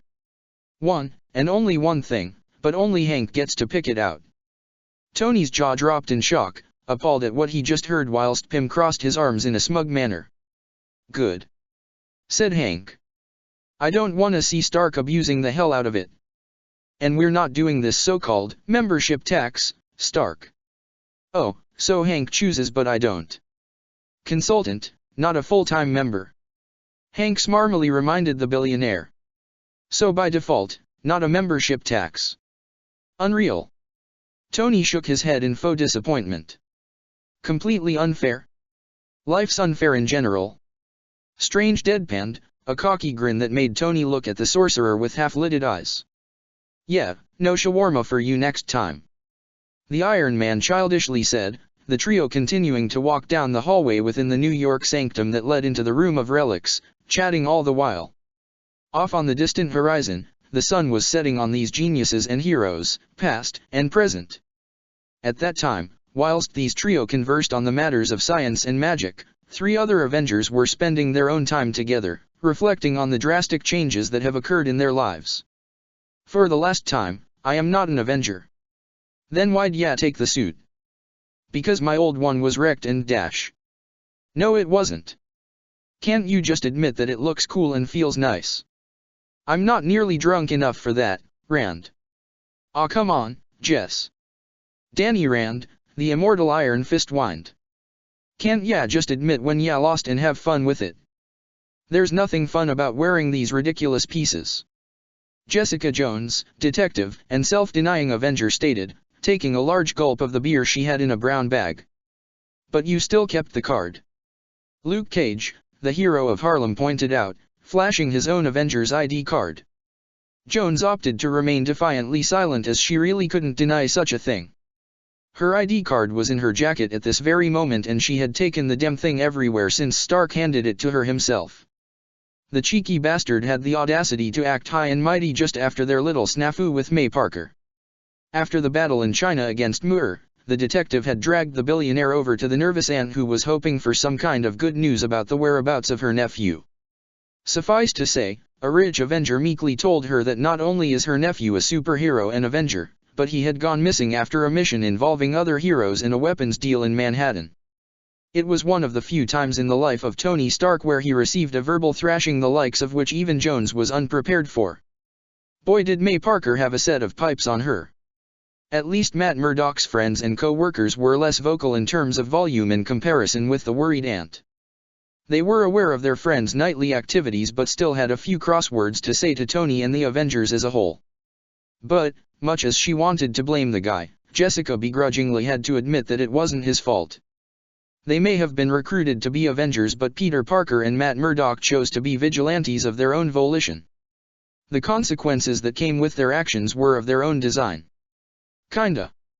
Vanishing to another galaxy sure never seemed like an option or scenario to have ever occurred. When that snotty princess told them all about this, it was certainly a crazy revelation to be sure. The other Avengers were in space, in a galaxy beyond their reach. 12 heroes gallivanting across the stars whilst the 14 down here had to defend Earth from whatever freak show decided to rear their head. I hope you guys realize that any semblance of a chance for a normal life died the minute you became Avengers. Jones groused out, shooting a glare at a couple that appeared to want to take a picture with them but was discouraged by the murderous look in her eyes. Why'd you even go along with this garbage anyway? Don't look at me. Stark basically roped me into this without my consent, in front of dozens of people at the club. Came Luke's response. How the hell can I dissuade people that I'm not a part of the hero team? Easily. You can just be stubborn and outright tell them Stark is messing with you. Yeah but, Luke flashed several kids a smile and a peace sign, the kids looking up at him with awe and wonder. Kindly keen, that look of theirs. Jessica glanced over to the kids who were talking excitedly between each other. Had she been feeling a bit more pessimistic tonight, she would have made a comment or two to make them cry. She then admonished herself for the thought itself. Jones may be bitter and jaded, but she's not a total asshole. Not yet, at least. Ain't there baggage that comes with being an Avenger? Jessica inquired. Yeah, gotta be having some business problems at least. Danny shrugged. Rand Enterprises is fine as it is. Better even now that we partnered with Stark Enterprises. Sure as hell makes it easier for me, I can tell ya that much. Harlem's getting more traffic lately, just to see me of all people. And invade your privacy as a result. Jessica pointed out. Already had that happen several times before, just from Diamondback, Shades, Mariah, and Cottonmouth. Luke countered, wincing at the memory of the physical pain he got from the first. Not that I made an effort to make it private. Bastards went for me in broad daylight. And Rand Enterprises are trying to get into the toy market. Danny cheekily said. I've always wanted a new action figure set after all the ones I once had were tossed out. What are you for? At heart. The detective only scoffed at him. I don't plan on advertising my position in the Avengers, said Jessica. I'd rather be low profile so my day job and social life won't be screwed over. What social life? Snarked Luke. Before she could refute, he continued. Trish doesn't count along with Malcolm. You need more than just two people. And you can hardly stand Jerry. What about that assistant of hers, Jillian? Asked Danny. Gives good advice on occasion. Began the Superwoman. But she doesn't strike the type of wanting to hang out with her boss beyond the working hours. But why not advertise it? Luke asked, holding out his hands, making an imaginary advertising board. Jessica Jones, Avengers Private Eye. Sounds tacky. Sounds like a good business plan. Cage shot back. I mean, haven't you gotten more clientele lately? Loath as she was to admit it to him, she did notice a considerable upswing in people coming to her. Being spotted with other Avengers and catching her in acts of heroism certainly helped in bringing in more revenue for her. I could already tell the moment I try such a thing, I'll be getting a total bitch fest orchestra from Jerry, making it seem like I'm a hypocrite among a list of other factors. You know, you could just throw the whole saved the world bit right in her face cause, yeah did. Danny stated like it was obvious. At that, Jessica couldn't help but smirk at the martial artist's point. Tempting, but I don't want to stoop to her level after what she pulled on me. Luke let out an exasperated sigh. You gotta let it go. Hey, after the whole Kilgrave fiasco, she's been on my ass for a while now just because her personal life got screwed in a way she didn't like. Yeah, but you're an Avenger. Luke emphasized. Look who's in charge of the Dem team, for God's sake. Tony Stark is a walking disaster piece that somehow functions as one of Earth's mightiest heroes. Jessica rolled her eyes. Like that'll stop her. Bang bang bang. Crash. Kaboom. These sounds and more were soon heard and kept on going from nearby. Screaming was heard only for an explosion to go off a few blocks down the street. What the hell? Luke exclaimed. Come on. Danny shouted, dashing forward, tossing aside his clothing to reveal the suit he wore underneath. Jessica grits her teeth but doesn't reject the notion, taking to the skies whilst Luke and Rand sprint below. They ran/flew by many civilians fleeing the scene with them coming upon what could only be described as a slaughter. Danny looked upon it with shock and horror, Luke a more reserved yet angry gaze. Jessica's was solemn though she didn't hide her grimace at the sight. It was a restaurant that was partially blown up at the side with two large security guards riddled with holes at the entrance. Further inside the restaurant, the bodies of men in suits and tracksuits who were either burned likely from the explosion they heard earlier or had more holes filled with them than Swiss cheese. It was a sickening sight, to say the least. Blood decorated the floor, chairs, table, wall, anything and everything within the scene of the crime. The three defenders of New York all shared disturbed looks with one another. What happened here? Danny asked in a low voice. A few minutes earlier. A lone man walked down the street, garbed in black from head to toe. His jacket was baggy and posture-focused. The man's gaze was that of a deadly ferocity that was barely being restrained. There was the sound of laughter and the man stopped in his tracks. He slowly turned his head in the direction of where the laughter originated from. A dimly lit neon sign caught his eye. The Bun Club. An Irish leaf flickered behind the B, a glaze in the eyes of the man. His gaze trailed over to two guards standing in front of the Irish pub, then back at the windows of the establishment. He silently crouched down behind a car and began pulling out pieces of a gun from his jacket, attaching them together. All the while, he whispered to himself, his voice almost coming out as a growl. 1 batch dash. CHCK. 2 batch dash. CHCK. He stood up from behind the car and aimed. Penny and dime. Scene cut. Jesus. Clint commented, looking over the images that were on the hollow screen in front of him. Friday, you sure this is all just from one guy? Scans and consistency show it to be. The AI that Tony currently utilized for his armor. One man. Barton muttered, frowning in analytical thought as his keen eyes looked over the images of the shooting that had occurred the night before. Luke, Jessica, and Danny had all been there, finding only the aftermath, and Jones took a number of pictures for herself, the police and the Avengers.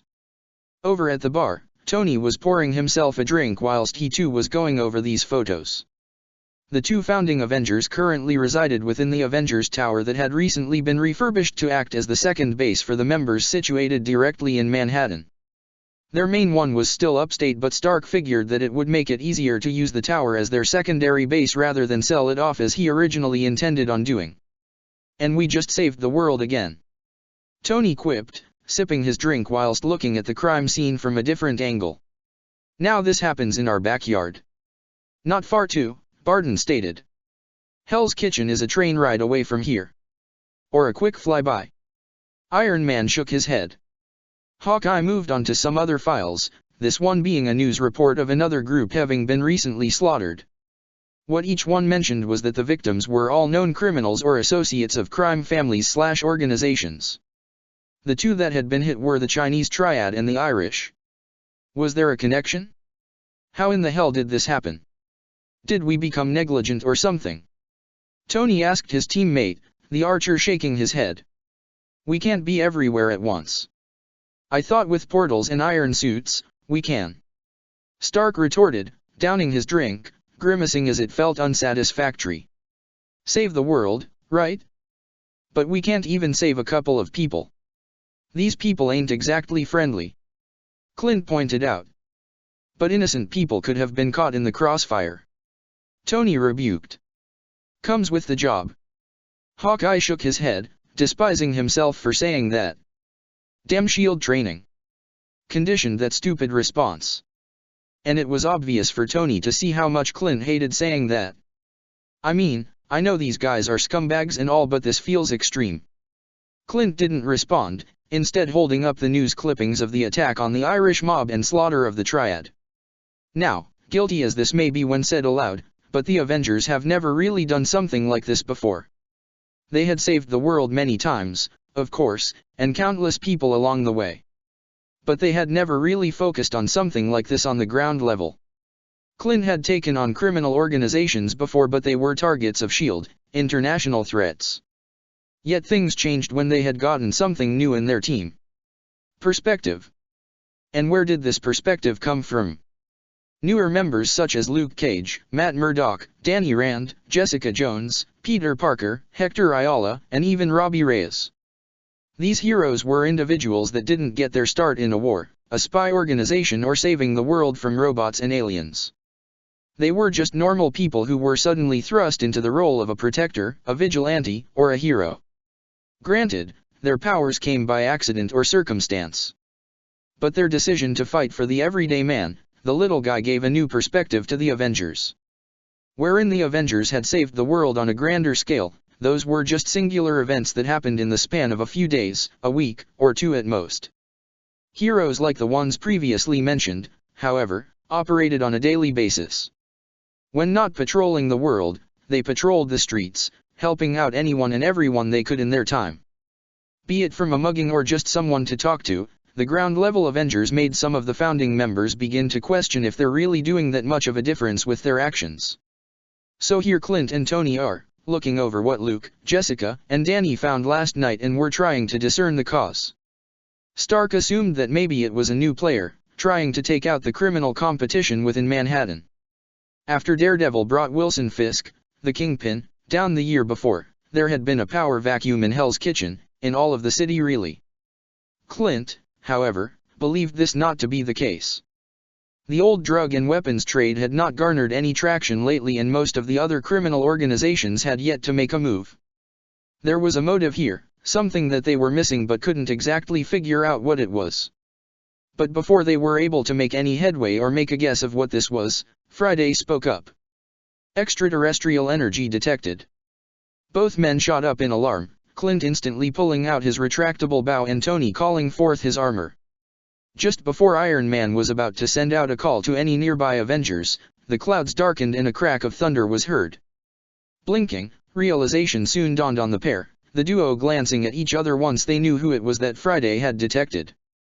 Walking out onto the balcony landing platform, Clint and Tony looked up just as the clouds swirled above them and then came the light. Crash kaboom! From an all-too-familiar pillar of the Bifrost, the Norse god of thunder made his arrival. "Friends!" Thor cheerfully greeted. "It is good to see you both once again."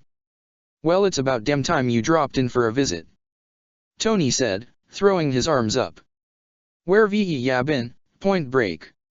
"Exploring the cosmos, searching for answers, looking for the Infinity Stones," Thor said, patting Clint and Tony on the shoulder. "But I have come to bring tidings of great importance." "I do bring both good news and bad news." Thor gave the two a hearty gaze, drawing them closer. "I understand that recently, many of Earth's defenders have gone missing." The Thunderer. "Rejoice, my comrades. I have found our wayward friends." Tony and Clint felt their voices momentarily get caught up in their throats. The latter was the first to respond. "Are you serious, Thor?" he asked, grabbing the arm on his shoulder. "You're absolutely sure?" A cocky smirk was then seen by the marksman and inventor. "With my own two eyes, Clint," Thor assured. "And I bring with me good tidings as well as proof of their current situation." Reaching behind him, Thor pulled out a data module and held it out for Tony to take. "I've been given this to help with a possible means of their return. I will be acquiring help from Jane Foster and her fellow people of science to be sure we'll succeed. They shall make their way to our base post haste." "Really? You sure?" "Verily. And it involves the device you probably acquired from the Hydra base." This bit of information was taken a bit more seriously, due to Thor not knowing of this since the last time he was on Earth. There was no doubt he was caught up on the full scope of information from the wayward Avengers. Wait, hang on." Tony held up his hands in the shape of the letter T. "You came here, having seen and met with the others, but you didn't bring any of them back." Thor let out a sigh, nodding. "Unfortunately, they requested that I simply go back to relay you their message. Mind you, it was not easy for Heimdall to get me out of there. I had to find Mortis again in order for the Bifrost to reach me. They are currently in a place where Heimdall can only send the Bifrost to one location, and it is one that constantly moves." "Okay, I didn't get anything from that other than them asking you not to take them back," Tony retorted. "What the hell is keeping them, wherever they are? Does this have to do with the bad news?" Barton guessed, his question being confirmed by the way Thor's posture sagged. Thor let out a haggard sigh, running a hand through his hair. "Ultron is there with them." Tony's face paled considerably and he took a step back, eyes widening in horror. He felt his heart drop to his stomach and his body shuddered, a cold chill running down his spine. "You Ultron?" he choked out. Are you dash?" "Unfortunately, my words hold true," Thor grimly said. "Several planets have already fallen to him." "Planets?" Barton's response was that of alarm. "Did you just say planets?" Ultron is waging war and devastation upon a galaxy of inhabitants, the ones the rest of our teammates currently find themselves in," the Asgardian said with utmost dread. He's alive, and he's causing a genocide of untold proportions. But before I bid you all adieu and next time, film make of the Two Towers. The time had come for the next segment of the movie marathon. Everyone was relatively refreshed, having to relieve themselves as best they could respectively. This being either to walk around for the duration of the intermission or using the public facilities. That was incredible, Ahsoka exclaimed, positively giddy after watching Fellowship. This is the greatest movie ever. I know, right? Peter said, equally as excited as she was. I do admit, that was an experience. Barris remarked, blown away by what she had just watched. Oh, but it gets better. Rhodey chimed in. Come on, we're starting the next one now. The film began with sweeping shots of snowy mountainscape. And the audience soon hears audio from the previous film. Particularly the fight of Gandalf vs the Balrog. Gandalf! Everyone shouted, relieved to see the old wizard again but also pained at what they knew his fate to be. But what they didn't expect was the film to show the last few moments of the epic confrontation where it all led to Gandalf plummeting to the abyss. Everyone's jaws dropped at the Grey Wizard's descent into the mountain, all while having the intent of taking out the Balrog of Morgoth. His grabbing his falling sword made many practically jump from their seats, being overloaded with the sheer awesomeness this old wizard possessed. Whoa! Was the collective response from the clones and a number of Jedi. Where many thought it was the end of Gandalf the Grey, he continued his bout with the Balrog in what can be considered one of the most epic clashes ever. The music just added to the grandeur and spectacle, almost being too much for everyone to bear. It continued on and on until both the wizard and Balrog connected with a subterranean lake where Bilbo woke up with a startled fright. Holy hell! Anakin slumped into his seat, eyes wide in shock and awe. That was one of the greatest things I've ever seen. I'm tired already. Obi-Wan tacked on. And that's just the start. Rex asked, looking to the Avengers who all nodded, making the clone captain sigh in excited exasperation. We're in for another long one. They soon caught up with Frodo and Sam, seeing their separate journey before the shocking encounter with Gollum, the follower from the previous film. He garnered quite the reaction to be sure, mostly freakouts and how he was a horrifying possibility should Frodo get fully corrupted by the One Ring. And due to some of the audience being Jedi, a genuine reflection of what can happen to one of their own if they ever fell to the dark side. They soon got caught up in the state of the other heroes of the story. Merry and Pippin being carried away by the Uruk-hai with Aragorn, Legolas, and Gimli pursuing them. The Jedi and clones found themselves interested in Aragorn's ability, appearing to be able to detect just how far their friends are and how fast they are moving. Some questioned if that was perhaps an ability or skill, with the Avengers promising to describe it later on. The audience laughed at the way Gimli fell over, Legolas calling out to have him carry on in spite of his tumble. Meanwhile Saruman gathers and strengthens his forces for his lord and master, Sauron. Saruman, whom they still can't believe looked like Dooku, enacted his own plans upon Middle-earth, sending out wild men loyal to him to wreak havoc upon the kingdom of Rohan. They watched as war ravaged the lands, children being sent away by their mothers for a chance at survival whilst villages burned. The king apparently being inept in his duties to protect his people, with a slimy sycophant called Wormtongue influencing his actions in banishing the nephew of the king, Eomer. It was a slow build-up as the audience watched the hobbits trying to stay alive in the group of orcs and Uruk-hai, their friends pursuing after them whilst running into Eomer and his company, discovering Saruman having poisoned the mind of the king. Like the ability to influence one's will over others with the Force. Plo Koon mused aloud. As the film went on, the group watched as Merry and Pippin survived the Orc and Uruk company, fleeing into a forest known as Fangorn. There, the audience was treated to quite the sight of the two hobbits encountering a walking, talking tree. Otherwise known as an ent. Whoa! Jesse remarked. Talking trees? This world is crazy. Shepherd of the Forest. Trasa mused aloud in obvious interest. The Wookiees and Ithorians would find these sorts of individuals most useful, perhaps even worshipped if such beings existed on their home worlds. They then watched as the film transitioned into where Sam and Frodo were, being led by Gollum into a marsh that had bodies hovering beneath the surface of the multiple pools of water. Had they been there, the Jedi would have felt a great degree of a disturbance from the Force from the restless dead. Of course, despite Frodo nearly drowning, being taken by the dead and the surprising save from Gollum, the real shock came from the familiar, terrifying screech from off-screen. The Nazgul! Ahsoka exclaimed in disbelief. I thought Arwen got rid of them. Captain Rex pointed out. The Avengers shook their heads, letting Gollum explain how beings such as them are not so easily killed.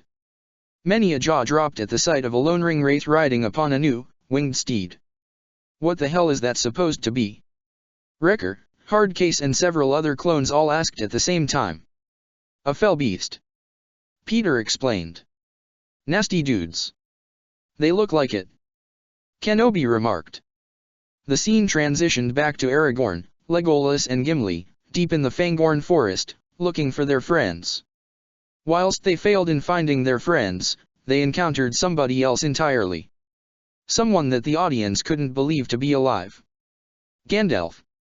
Many were stunned into silence, the three warriors within the film emulating their responses, with Aragorn stating the obvious of seeing him fall, the underlying question of, how are you alive? The presented wizard thus reveals what befell of him since he saw his companions last. Battling the Balrog from the abyss, only to somehow appear at the tallest peak of the mountains. Gandalf was successful in slaying Morgoth's creature, only to fall in the end. Yet he was revived and renewed by the gods of the world in order to see that Sauron is defeated once and for all. So literal divine forces made him come back. Cody inquired with the Avengers all nodding. Wonder if the Force could do something like that. Anakin mused. Rather than reject such a notion, Yoda hummed aloud thoughtfully. With the Force, the impossibility can be made real. With their wayward wizard reunited with what remained of the Fellowship, they make their way to Eritis in order to resolve a number of issues hampering their overall mission. More interactions with Treebeard and the hobbits accompanying him before the halflings fall asleep. Elsewhere at this time, Aragorn and Gandalf discuss matters pertaining to the former's importance with how Sauron fears him. Not just because of his lineage, but of what he represented. Frodo and Sam make it to the Black Gates of Mordor yet couldn't make their way through. Thus they had to sneak around another way with Gollum as their guide. Back to Merry and Pippin, little shenanigans occur before they resume their journey with Treebeard. Nearing Eritis, Gandalf, Aragorn, Legolas, and Gimli plan out their next moves when soon confronting the King of Rohan.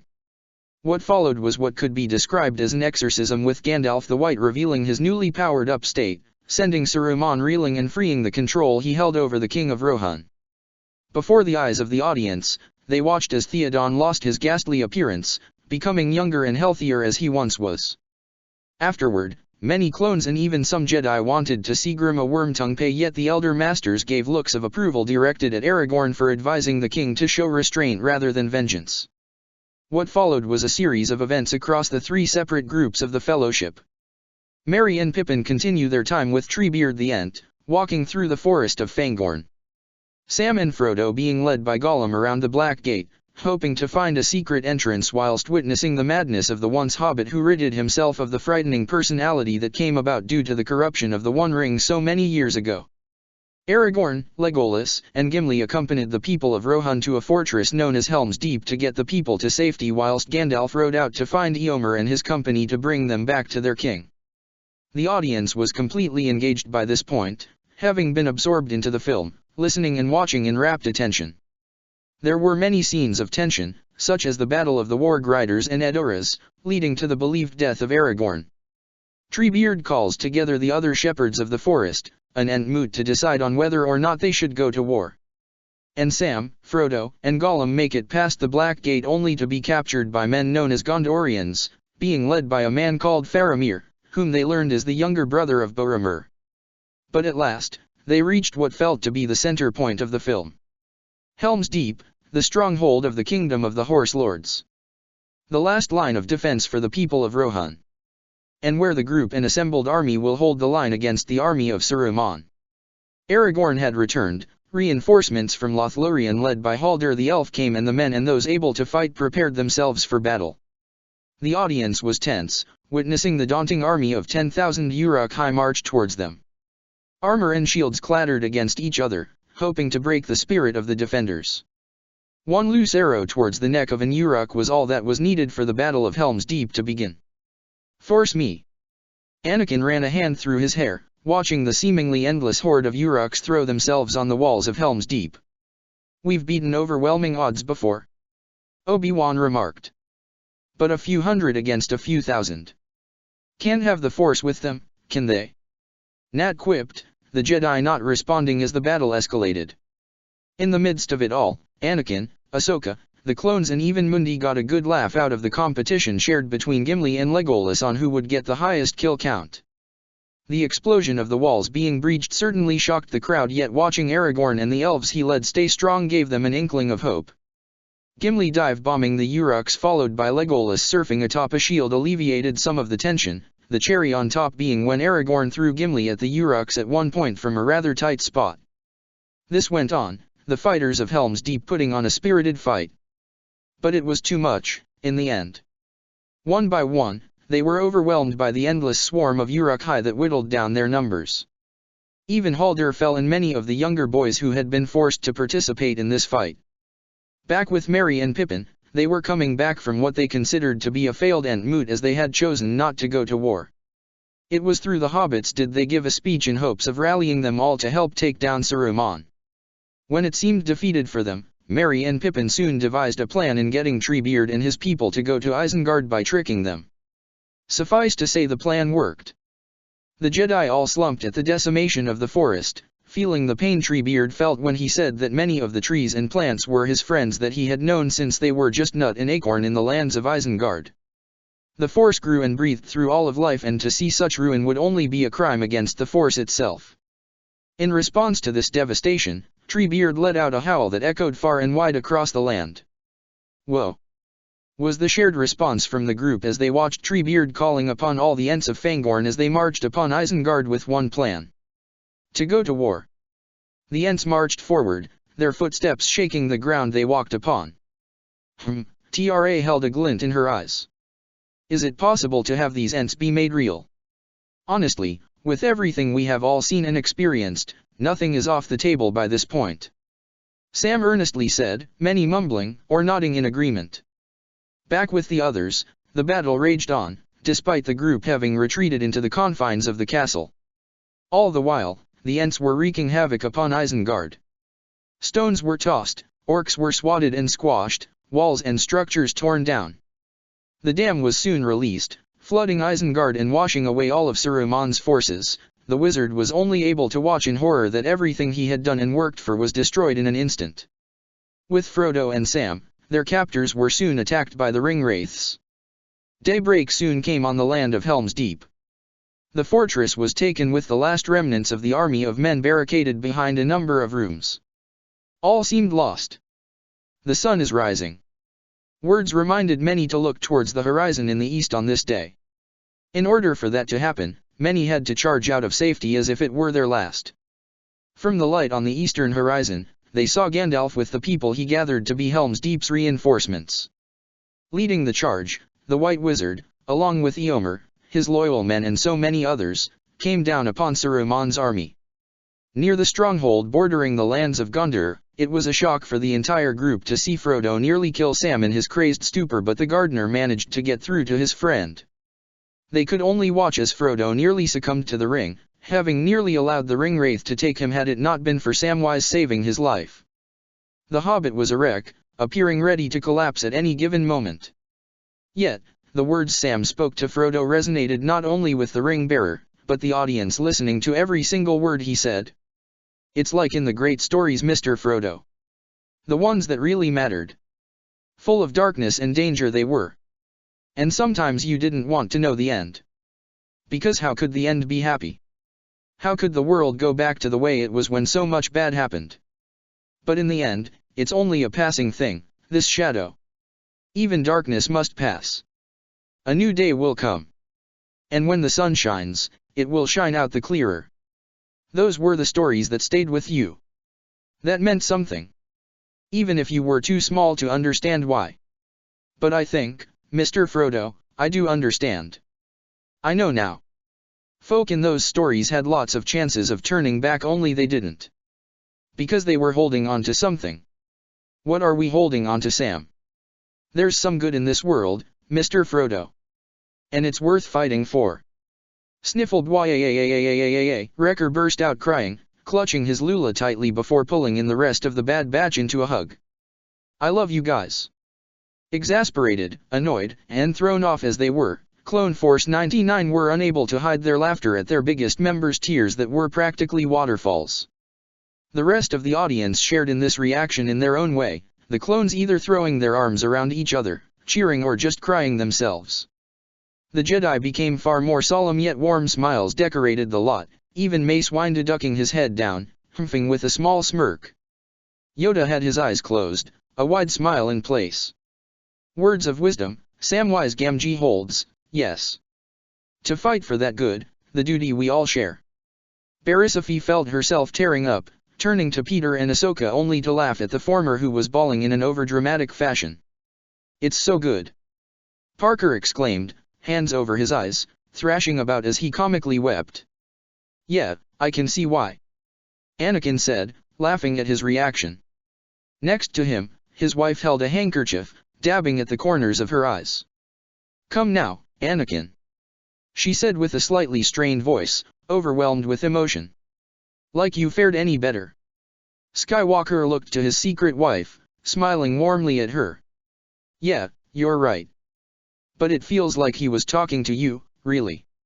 He was talking to all of us. Padme emphasized. We do know that there is good in this galaxy. It's our duty to fight for that goodness. Discreetly, they managed to hold hands out of sight, the two gazing lovingly at one another. Yeah, we will. The film soon ended after, victory being achieved at Isengard and Helm's Deep whilst Frodo, Sam, and Gollum were released by Faramir to continue on their quest. Despite the fear of what Gollum planned to do, there was a sense of comfort in open agreement of how Frodo declared that had it not been for Sam, he would not have ever gotten this far. At that, Anakin was unable to help himself, shooting a look of gratitude towards his old master and slapping a hand over Rex's shoulder. This small little gesture was emulated by many within the room, masters and their old/current students, clones with each other and their generals. The film soon ended, and the entire gathering all slumped over, nearly exhausted by the roller coaster of a ride that was the Two Towers. Spider-Man only had one thing to say to them all. Only one more to go. The responses were ones of despair, amusement, excitement, and every other emotion one could think of for the finale of this trilogy. We're gonna need a lot more food for the last one. Rhodey remarked. And maybe comfier seats. How long is the last one? Chuchi asked, seated atop Pietro, having migrated onto his lap during the movie. Well, Steve bobbed his head left to right. Since it's the extended edition, 4.5 hours. All he got were more moans and exclamations of shock, yet none refused the film. In fact, they almost saw it as a challenge. To the end, we shall go. Yoda declared. Avengers Infinite Wars Chapter 79, A Message. Within the Avengers headquarters in upstate New York, the entirety of the new team had been called together. Be they the masters of the mystic arts, street-level defenders and, what Ghost Rider aligned within the good guy side category, they were all here. The 14 Avengers, plus their consultant Hank Pym, were present for the gathered meeting. Maria Hill was also meant to be here, but she informed Tony that Fury needed her for an assignment, one she acquiesced to without really telling him how long she would be gone. So, what is it this time, Stark? Stephen Strange was the first to speak up, asking the question that most of the group shared. Another world-ending event? Some criminal get his hands on a nuke? Magic or otherwise? Tony simply walked forward with an odd disc in his hand, placed it on the table in the middle of the assembled team and turned it on. Far worse than either of them. It flickered for a moment, but eventually, the holographic images of Captain America, Black Widow, Falcon, War Machine, Spider-Man, Wasp and all the other lost Avengers appeared. The entire group save for Clint and Tony all gasped in disbelief and astonishment. It's them. Danny remarked, gaping in awe at the sight of the missing Avengers. Brother. Shuri had a hand over her mouth, unable to hold back the surging emotions of relief at seeing her elder brother again. Hope. Hank quietly said, feeling a great deal of weight alleviate himself from his being at the sight of his daughter and his pupil alive and well it seems. Yeah, Foggy and Karen are gonna be glad to see this. Jennifer commented, a wry grin in place. The rest were quiet, save for the most pessimistic of the group, the alcoholic speaking up. Hang on. Jessica Jones raised her hand, even hovering off the ground slightly to get everyone's attention. Shouldn't you two be happy about this? You both sure as hell don't look like it. Luke Cage picked up on the state of the two founding Avengers and narrowed his eyes. The hell did you mean by worse? The hero of Harlem inquired. Rather than verbally respond, Clint instead made the transmission play out, confirming that this was only a recording and wasn't a live feed. The 12 Avengers all began moving, though only barely in place as they were all standing together as a whole. Hey Tony, Clint. Captain America spoke first. If you're seeing this, then you know we're alive and well for the most part. Presently we are residing near the Jedi Temple on the planet of Coruscant, the center of Republic Space Dash. Coruscant. Celeste exclaimed in complete astonishment, Tony pausing the recording for a moment. The Republic still stands. The Jedi. The Shadow couldn't believe what she was hearing. There, at my galaxy. Your galaxy? Danny murmured. Yes, my galaxy. Morn emphasized. The Jedi, the Republic, all of it. The Avengers, the others, they're all over there. I can't believe it. That's a hell of a coincidence. Robbie commented. No. Mordo countered in a firm voice. If they are indeed in the galaxy from which Celeste originates from, then it's actually not as surprising as you might think. Whilst some looked at the mystic arts master in confusion, Wong, Strange and even Bucky were quick to realize what Mordo was referring to. Tony drawled out, resuming the recording, making everyone turn their attention back on it. As much as we'd love to return home, we, unfortunately, can't at this time. It's not because of our limitation of getting back to Earth easily. We could perhaps piggyback with Thor, but that would be problematic. Talk to him about the reason why. Another option is hitching a ride with a group that calls themselves the Guardian of the Galaxy, yet they're focusing on several matters and won't be willing to leave the galaxy for some time. Plus, we haven't really met them all. Scott tacked on, getting some looks from both the Avengers in the recording and the ones watching. What? You know it's true. It's not like all of us can stroll up to them and say, hey, can you take all of us out of this galaxy and then travel the entire universe to take us back home? That's rude and unrealistic. Hank huffed in amusement, a wry but heartfelt smirk worming its way onto his face at his student's obvious lack of chance intact. He didn't miss the fond exasperation in his daughter's eyes when she turned her head towards him. But we've been busy up here, case you were wondering. Widow now spoke. And it's a lot to cover, so keep up everyone. First off, we're presently taking part in a galactic war. Upon hearing this, Celeste's shoulders sagged, a mournful expression coming over her. Her galaxy was at war? Again? Was it, could it possibly still be the one that was ongoing before her slumber? Or was it something else entirely? Sensing her turmoil, Bucky silently grasped her hand with his own, making his lover look up at him, her face morphing into that of gratitude and love. All the while, the recording went on, with Rhodey now stepping forward. The second issue, however, trumps the war by a landslide.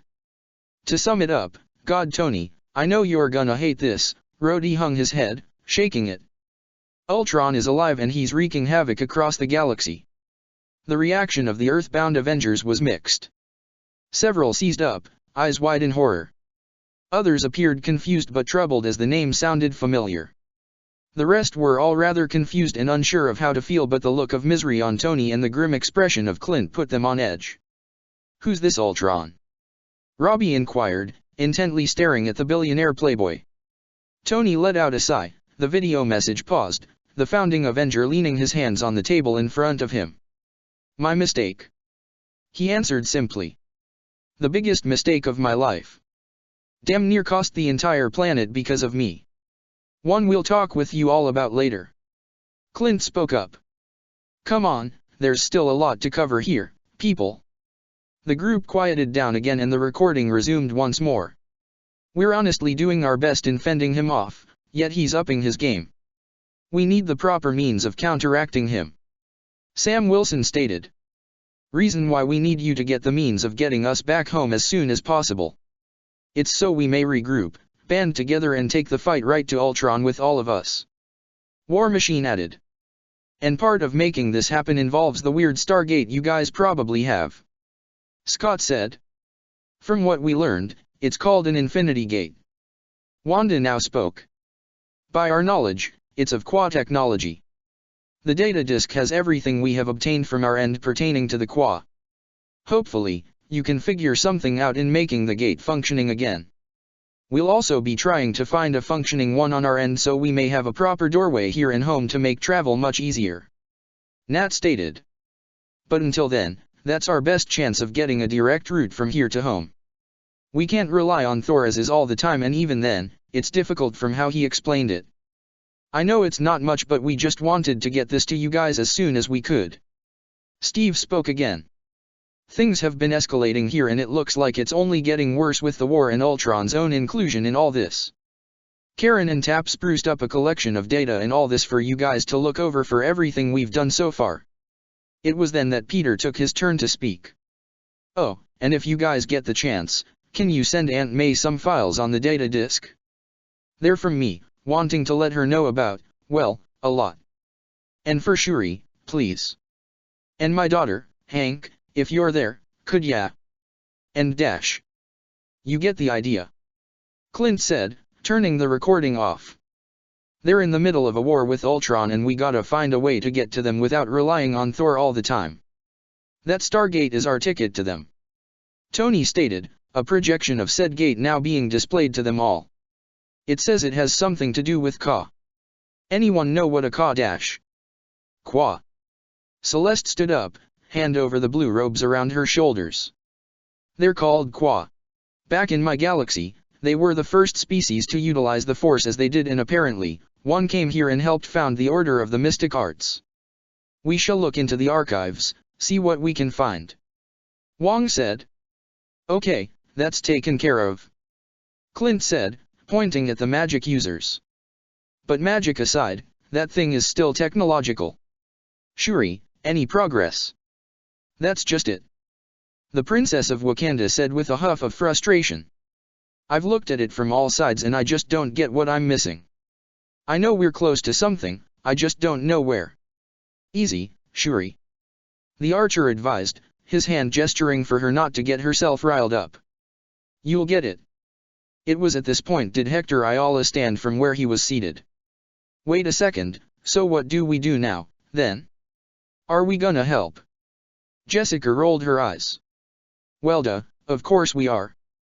Danny and Luke looked at her in surprise, mirroring expressions as they couldn't quite believe what they had just heard.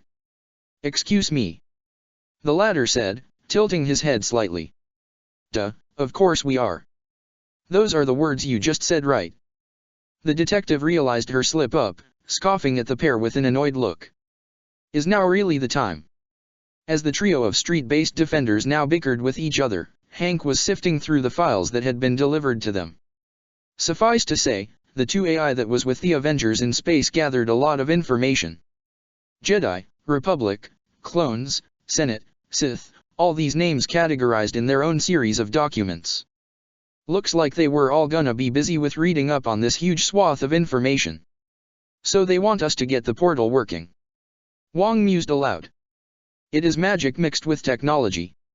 Mordo murmured, arms crossed in thought. Which is why Thor is going to get one of the few experts on this matter right now. Clint revealed. Thum. Several of the team jolted at the crack of thunder outside the base whilst several others were quick to realize who it was. Ah, he's back with the help. Stark quipped. Perfectly timed, really. Moments later, Thor walked in with a frazzled and slightly giddy Jane Foster. That never gets old. The astrophysicist and girlfriend to Thor said, a bit lightheaded from the journey here. The Thunder God only smiled lovingly down at her before turning his attention on the assembled Avengers. My friends, new and old. He greeted boisterously. It's good to know the Avengers hold strong with more numbers as time goes on. Nice timing there, big guy. Clint greeted in return, nodding at Foster. Hey Jane. Was just talking about you too. Before Jane Foster could get a word in, she was met with the sight of a princess that was barely holding in her excitement. Dr. Jane Foster. Shuri said with a wide smile. It's a real honor to meet another genius. Jane appeared flattered but somewhat confused. Oh? I'm happy to meet you. Shuri chuckled. Well, guess that's what happens when your country is isolated. Shuri, Princess of Wakanda. It the astrophysicist a moment to recognize where Shuri came from, her eyes widening a second later. Hang on, you mean, like the Wakanda where vibranium originates? That Wakanda. Shuri now appeared smug. The very same, Dr. Foster. I dash. Shuri. Wong interjected, stepping in between the two, giving the young princess a pointed look. She pouted at being interrupted when she felt someone pat her back, turning to see Hank Pym. You both will have time to talk while we work. Pym said, turning to Thor. And Dr. Selvig. He's on his way as we speak. The Thunderer assured. Him and Darcy and her consort Ian. I wouldn't say that, said Jane. He's her in turn, which the relationship is weird. Gossip, how fun. Tony quipped. Wong then gestured his hand towards the direction of where the Infinity Gate was currently stationed. Come. We have much to discuss. We'll make sure accommodations are made for you, Ms. Foster. Jane only smiled at him, shooting a beaming look at Thor, the god smiling back as he watched Shuri drag Jane off to talk their science talk. What are you gonna do now, big guy? Stark asked, the rest of the team dispersing, some taking separate files for themselves that had been with the message from Cap and the others. Thor hummed to himself. Heimdall needs time to recover after this trip back here. Once he is ready, hopefully with some new information from Jane, we shall proceed further from there, not before. Scene cut. Clint sat alone in his own personalized room of the Avengers HQ, fiddling with the transmission disc that he had taken for himself, the one that had Natasha's message for him. After a few seconds of contemplative silence, Barton quietly placed the disc on the table and turned it on. The upper half of his best friend flickered on and he saw a kind smile on her face as the recording began. Hey Clint, bet you're glad to see this old mug again, aren't ya? She rhetorically asked, Clint, huffing with a small smile making its way onto his face. Yeah, you can imagine we've been busy on our end. She let out an exasperated and tired sigh. Not sure if this is the first thing you saw or the group message, but with Ultron out there, it hasn't been easy. Everyone's on edge here, but we're holding on. Since we're all together out here, at the very least, we can take whatever Ultron throws at us as a united front. God, I sounded so tacky right now. Steve's the only one who can pull off those kinda speeches, yeah, know what I mean. The archer humphed in agreement, silently listening on. We've recently come back from a mission to a base Ultron setup. Natasha grimaced, looking down slightly. It wasn't pretty, I can tell ya that. She exhaled loudly, a hand reaching up to massage her forehead. A lot has changed over here and I bet the same on yours. Got that right. Barton quietly said. Just as Nat was about to continue to talk, something beneath her appeared to catch her attention. A wide smile, one Clint actually could never fully recall seeing, bloomed on the agent-turned Avenger. Oh? You wanna say hi to Uncle Clint? Well, why didn't ya say so? Natasha surprised her best friend when she hefted up a baby with red hair and a happy face as she waved her arms around. I should probably introduce you. This is Mara, my daughter. And before you jump to conclusions, I adopted her. Clint could only stare in stunned disbelief, devolving into a laugh upon hearing his best friend is now a mother. He took a moment to look over the child in her hands and almost found himself stopping in further shock. Though Nat stated her to be adopted, there was an uncanny amount of similarities this Mara Jade had with her adoptive mother. And as if to answer and not answer this resemblance. The others keep telling me that she looks a lot like me and, well, her hair sure helps. Romanoff chuckled. Who knows, maybe it has to do with the whole Force thing our Jedi friends always talk about. Could be a message from the universe. Settle down, find a man to help with this bundle and dash. Ma. Both former S.H.I.E.L.D. agents froze, eyes now firmly set on Mara Jade, the baby girl's hands reaching out to rest on Natasha's face. The baby giggled uncontrollably at her mother's face. What was that now? Nat asked, a strained laugh of disbelief. Mara said. Mama. It appeared that Nat's voice caught in her throat, her voice coming out, almost choking. Why yeah. Clint saw tears peeking out of the corners of her eyes. Yeah, that's right, little troublemaker. Mama. Mara Jade laughed, lightly beating her hands against Natasha's face again though the older redhead paid no mind.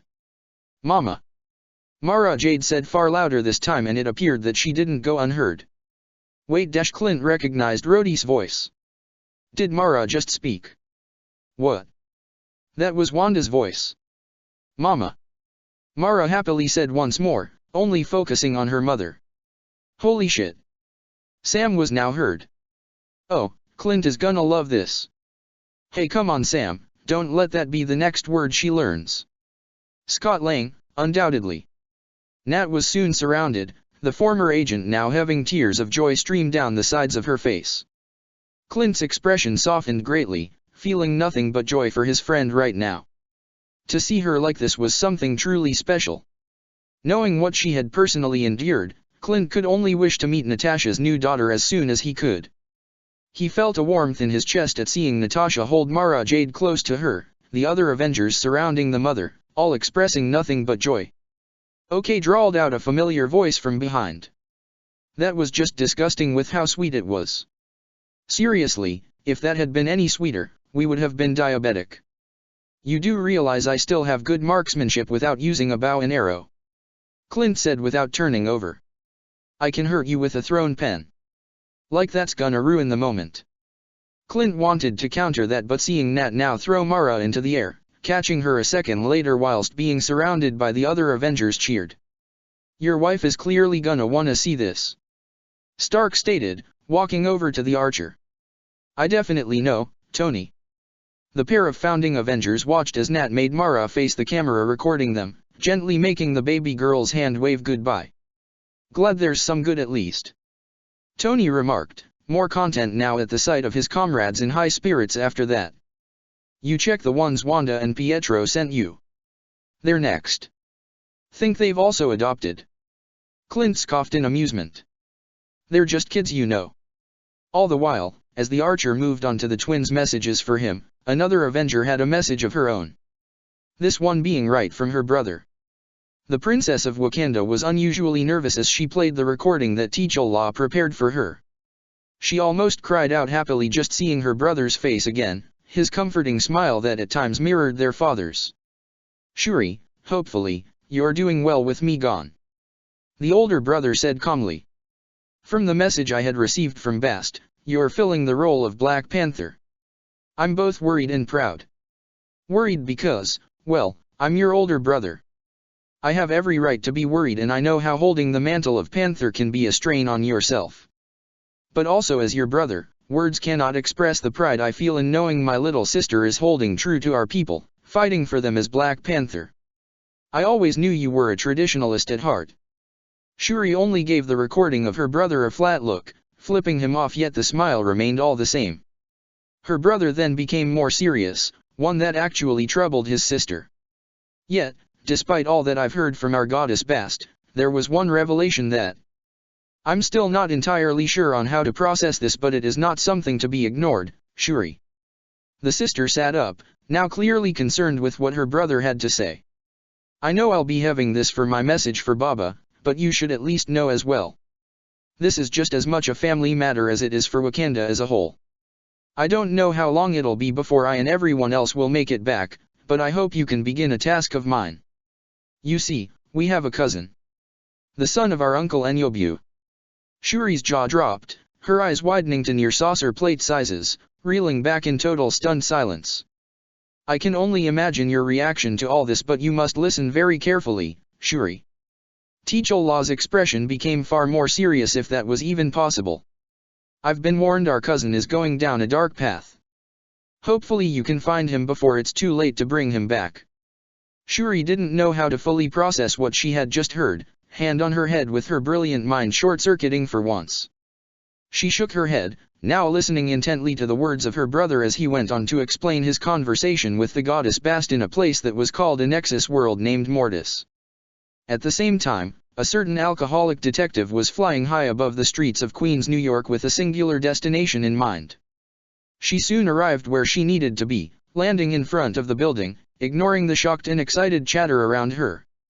Jessica Jones had only one person in mind she needed to see right now. Reaching the door, she knocked loudly and crossed her arms, waiting for it to open.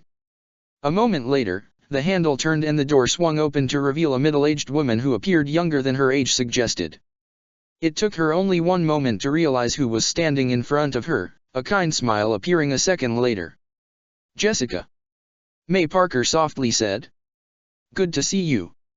Though she didn't mirror the woman's expression, Jess managed to put on a friendly enough face with a fond look in her eyes that May was quick to pick up on. Reaching into her jacket, the detective pulled out a transmission disc, holding it up for May to see. "Good to see ya too, May." Jessica greeted May pleasantly enough. "Hope you're having a good day cause," she wiggled the disc slightly, "have I got a surprise for you?" Scene cut. Nighttime descended on the city of Manhattan, yet the borough lived up to its namesake as the city that never sleeps.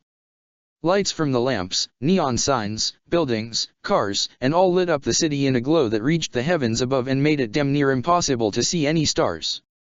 Yet, even with all these lights, some places came off darker, grittier with an air of danger hovering over them. Some would feel unsafe and unwelcome here, and they would be right in believing such feelings. Since the Battle of New York in 2012, with all the madness of the destruction that came in wake of the Chitauri invasion, a sudden rise in organized crime came into being. They were always present, but after that year, things took a turn for the worst for some and turned for the better for others. One place, in particular, became a hotbed for organized crime, almost acting as the base of where it all stems. Hell's Kitchen.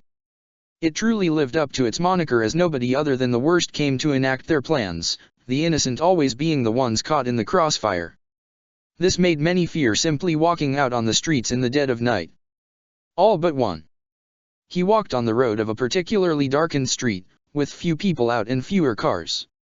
This was an abandoned site that had been undergoing renovations for a year now. But this man knew better.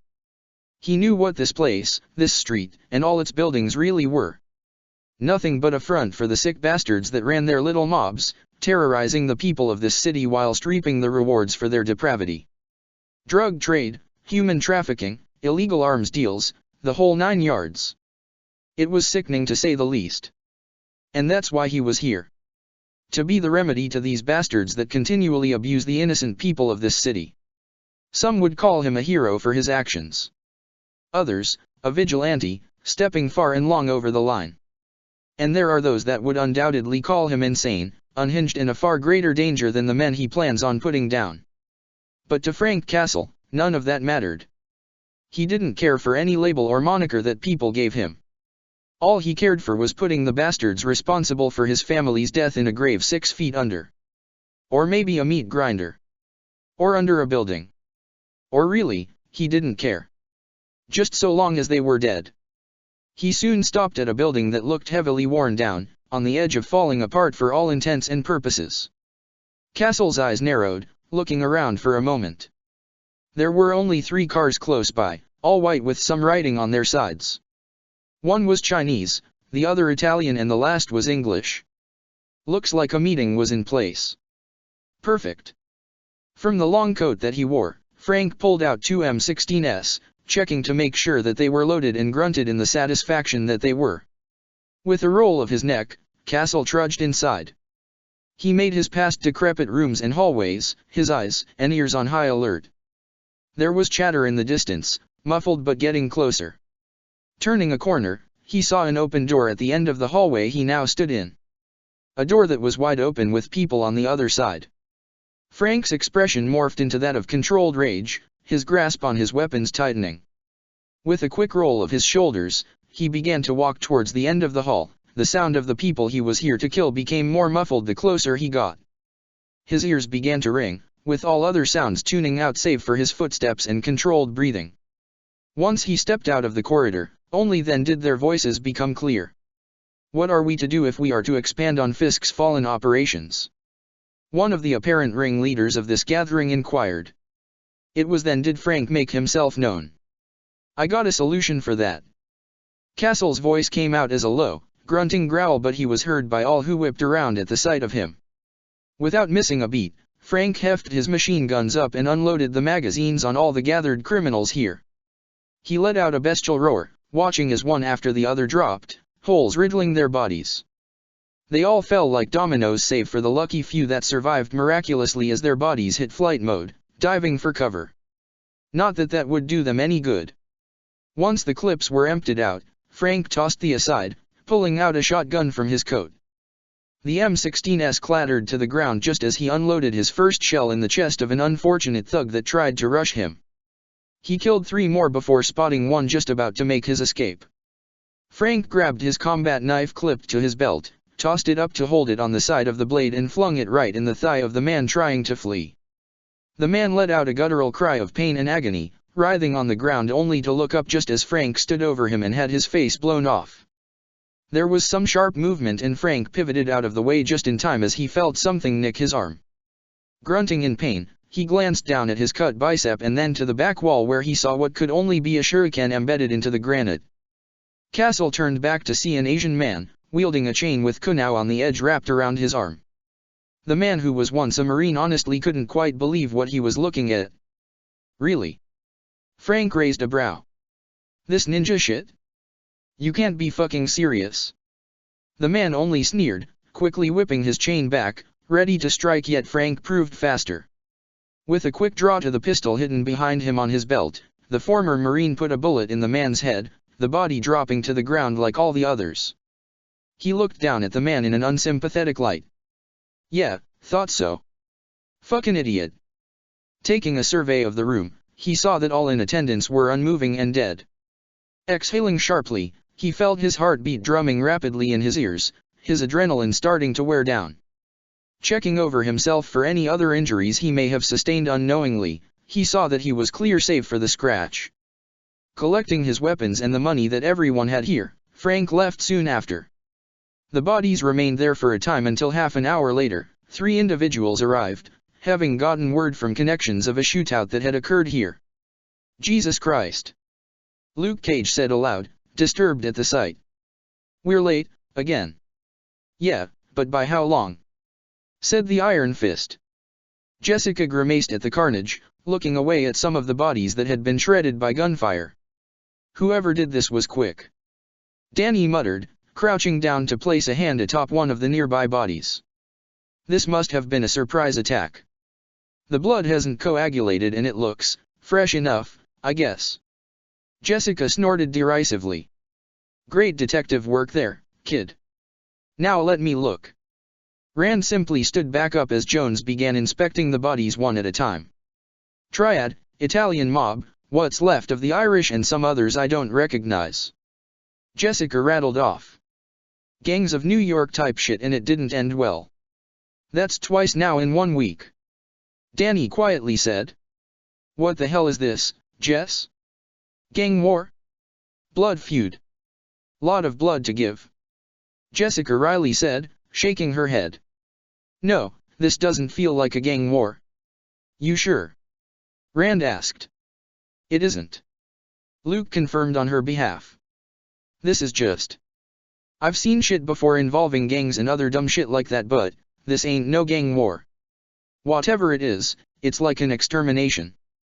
Contacts of mine have been reporting that some gangs are spooked by all this. Jessica added in, taking a picture of some of the bodies. They're scrambling to figure out just what's going on but can't get a pin on who's doing all this. A new player in town. Cage suggested/asked, seeing Jones shrug her head and shoulder. Maybe. Maybe not. Whatever the case, this'll need to be reported on. Jessica before she called 911. As she was doing so, Rand was still walking around the scene, deeply disturbed by what he was looking at. Who did this? The immortal Iron Fist whispered to himself. As if to answer him, a groan was heard, causing Danny to investigate. It was faint but noticeable. Walking over to a man on his stomach, he gently turned him around and saw that despite his current state, he was still breathing. Someone's still alive. Danny shouted at his two comrades, Jess and Luke, rushing over to him. Jones only needed to take one look at the guy to see just how bad he was. Bleeding out is more like it. Danny couldn't believe what he just heard. Oh my God, seriously? What? I'm just calling it as I see it. Guys. Luke spoke up, very much irritated by the pair's bickering, the two wisely dropping their argument. Danny turned to the man in his arms, trying to bring him back into consciousness, the man moving his head about in a daze. Hey. Rand quietly said. Hey, stay with me. Who did this to you? Who was here? How many people attacked you? Don't know if he'll last much longer. Hopefully, we can get something before he dies from blood loss. Jessica noted. Danny ignored her, focusing on the murmuring of the dying man. What's he saying? Luke asked, straining his hearing to make out what the man was mumbling. The youngest of the trio frowned, realizing he wasn't speaking English but a different language entirely. Mandarin. Danny remarked, leaning his ear close to the man's mouth. You can understand him? Luke asked in surprise. Yeah, from Kunlun. They taught me how to speak several different languages. Alright, so what's he mumbling about? Jones asked. The Iron Fist thus began translating. After a few seconds. What? Danny said in complete disbelief, reeling his head back. What? What is it? Cage worriedly said. It wasn't a crew or a rival gang. He looked directly up at Luke with a disturbed expression. It was just a single person. Jessica almost couldn't believe what she heard just now, her arm gesturing to the slaughter around them. One person did all this. Enhanced. Luke suggested. Though Jones took a moment to gauge the scene again, giving Cage a flat look. Do the bullet holes look enhanced to you? She sarcastically asked. The hero of Harlem only scoffed. You do realize the crazy world this is becoming, right? A guy who can shoot bullets out of his fingers ain't outside the realm of possibility anymore. Danny said nothing, ignoring the pair's banter whilst continuing the translations before the man died from his wounds. He came upon them in a surprise attack. Rand spoke up, regaining the attention of his friends. And he dash. It was then did Danny notice something. He saw a mark on the side of the man's neck. The Iron Fist narrowed his eyes for a moment when he felt the man stop breathing. Letting out a sigh of remorse, he let out a small prayer that he was taught in Kunlun to respect the dead before gently moving the man's head. He checked the marking and saw something peculiar. It was a tattoo, a rather unique one at that.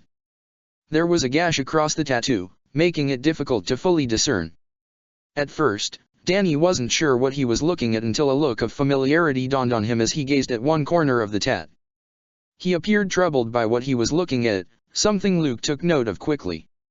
You all right there, Danny? He asked in concern, though this question went unanswered. Looking around, the Iron Fist gently placed the dead man down, going over to another body, inspecting them, finding something before repeating the process several more times. Danny, what are you doing? Luke asked on behalf of himself and Jones. The question was ignored, Danny still investigating the deceased of the marks, and after the last one, his troubled expression became far more prominent. This only served to make Luke and Jessica concerned. Danny. It was now the private investigator who spoke up. He came back to them, crouching down to another body, and after a quick inspection, found what he was looking for. All of them have it. Rand's voice was grim. Have what? Luke Cage went down to one knee beside the martial artist and saw one of the dead men, which Danny uncovered a certain part of their body. And the same went for another and another. The same tat? He asked with a raised brow. This got Jessica to piece some things together. For like what? A simple gang sign. Danny shook his head a little. They ain't from no simple street gang, Jess. You can say they're from the oldest and most dangerous gang there is on this planet. Jessica and Luke all stared intently at the tattoo Danny was displaying for them to see. 10 rings, all intersecting with each other in a circle. What what is it? Cage inquired, only growing more bothered by Rand's normally relaxed and carefree attitude. Danny's expression was furrowed into one of deep contemplation before nodding to himself. Something that I might have to bring up to Tony given his history with them. This only served to bewilder Jones and Cage, both looking at each to silently ask if either of them knew what their young comrade was talking about. Scene cut. Tony Stark was humming candidly to himself, reading a tome that Wong and Mordo had gifted to him from Camartage. Being a man of science and all, one would assume that Stark would be adverse to the ideas and notions of magic and mysticism. A lot like how Stephen Strange first regarded it when he was introduced to the world of the mystic arts. But when one of your teammates is the literal god of thunder, you learn to have a broader perspective of the world. So when introduced to magic and sorcery, Tony actually jumped at the chance to learn more about it. This book he was reading was what would basically be described to be a starter's guide to magic. There was a small, mischievous hope that maybe, just maybe, he can learn a few tricks to use for himself. Those sling rings and portals the sorcerers can conjure up would be so damn useful in getting around the world. Currently, the man was on the top floor of Avengers Towers, in the kitchen with a drink in hand, snack on the side and book propped up in front of him. Before he could turn the page, his AI Friday spoke up. "Boss, Mr. Rand has requested for you to come to where he is," the female AI stated. "He told me it is of great importance." Curious, the former weapons developer closed the book, placed it on the coffee table and went to where the martial artist was presently at. As soon as he walked in, Tony halted in his tracks, looking at just what it was the immortal Iron Fist had brought into Avengers Tower. "Okay, so, we're at a morgue now," Stark dryly commented, looking at the body strewn on the table in front of him. "Lovely. Has that thing been sanitized?" "Did so when Mr. Rand brought him in, boss." "Well, at least someone has our health priorities in order," Tony remarked, shaking his head. "Okay, rich boy, what's the situation?" Before Danny could address the elephant in the room, he gazed at Tony in mild bemusement. "Aren't you also a rich boy?" Ah, Tony said with a wag of his finger. "I am a rich man. You're a youngin' compared to the greatness that is me and still have ways to go." Iron Fist quirked a brow at the Iron Avenger, shaking his head. "Right, anyway, I wanted to show you something." Danny's demeanor became far more serious, gesturing to the body between them. "Are you familiar with this?" Rand held up the arm of the dead man and pointed at the tattoo on his wrist. At first, he didn't think much of it, but upon closer inspection, Tony jolted back a bit and leaned his head forward with his eyes narrowed. "Wait, hang on, isn't that?" Tony looked up at Rand with a slight glare in his eyes. "Is this some sort of joke? If so, I ain't laughing. An abandoned establishment full of individuals say otherwise, all of who also had the same tattoo. The 10 rings." Stark said in disbelief. "I thought they were a fabrication. Aldrich Killian and AIM using the 10 rings as a front for their operations. And before then, the people who kidnapped me in Afghanistan, courtesy of Obadiah Stanneh." Danny shook his head. "The former who clearly pissed off the legitimate article. The latter, I believe, was a splinter group. Regardless, they're not ones to take insults like this lying down." Tony held up his hands. "Okay, slow down a sec, Karate Kid. So, what? Are you telling me that the 10 Rings are an actual real organization? Not some ragtag terrorist group?" "Yes, absolutely," Danny firmly stated, lightly slamming his fist on the table.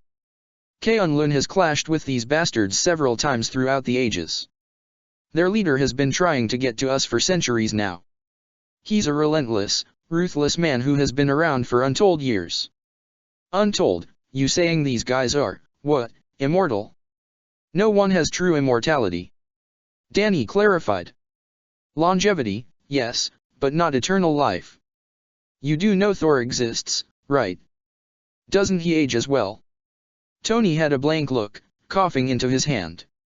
"You sure this ain't some title passed down from person to person? There has only been one Mandarin since the organization's founding." Danny snorted. "Technically, he's not even called that, actually. But since then, the name has stuck. The Mandarin has been only one man ruling over the 10 rings for hundreds of years, gathering strength and influence in that time. How come we've never, you know what, let me guess. Super secret, generic, underground organization sticking to the shadows just like every other Illuminati ripoff in the world, yeah. Rand shrugged. Yeah, pretty much. Iron Man rolled his eyes. How original. Tony then sighed. Okay, so, what you're telling me is that these bastards are real. And they're in New York. Possibly. Danny murmured. But after what Luke, Jess, and I found last night, maybe not for long. The place we found them in was the same as that Irish restaurant that got shot up earlier this week. What do you think then? Same guy. More than likely. Rand frowned. But I don't think this has anything to do with the 10 rings, whoever got to them. The only thing I've noticed is that all these shootings that have been happening involve organized crime, be it known or unknown. Tony let out a withering sigh. So now we're dealing with a rampaging killdozer across Manhattan, likely more gang bullshit warfare and the 10 rings coming into play. Not if this killdozer you mentioned gets to them first. Danny said in a low voice. A silence was shared between billionaires until the older of the two spoke up. Which of the lesser evils should we go after first? You seriously asking that question? Danny asked in disbelief. Which one's the bigger threat? Cause finding where the 10 rings originate and operate would be the hardest to figure out. Can't you have Friday do that for you? I could. Tony bobbed his head from side to side. You're hesitant to find them, aren't you? Not exactly. Tony said, eyes narrow. Let's just say, if what you're telling me is true, and these bastards are real, I got a bit of a score to settle with them. An awkward score, to be exact. Please, don't be technical with me. I believe in this case, I should splinter cell to a company's front. Iron Fist said. And I'll see what I can do to get back into contact with the masters in K'un-Lun. See what knowledge they can share with me. Okay, so while you do your kung fu, crouching tiger knowledge montage, I'll do things my way. Rather than be baited into the quip, Danny simply nodded in agreement. More bases to cover. Scene cut. This is incredible. Dr. Jane Foster whispered, her fingertips gently trailing over the Infinity Gate. How long have you been studying this? 4 months. Shuri revealed with an annoyed look shot towards the gate. Feels a whole lot longer, if I'm being honest. How far along have you gotten with all this? Jane asked, looking towards the Wakandan princess. We've acquired new data to get to the next stage of understanding this. And what have you found? We were waiting on you before we took a look. You are an expert in this field. I wouldn't say that. Jane said dismissively. I mean, I haven't had the chance to go over alien technology since I've been to Asgard. Even then, it was relatively brief and not close to what I'm knowledgeable towards. She's being modest, said an aged voice, familiar to Foster. Always has been. The two women turned to see Eric Selvig walking into the room, accompanied by Hank Pym. Along with them was Darcy Lewis, who was looking around the place with an impressed look. You should have seen her during the Convergence 3 years ago in London. Eric tacked, smiling at his pupil who walked over to him, and the pair hugged tightly. I had to work with what was practically presented to me. It was a miracle it all worked out. Jane said. Hell of an upgrade, Jane. Darcy commented, nodding with a pleased expression. Surprised your Viking boy toy took so long to get you here. We still had other work to do and Thor's busy saving the planet and universe. Jane shot back, brows furrowing as she looked behind Darcy. Where's Ian? With his folks. Darcy simply answered. It's his ma's birthday, so he'll be stateside later on. Jane nodded at the answer, turning back to the princess. Shuri, this Dr. Selvig and Darcy. We've been working together for years. A pleasure to meet you, Dr. Selvig. Shuri pleasantly greeted. I've read your books on the theoretics of Asgardian mysticism and science. It's an incredible book. Why, thank you. Eric said with a smile. And you must be the princess of Wakanda Jane told me about. Never thought I'd meet more royalty in my lifetime. Am I more impressive than Thor? Shuri teasingly asked, making Selvig let out an uncertain before she laughed. Don't worry about it, Doctor. I have my pride, but even I need a lot to produce the light shows Thor puts on. The princess then turned to Lewis. And it's a pleasure to meet you too, Darcy. I saw footage of you in London and heard you have a doctorate in astrophysics now. Whoa, how do you know that? Darcy asked in surprise. He tweeted that. Shuri answered, pointing to Selvig, who shrugged sheepishly. His former intern looked at her mentor in surprise. You have a Twitter account? Since when? Hank Pym, meanwhile, shook his head in disapproval. Selvig, really? There's been a lot of false accounts that kept using my name. Eric argued. I've only used it to celebrate Darcy's doctorate. Da Selvig. Lewis leaned on him lightly. Yeah, shouldn't have.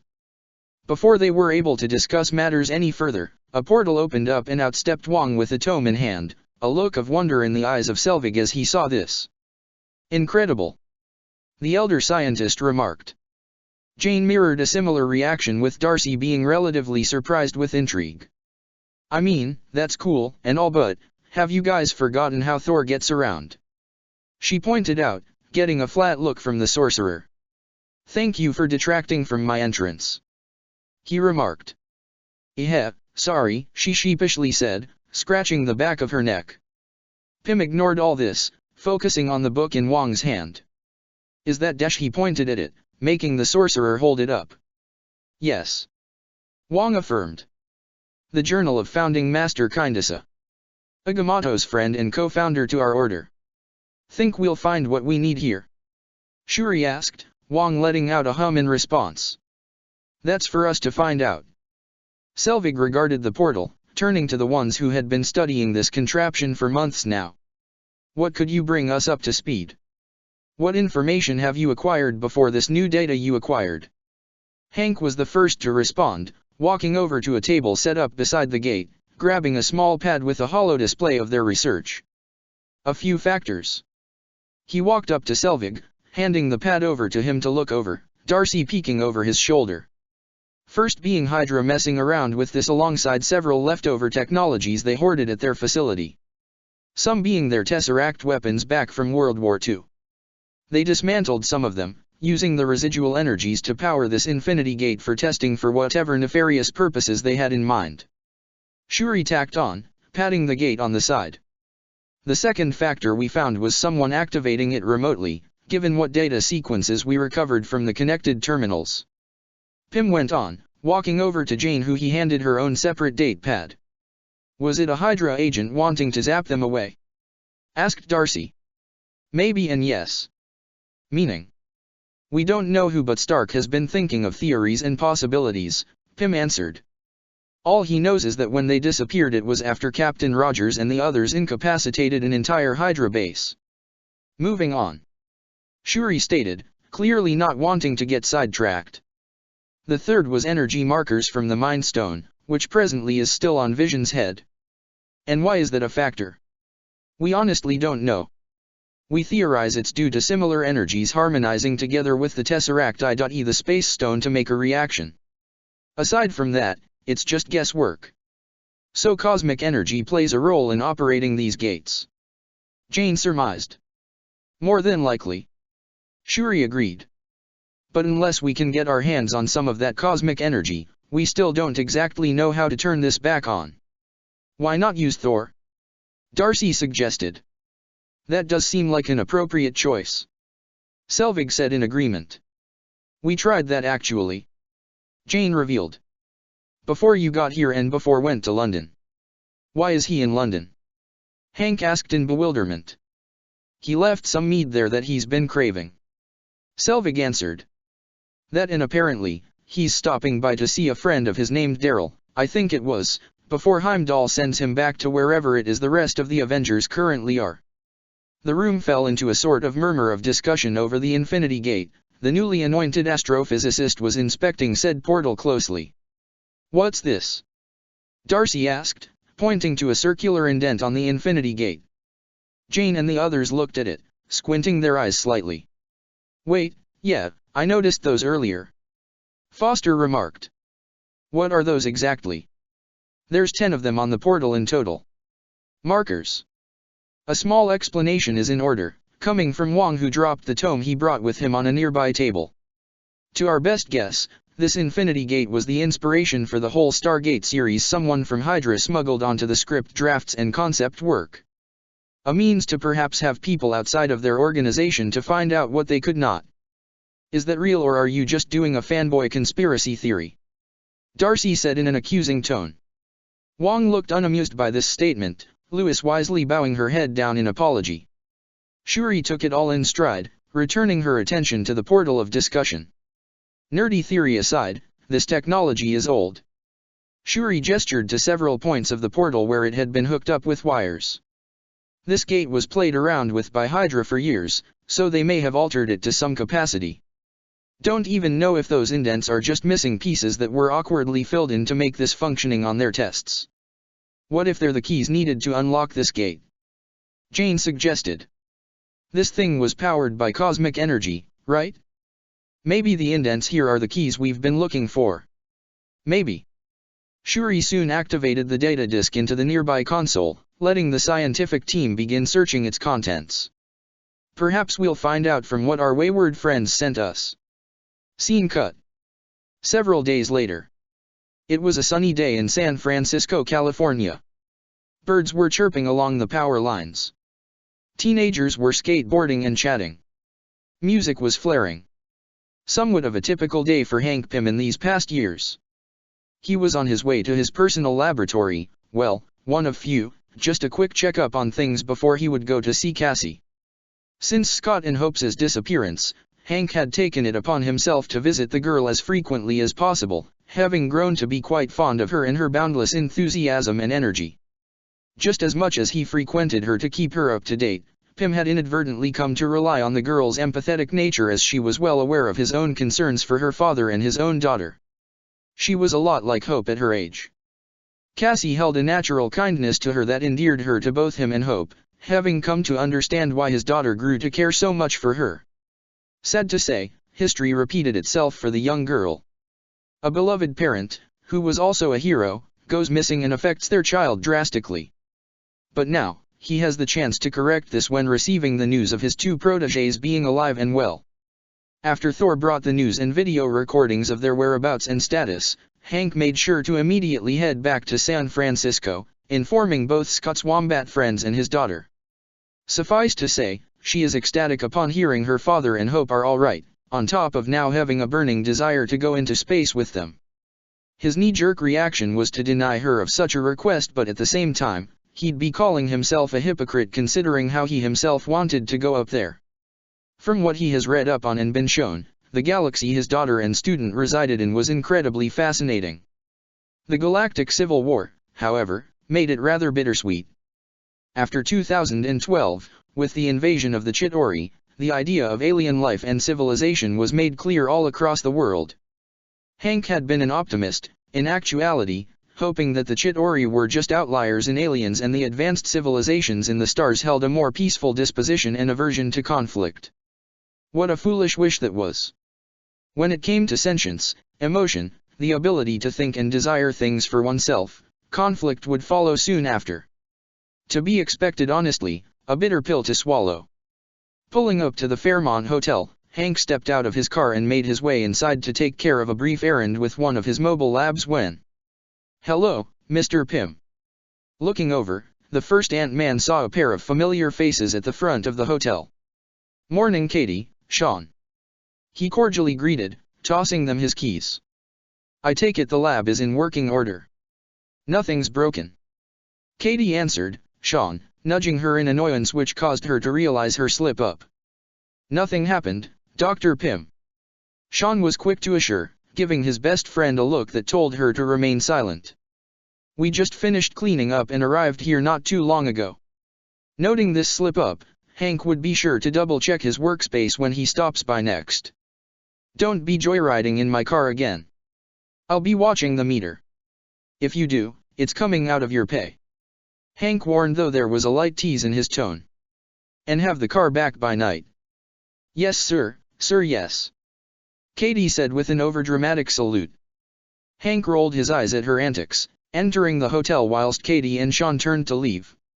"You're incorrigible, yeah, know that," Sean dryly said.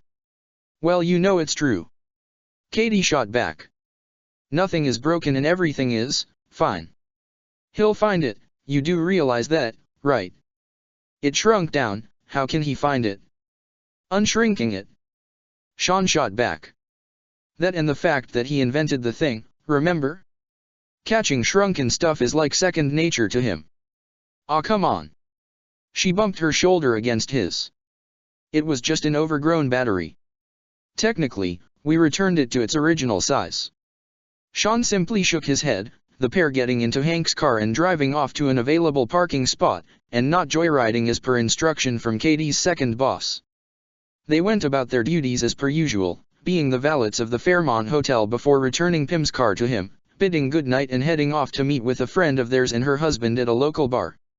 "Like seriously, can ya get any more generic than Gangnam Style?"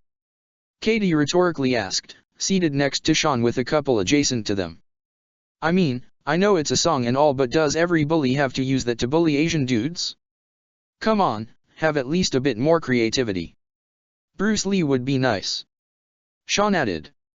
"Least he's cool." "Don't you mean, a god among men?" the husband of their friend remarked, getting a grin out of Sean and roll of the eyes of his wife Sue. "See, he gets it," Sean approvingly said, pointing at the man. "Glad you can tolerate Sue so much, John. There's also Jackie Chan," Katie pointed out. "He's awesome too, yeah, no." Sean chuckled, shaking his head. "Anyways, I tell him, I'm not Korean, idiot. And I turn the corner, and I see this guy drop his backpack, he's getting all up in his face. And right before he was about to throw the first punch, Katie comes out of nowhere, steps right between us and starts screaming the lyrics to Hotel California." "What?" John guffawed. "It's the art of confusion. Works great on stupid people," Katie said as though it was obvious, which it really was. "And that's how we met," Sean followed up. "Then I pulled him into the parking lot." At which point she revealed that she had also swiped the keys to the guy's Mustang. "Yeah, we went on a little joyride around the block." Katie then smirked whilst pointing to Sue. "And your wife was in the car, too." "That's true." "You were?" "What?" John said in disbelief. "I was just in the back seat," Sue said for clarification's sake. "That's a part of the car / that's still a part of the car," Katie and Sean said at the same time. "How have you never told me this story?" John asked in a false sense of guilt tripping. "You know, before she was a lawyer, your girl was pretty wild." This clearly interested the husband significantly. "Oh. What happened?" All Sue did was form a small, bitter smile. "I grew up." "What's that supposed to mean?" "Yeah, what's that supposed to mean?" "That maybe there's a point where you're supposed to stop going on joyrides and start thinking about living up to your potential." Katie smirked at that. "Please tell me you're kidding, Sue." "Guys, come on." Sue stressed. "Look at the world we live in right now. Gods, aliens, super soldiers, robot overlords. Anything and everything is possible now. The Avengers was just the introduction to it all." She then gave them a more serious look. "Katie, you're a valet driver with an honors degree from Berkeley. Sean, you speak, like what, 4 languages? You've always been the most talented people I know." "I'm not just a valet driver. I'm a part-time assistant for a tech company," Katie said in her defense. "Who is now a known retired superhero." Sue stressed. "Don't you remember all those S.H.I.E.L.D. files the Avengers leaked about Hydra? Seriously, you guys, what's holding you back from doing something more serious? I know you can do and be more." There was a beat of silence. "Wow," Sean said. "Yeah, you sound like my mom." Katie then eyed Sue's outfit. "You even dress like her too." Sue was unable to hold back her laugh, Katie coming in for more. "Where's this from, Talbots?" The table laughed at that, the mood becoming cheery once more, stories and drinks being exchanged. Eventually, John and Sue bid them good night, the pair of best friends walking off into the night. They chattered about random topics until the previous discussion they had with Sue came back up. "We're not running from adulthood," Katie complained. "How is it running to have jobs you actually like?" "Yeah, that doesn't even make any sense." Sean, voicing his agreement. "Does she think valet parking is easy?" Katie fumbled her way through her current job. Sean, being her best friend, vocalized his support of her proud statement. "Yeah, it's like the most challenging job ever. You need driving skills, you need people skills dash. Sue can't even parallel park." She interrupted, getting a laugh out of her friend. They stopped at the end of the tunnel they were walking down, Sean pulling out his phone to check the time. "Well, it's almost midnight. We got the early shift. Should probably be responsible, go to sleep." "Yeah, we can be responsible. We can do that." Katie then gave him a coy look. "Or going to a karaoke room for an hour or two. Or 5 or 6. And boy will their future selves hate their past selves with how tired they'll be." Waking up, Sean groaned as he felt someone nudging him awake. Looking up, he could see Katie's grandmother peering down at him. "Morning, Wapo," he sleepily mumbled out. Wapo didn't respond, giving a pointed look to the one sleeping beside him. Glancing to the side, he saw Katie leaning on him, dead asleep on the couch, drooling over his shoulder. "Aw, come on, Katie. Where does all this even come from?" Sean groaned, though he made no effort in getting her off of him. "Come on, you two," came the voice of Katie's mother. "Up with you both unless you want to be late for work again." Both young adults groaned in unison, forcefully getting up whilst going to get changed. "Your clothes are on the washing machine, Sean," Katie's grandmother said to him in Mandarin. "Thanks, Wapo," Sean groggily said, rubbing the sleep out of his eyes. With how often this situation gets at times, Sean had a spare change of work clothes over at Katie's place. "You two need to stop coming back so late all the time," Katie's mother reprimanded them both. "Sorry, Mrs. Chen," Sean mumbled out, nodding in thanks at the bowl of cereal she handed him. She only shook her head, shooing him towards the table where Wapo and another young man, Katie's brother, had seated themselves. "Ruwa," Mrs. Chen said in an admonishing manner towards her son. "You're supposed to be helping your dad stock the shop." The son made a strained face. "Mom, I can't work on an empty stomach, my legs get crampy," he complained, his mother rolling her eyes in response. "Maybe Sean can help him instead of just eating our food every single day." Sean simply shrugged. "I don't mind helping if you want." No, Mrs. Chen wagged her finger at him. "It's Ruwa's job, let him do it." Ruwa slumped his shoulders in resignation as Sean moved to take a seat. As soon as Sean sat down, Wapo made a chastising tut, gesturing for him to move. "That seat's for Wei Gong," she remarked, shaking her fingers for him to move. Sean paused until realizing what it was she was referring to. "Oh," he sheepishly said, shifting over to the empty seat next to him. "Sorry." Wapo held a red box of cigarettes in her hands, smiling in remembrance of her late husband. "He's getting all his favorite things this year for the Day of the Dead." Sean only hummed in amusement, gesturing to said favorite things on the table. "Are you sure Wei Gong's allowed to take funyuns and cigarettes back to the afterlife?" "He can take whatever he likes," Wapo rebuked softly, Sean only leaning on his hand, giving her a humored laugh. "Last year, I left a bottle of whiskey on his grave and it was gone the next morning." He only chuckled in response. "I know you kids think it is silly dash," Wapo said knowingly before Katie came over to sit with them. "We don't think it's silly, Wapo," she remarked, kissing the top of her grandmother's head. "We just know that Wei Gong would have wanted you to move on and enjoy the rest of your life. Moving on is an American idea," Mrs. Chen countered. "You're American, Mom," her daughter shot back. "Don't forget." The mother only shook her head, looking back at her daughter's best friend. "Sean." He tilted his head up to her just as Katie sat down. "Has my daughter applied to any new jobs this week? What of her internship with Mr. Pim?" "Dr. Pim, Mom." He'll have my internship if I don't make sure to clarify that to people who don't know. Katie corrected whilst she made a gesture at her friend not to say anything. It's going good. Sean managed out convincingly enough. We spoke with him the other day and we have a good feeling about what's coming. Both friends shared a look over the discussion of her internship when really she just got files together and clean his lab with Sean helping most of the time. Mrs. Chen however was not so easily convinced. Wei Gong didn't move here from Hunan just so you can dawdle in labs and park cars for a living. Katie could only sigh, setting her spoon down having eaten her cereal relatively quickly. She was both annoyed and frustrated as she was again reminded of her job but at the same time. With a shake of her head, she stood up.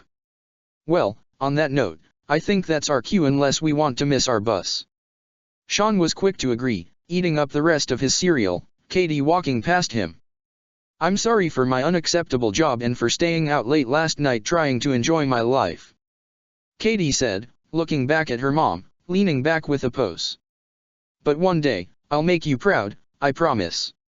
I'm proud of you, sis. Ruwa spoke up. Parking cars is super hard. Thanks brother. Katie said with a smile. When you pass your driver's test one day, you'll be able to live the dream like me. Come on Sean, let's go. Depositing his bowl in the kitchen sink, he quickly moved to bid Weipo goodbye. Just before he was able to leave, she stopped him, leaning forward in a conspiratorial manner. When are the two of you gonna get married? Sean blinked in slight surprise, laughing it off a moment later, replying in Mandarin. Weipo, we're just friends. The grandmother just scoffed. All right, go, go, go. Sean and Katie were soon on the bus towards the Fairmont, seated side by side. It was a relatively silent and uneventful drive, the pair riding in silence, catching up on much-needed rest after last night until Katie caught sight of something out of the corner of her eye. She nudged her best friend's shoulder, making him tilt his head up. Look. Look at that girl there. He turned his head at the aforementioned girl, seeing her seated not too far from there, laptop open and diligently typing away on it. What? What about her? He quietly asked. She's write a research paper on a bus. Katie almost sounded disgusting in saying that alone. And that is exactly the daughter that my mom wished came out of her vagina. She said as a matter of factly. It appeared she said that last part a bit too loud as the girl in question turned back to Katie with a slightly disturbed look. Sean only shook his head. I'm sorry about her. Then, from seemingly nowhere, an older Asian man appeared before Sean with an intense and rather menacing glare directed at the younger man. He shifted a bit in his seat, off-put by getting such a look so early in the morning. Hi. Sean as cordially as he could, briefly looking at an equally confused and wary Katie. How's it going? The man didn't respond at first, instead looking down at something hung around Sean's neck. A green pendant. He then looked back up at Sean, drawing slightly closer. Give me the pendant, the man spoke in Mandarin, his tone conveying a threat, glancing at Katie for a moment. And no one gets hurt. Sean's expression tightened up whilst Katie felt a bit concerned now. Do you know this guy? Her friend only shook his head in the negative, feeling himself tense up. I don't know what you're talking about, man. The man looked unconvinced and reached for the pendant around Sean's neck, but he was quick to react, getting up and pushing him away. Hey. He stepped away from him, Katie standing up in shock. The rest of the people on the bus all turned their heads in their direction. Things got worse as two more men came up from either side of Sean, seizing his arms. Whoa, what the hell? Katie said aloud, both in disbelief and anger at how her friend was being treated right now. What is wrong with you assholes? Leave him alone. Sensing things may escalate, Sean spoke to who appeared to be the main guy in charge of these goons holding him, speaking in Mandarin. I don't want any trouble. Then give us the pendant. You've got the wrong guy. Katie argued, now getting worked up. Does he even look like he can fight? Come on, brother. She lightly shoved the man's shoulder that first approached him, and in response, he shoved her face into the window, alarming and scaring a few of the other passengers. As for Sean, without missing a beat, he shoved the two men that were holding his arms and in a stunning burst of speed and power, delivered a powerful punch right into the abdomen of the thug that came up to him. The man sailed into the air, face contorted in pain before collapsing onto the floor. Katie's eyes were wide in stunned silence, the momentary pain she felt all but forgotten as her shock overrode it. She looked at her best friend who also was gazing at her in worry. "You all right?" Before she was able to answer, the two thugs from prior grabbed onto his arms pulling him back.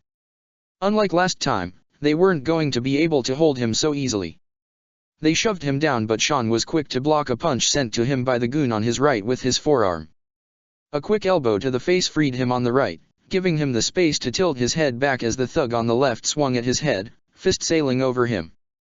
Grasping onto a nearby handrail, he used it and the walls of the bus as leverage, running up, over and around the thug whom he grabbed onto.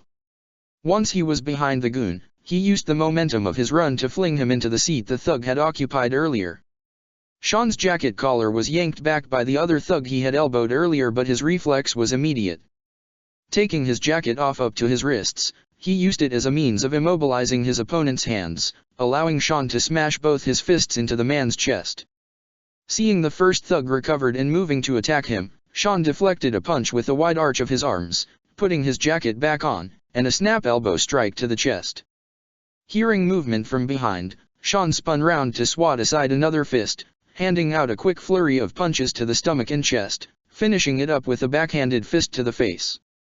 All the while, a man by the name of Clef was live streaming the action. Sean grabbed two handrails on opposite sides of him, using them as a boost to kick the first thug in the chest again. He moved on to the goon who wore a beanie, swatting aside his arm, bashing his fist into the cheek of the beanie wearer. Sean dashed forward for the third thug, smacking a kick down and decking his face again. The man fell on one side of a rail, Sean moving in to punch to the left, then to the right, grabbed both his hands and pulled him face first into the handrail between them. He had inadvertently sat down next to one of the passengers, a woman looking at him in shock. He only waved awkwardly at her before becoming serious again, seeing the other two thugs stand once more. Without missing a beat, with an insane amount of speed and precision, Sean threw both his fists out that connected to the jaws of both men. He then performed a jumping split kick that appeared to knock the men down for the count. There were some woes, murmurs and such from the other passengers but the only one who had Sean's attention was his best friend. And the look he got from her made it look like she didn't even know who he was at this moment. Which, to be fair. "Holy shit. What the hell was that?" she asked. "Who even are you right now?" Hearing this only broke his heart whilst an overwhelming feeling of guilt washed over him. Of course, he wouldn't have time to dwell on the matter as he heard someone get up from behind. Sean turned to see a much larger, Caucasian Romanian man stand up, discarding the trench coat he wore. His right arm was missing, a mechanical implant of some kind around the cut-off point. Sean eyed it with trepidation whilst measuring himself up to this new contender, considering how he was much larger and more built than the last three men he had just taken out. The rest of the passengers tried to press themselves into their seats as far back as they could, sensing things would only escalate. Sean's eyes shifted over from the missing right arm to the belt and upper strap piece on the vest this man wore. Both had stitched on symbols of 10 rings forming into a circle. The young man inhaled sharply upon realizing just who it was these men worked for. "You got this, bro," encouraged Clef from behind. The tall Romanian scoffed with a mean smirk to him as he thrust his right arm out. From the metal stub popped a glowing razor blade that startled the passengers. Clef simply nodded at what he had just seen, taking a seat. "My bad." Sean only sighed in resignation, sucking in his breath a second later as the razor blade, fist, arm, Romanian swung at him. It sailed overhead, Sean bending his body to dodge it. The razor blade Romanian didn't allow Sean to catch his breath, slashing and stabbing at the apparently skilled martial artist who avoided every attempt at him being either sliced or stabbed. In one of these attempts, the razor blade fighter cut into the floor and inadvertently sliced the brake pipe in two.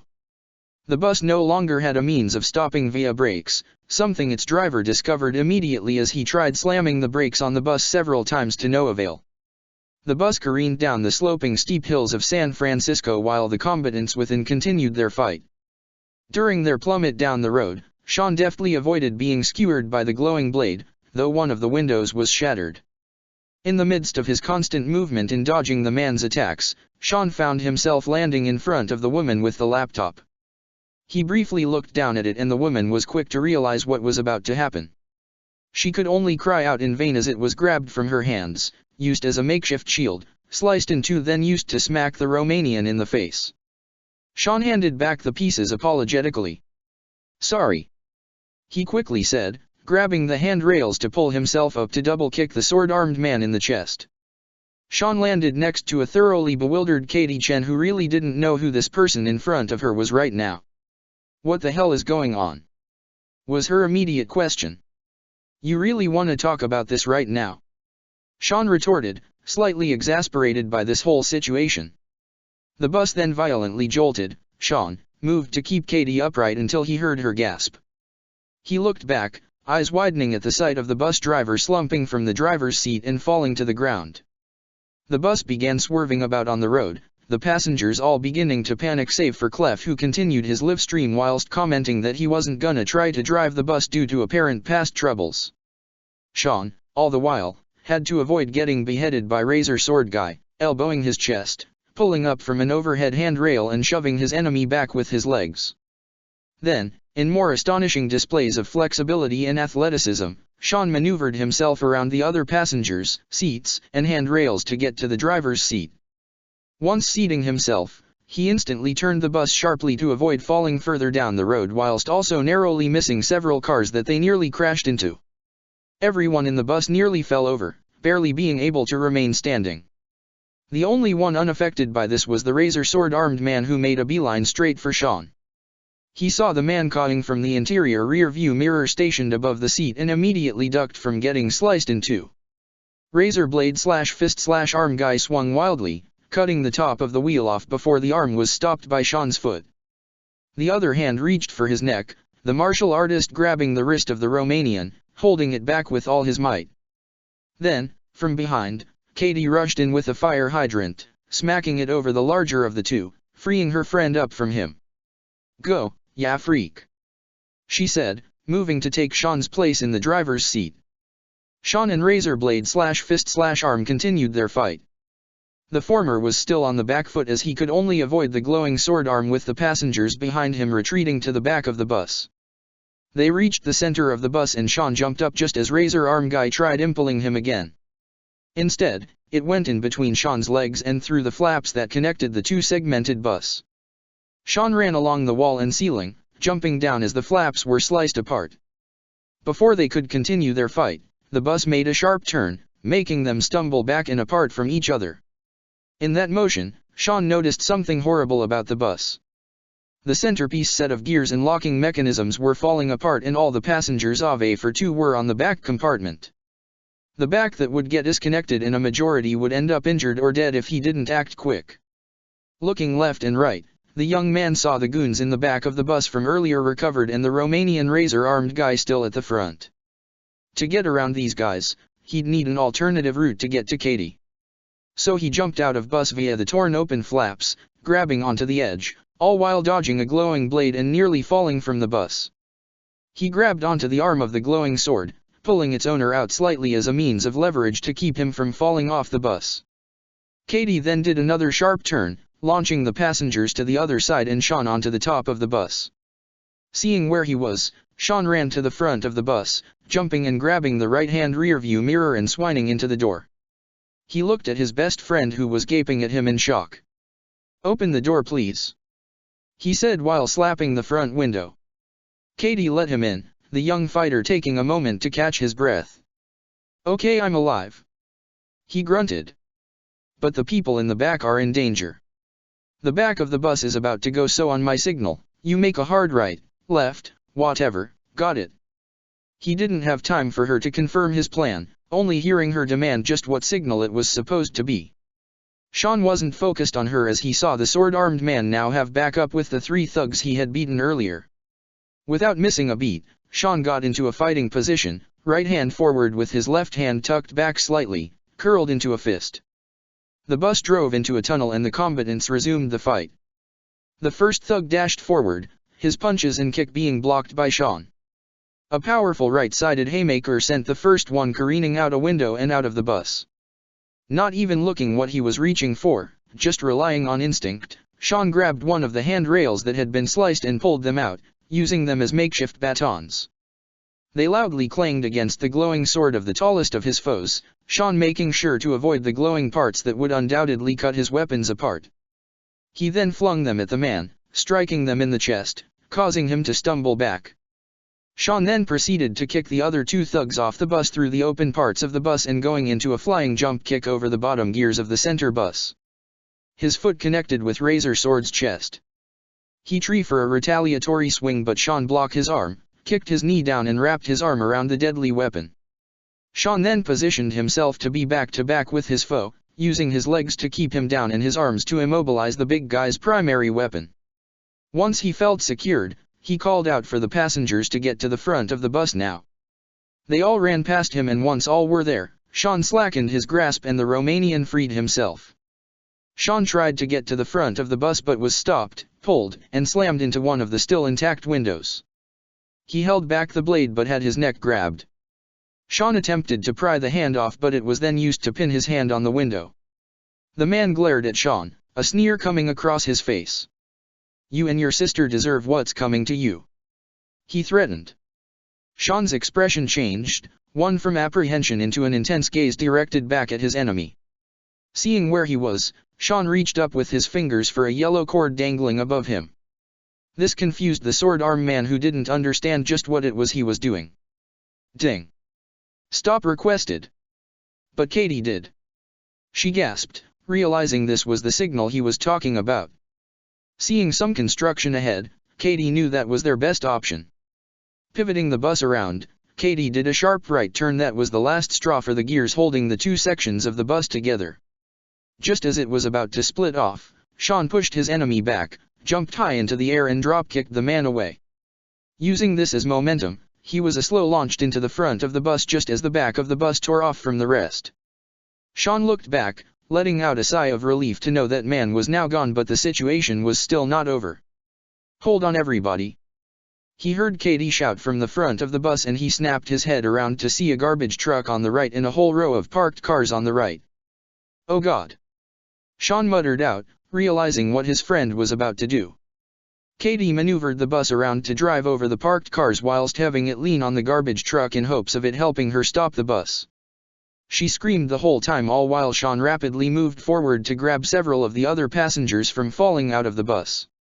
He used himself as a makeshift wall, other passengers moving to assist him so none can fall out.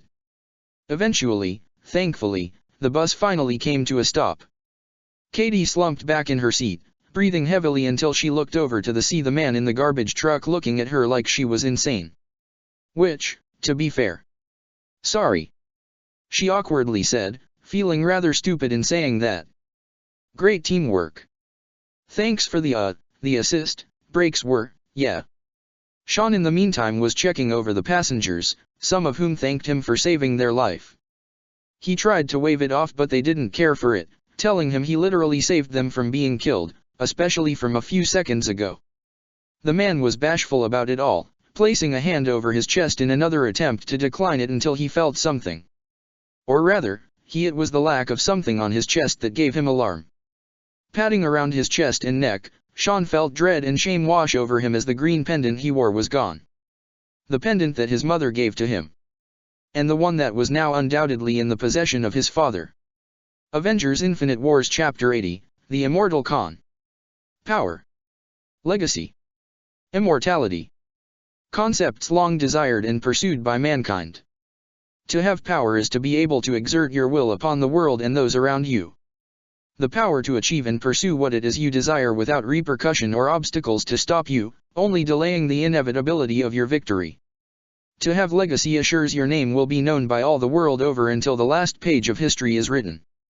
With that legacy, it gives way to immortality. Immortality to your lineage, your history is secured. But there are other forms of immortality that men pursue. The immortality in the more literal sense of the word. To never age, never perish, never wither away to the sands of time.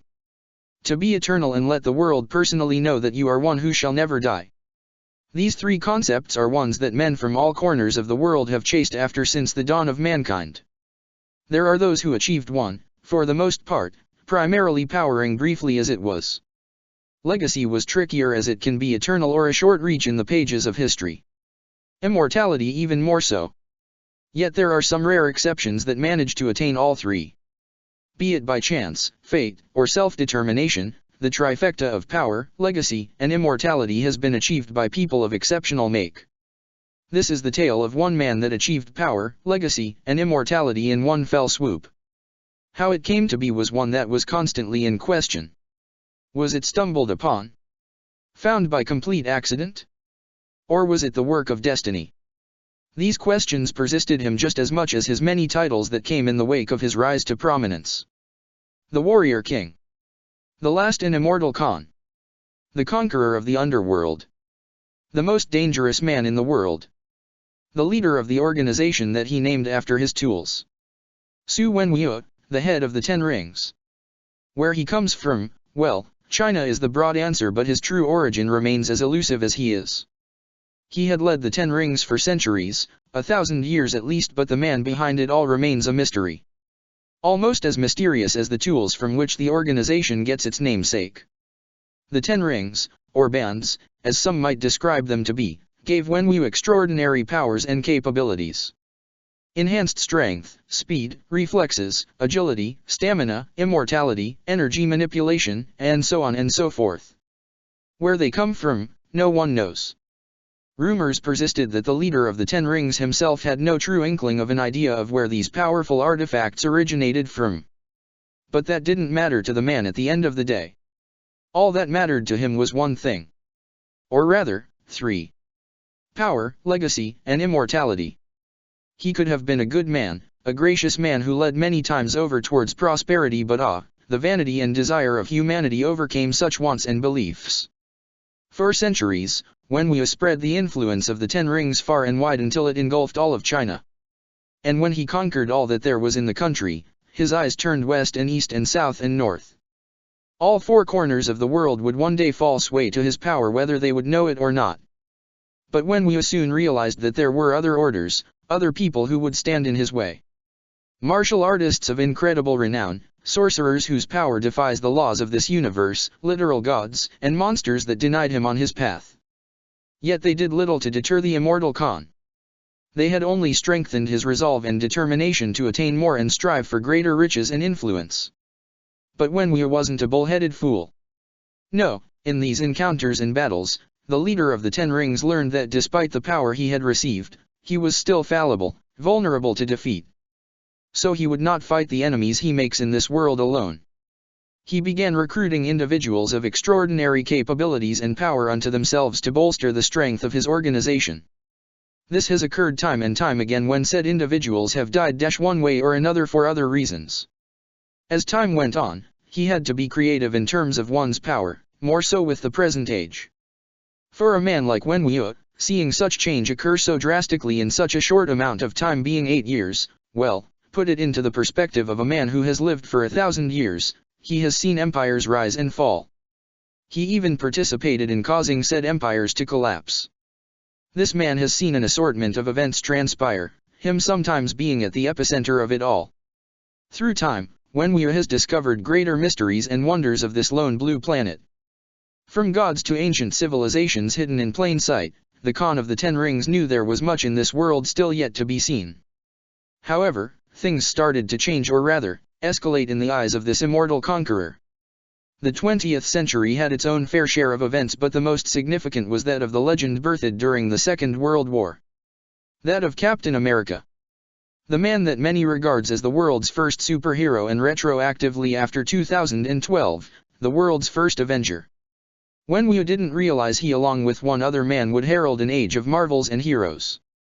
2008 was the year it all began. It was a splinter cell of his faction, but nonetheless, they inadvertently caused the birth of one of Earth's most famous heroes and defenders. Tony Stark, aka Iron Man. Wenwu made sure to hunt down this rogue faction and silence them should they ever be tracked and found by Stark himself. They had been purchased by one Obadiah Stane for his ambitions of taking over Stark Industries. And for that, they were compromised until the Mandarin came in and cleaned up the mess. Yet then again, another instance occurred, drawing focus towards his organization, even if it's not direct. Once more, the issue was focused on Tony Stark because of a man snubbed by him years ago. Him having his revenge with his aim whilst using the 10 rings as a front for his goals.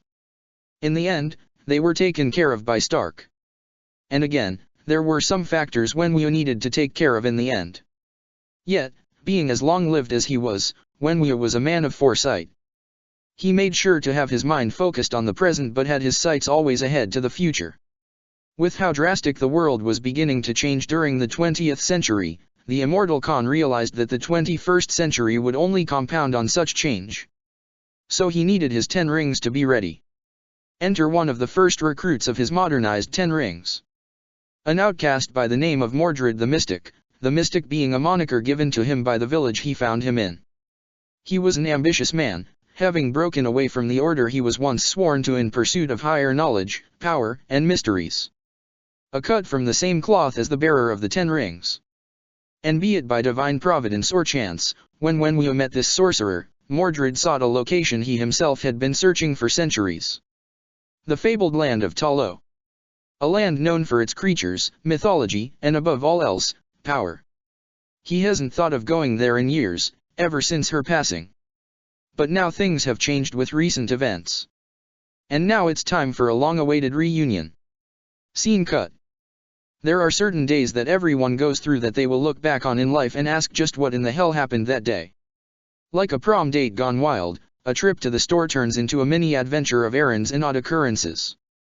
Or a bus ride to work turning into a life or death situation where your best friend is apparently a kung fu master and the guys he was fighting tore the bus in half. And right after such a hectic event, being brought into the nearest police precinct and being questioned for what felt like hours about the random violent men causing the whole issue before being released. You know, those types of workday mornings. We've all had them. Well, other than Katie Chen. At least not to that previously mentioned example/experience that she just went through. The young woman was barely keeping up with her best friend who was speed walking ahead of her back to his home. Sean. She called out to him in vain, her friend completely ignoring her. Hey Sean. He continued on without acknowledging her words, reaching his apartment entrance and walking in at a rushed pace. Getting fed with how he was acting, Katie shot her arm forward, grabbing his elbow and roughly pulling him back. Sean. She nearly exclaimed in his face though he showed no reaction to it. You need to start telling me what the hell is going on? Why'd those guys attack you? What was all that Bruce Lee shit you just pulled off?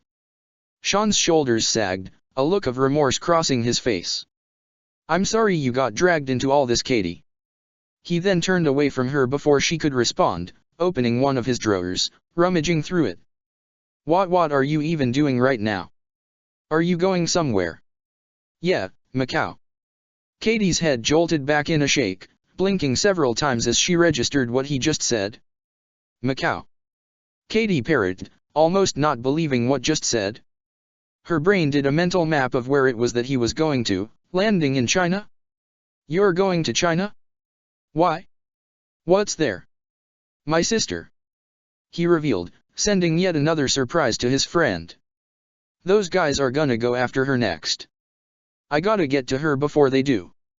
You have a sister? Look, I know this is all confusing but I promise I'll explain everything when I get back. Sean stated, shoving a bundle of clothes into a small suitcase. When you come Katie caught herself, getting fed up with parroting everything her friend says.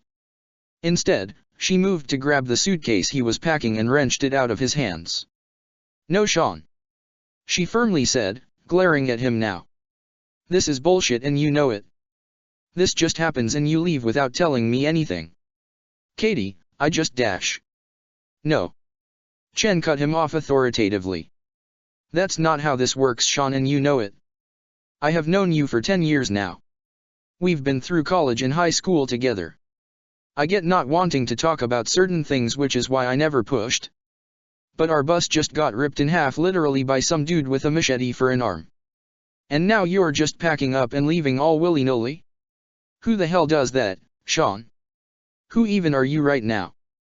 Her best friend slumped, eyes gazing down, being unable to meet hers. Katie. He glanced back to see she remained firm in her stance, ready to not budge on whatever excuse he may throw at her. With a resigned sigh, Sean walked over to his nightstand, grabbed an opened envelope and handed it to her. This came to me a few months ago. He watched as Katie inspected the envelope, seeing an origami dragon design plastered near this apartment's address. Inside was a lone plane ticket voucher. It came from my sister and that's probably the address where she's staying. Her eyes lingered on the envelope followed by the plane ticket voucher with an odd feeling of anxiousness welling up in her gut as she stared at it. And Katie was still trying to process all this. Those freak shows on the bus. My dad's men. He sent them after me and most likely, they're gonna go after her now. His friend looked up at him in confused concern. Sean's expression then darkened, fists clenching tightly. If they hurt her? The threat was left hanging but Katie was unable to fight the chill running down her spine. She had never seen such an intense and dangerous expression on his face. I'm sorry but I have to go. He quietly said, breaking her out of her thoughts. Katie looked at him for a few seconds before scrunching her face up and tucking the envelope away in her pocket. Fine. You can explain on the plane. She stated, turning to leave. Sean was thrown off for a moment. What? No, Katie, you can't just dash. You can explain on the plane, Sean. She interrupted, emphatically jabbing her finger in his direction. Sean's raised arm fell to his side as the door to his apartment closed. Much as he wanted to leave right now, he felt horrible enough as is with Katie having seen all that madness and put in danger because of it. Though, he shouldn't be all that surprised. His best friend wasn't one to be refused and once she gets something on her mind, she's seldom ever talked out of it. With a shake of his head, Sean was about to resume his packing when he realized something. His necklace was gone, stolen by that sword-armed assassin back on the bus. The necklace he got from his mother when he was still a child. He still cursed himself for losing something so important to him. That was the last memento he had of his mother. Shaking his head again, Sean looked over at his nightstand and slowly walked over to it. The top drawer was still open and he reached in to push aside the clothes in there to find what he was looking for. It was a square, plain black box that could flip open to reveal a shape meant for his necklace whenever he were to take it off and put it in a place to keep safe. Hand shaking slightly, he took the top layer out of the box to stare at the other object he kept hidden inside. An object he really wished he had back on the bus earlier today as it would have made the fight infinitely easier to handle. Tentatively, Sean picked up a circular ring that glowed with a bluish-purple energy upon being touched before it died down. Wincing at what he was about to do, Sean slipped the ring band over his wrist and felt it tighten somewhat around him. A quick thrust of his fist to make sure it was secure, he then resumed his packing whilst ignoring the ring briefly glowing orange before dying down. As this went on, once storming out of his apartment, Katie had called her respective jobs to inform them of her and Sean's sudden request for time off. The first one was relatively easy as she and Sean had accumulated some vacation days and were planning on using them later this year. Unfortunately, such plans had to change for the here and now.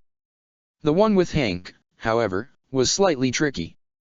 Hey, boss, listen, I'm not gonna be around to help take care of your lab. Something came up, due to Sean and I dealing with these crazy goons on our way to work and we now have to go to China to save Sean's sister I just learned about. Look, I'll explain at a later time but I clearly don't have the answer on hand. Hope you understand, bye. Scene cut. I mean, I don't know what to do, Mr. Stark. Ahsoka and Barriss are just, well they're both. Grah, Aunt May is gonna kill me. Whined the young teen superhero, Peter Parker, who was pacing back and forth in the recording he made for Tony Stark. Said billionaire was watching with a cheeky smirk, eyes alight in amusement and relief at seeing the kid doing alright. More than alright, it would seem, given the fact that he has not one but two lady loves that he found in a galaxy far, far away. He didn't know if he should feel slightly ashamed of perhaps influencing young Peter into this path or proud that he took his playboy skills to a whole new degree. Who was he kidding? Of course he was more proud than ashamed of this. Peter pulled off a James T. Kirk down to the letter and landing with an orange-skinned space babe in a, well, She wasn't green but she was close enough as yet another alien beauty that the teen hero had scored. And from his ramblings, Tony was sort of surprised to learn that the two girls not only wanted him but each other, and it was that Ahsoka girl that came onto him first, not the other way around. Sounded like something from a manga or anime. God, he needed to stop watching all that, but damn it, was it entertaining. What was he thinking about again? Ah yes, Peter Parker's plea for help in this matter. It's just that Uncle Ben and Aunt May taught me, well, they didn't really teach me much about relationships. But I'm pretty sure they wouldn't approve of me being in a three-way. Oh God, what did I just say? Stark began to guffaw at the teen's slip-up, laughing even louder as the boy collapsed to his knees in the recording, hands over his head before he slowly dragged them over his face. I don't know what to do, Mr. Stark. Peter Parker whined. I can't talk to my Aunt May about this, she'd disown me. Uncle Ben would, well, I don't know if he'd congratulate or throttle me, or both. This was just too much fun. I doubt she actually could. Muttered out Tony, a large grin in place as Peter kept on rambling. It's not like she'd disapprove of her only living family member in such an incident. She'd more likely blame me instead. Blame you with what? Tony clenched up, hand over his chest at the sound of Danny Rand's question. Jesus, Kung Fu Hustle, what the hell was that? Haven't you heard of knocking? The martial artist flinched slightly, rubbing the back of his head apologetically. Sorry about that. He said, one eye closed. What are ya even doing? Getting his heart rate under control, Stark gestured to the paused scream of comedically miserable, though not really, Peter Parker. Relationship problems. Tony said. I should be proud of what young Mr. Parker has accomplished. I should be, and I am. Danny responded, unsure of what Stark was insinuating, shaking his head a moment later. Never mind, Tony, I got some help over for us. Help? Yeah, I reached out to Mordo and Strange. Rand stated.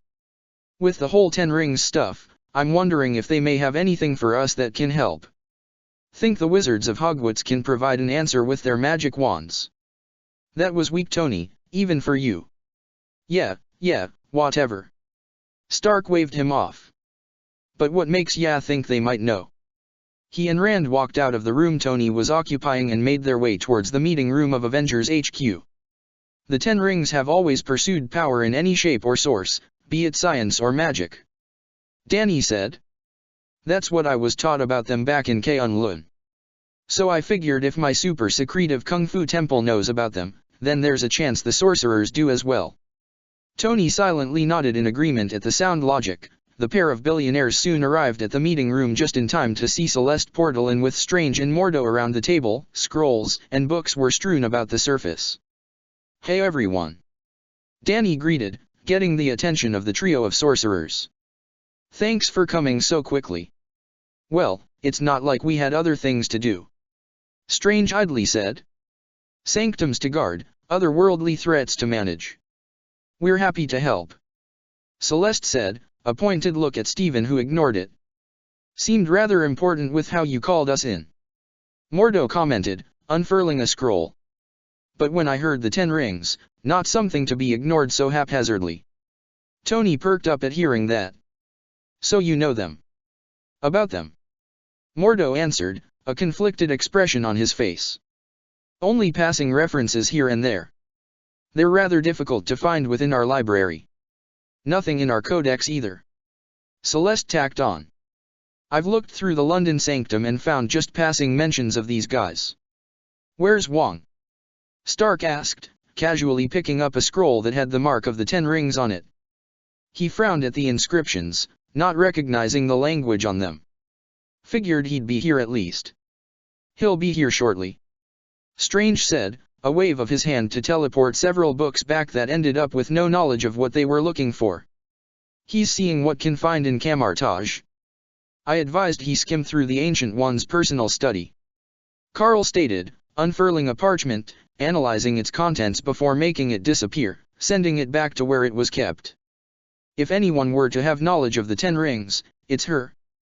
The group continued sifting through the many books, scrolls, and parchments, finding only mentions and passing knowledge of the 10 rings. Seriously. Strange spoke up, getting a bit frustrated with their lack of progress. There's really nothing we have on them. Nothing at all. We have their tramp stamp. Stark countered. But that only acknowledges they exist. Mordo mused, rubbing his chin. But, if there really is nothing, then it is likely to be true. Everyone in the room turned to him in confusion. What's true? Morn asked on behalf of the group. Mordo didn't respond for a few seconds, opening a book up, blinking in surprise. Or maybe not all of it is true. Stephen and Stark rolled their eyes in sync with each other. Mord, seriously? The latter said impatiently. We're not here for cryptic shit. The sorcerer in jade robes cleared his throat apologetically. Sorry, it's just I had been told by my former master that much of the knowledge of the 10 rings was erased a number of centuries ago by one who defected from our ranks. But this dash. Mordo turned the book he had opened and placed it on the table for all to see. This is more than likely the last clear knowledge we have on the 10 rings. Mordo said, placing his finger atop the open page. Below his digit was 10 rings piled atop each other in a rough sketch. What is this? Celeste asked, walking around the table to get a better look at the images. She squinted her eyes when they widened a moment later. Wait, I know these symbols. Everyone now turned their attention to the Jedi. You do? Danny asked in slight astonishment. Celeste rapidly nodded, picking the book up to inspect the symbols and characters closer. Yes. This is all made by Dash. Avengers Laboratory. The Qua made these indents for a reason. Jane said, writing down possible equations and formulas that might serve as a basis for understanding the Infinity Gate better. These are most likely keys of some kind or devices that can grant us complete control and access to the gate. We've had our assumptions on that. Princess Shuri chimed in, idly typing away at a computer to add in her own set of possible formulas that would unlock the secrets of the gate without the use of outside sources. That still doesn't answer several questions. Hank stated, walking around the gate with a flummoxed frown. This gate turned on its own, sending the other Avengers to an entirely different galaxy. How is that possible without these keys you keep mentioning? The Space Stone. Selvig spoke up, making everyone turn to the astrophysicist. The Space Stone, said several of the others present in the room. Selvig nodded, looking through the data that had recovered from the room where the gate was found in. When I was researching and testing it and with what Thor has told me about it, the Tesseract, the Space Stone is an Infinity Stone, one of 6. That means its power is in its name, infinite. More than a suitable replacement for the 10 keys needed to operate this Infinity Gate. But Hydra lost the Space Stone years ago. Darcy pointed out. But they also had it for decades when they paraded around like S.H.I.E.L.D. Selvig countered. More than enough time to have studies of their own and siphoning a near-limitless supply of its energy. But how'd the Avengers get all scattered like that in another galaxy then? That's cause Hydra were messing with a power that they did not understand nor have control over. Jane surmised. With the presence of the Mind Stone, the residual energy of the Space Stone sent them all scattering across the stars to that other galaxy. But that doesn't answer how they got to that galaxy specifically. Shuri remarked. Sure it does. Darcy Lewis chipperly said. How? Well, ain't this gate thing from that galaxy? Maybe it connects directly back to that galaxy and only that one like with on Stargate. There was a brief silence that befell the group of geniuses with all trying to figure out the mystery of this Infinity Gate. Doors open both ways. Selvig muttered out, making Jane turn to him. What? She said in confusion. Doors open both ways. Her mentor said more emphatically. It's something Barton told Fury years ago when we first researched the Tesseract. This gate is a doorway. A doorway to another side of the universe. That means that there is a likelihood of there being another gate on the other side. The Infinity Gate is fixed up, but we just need the keys to make it operate properly. Using the Space Stone is what caused the Avengers to scatter the first time. It was a proper substitute, but it didn't have a fixed location in mind. If we can get the Avengers in that other galaxy to find an Infinity Gate, be it random or matching, We can operate this gate and traverse from here to there without issue to a fixed location. But what about the keys? Shuri pointed out, thumbing to the 10 circular indents within the gate that remain unfilled. We need to find them first. Can't Wakanda whip something up? Shuri rolled her eyes at that. Vibranium can do a lot, but it can't fix or solve everything.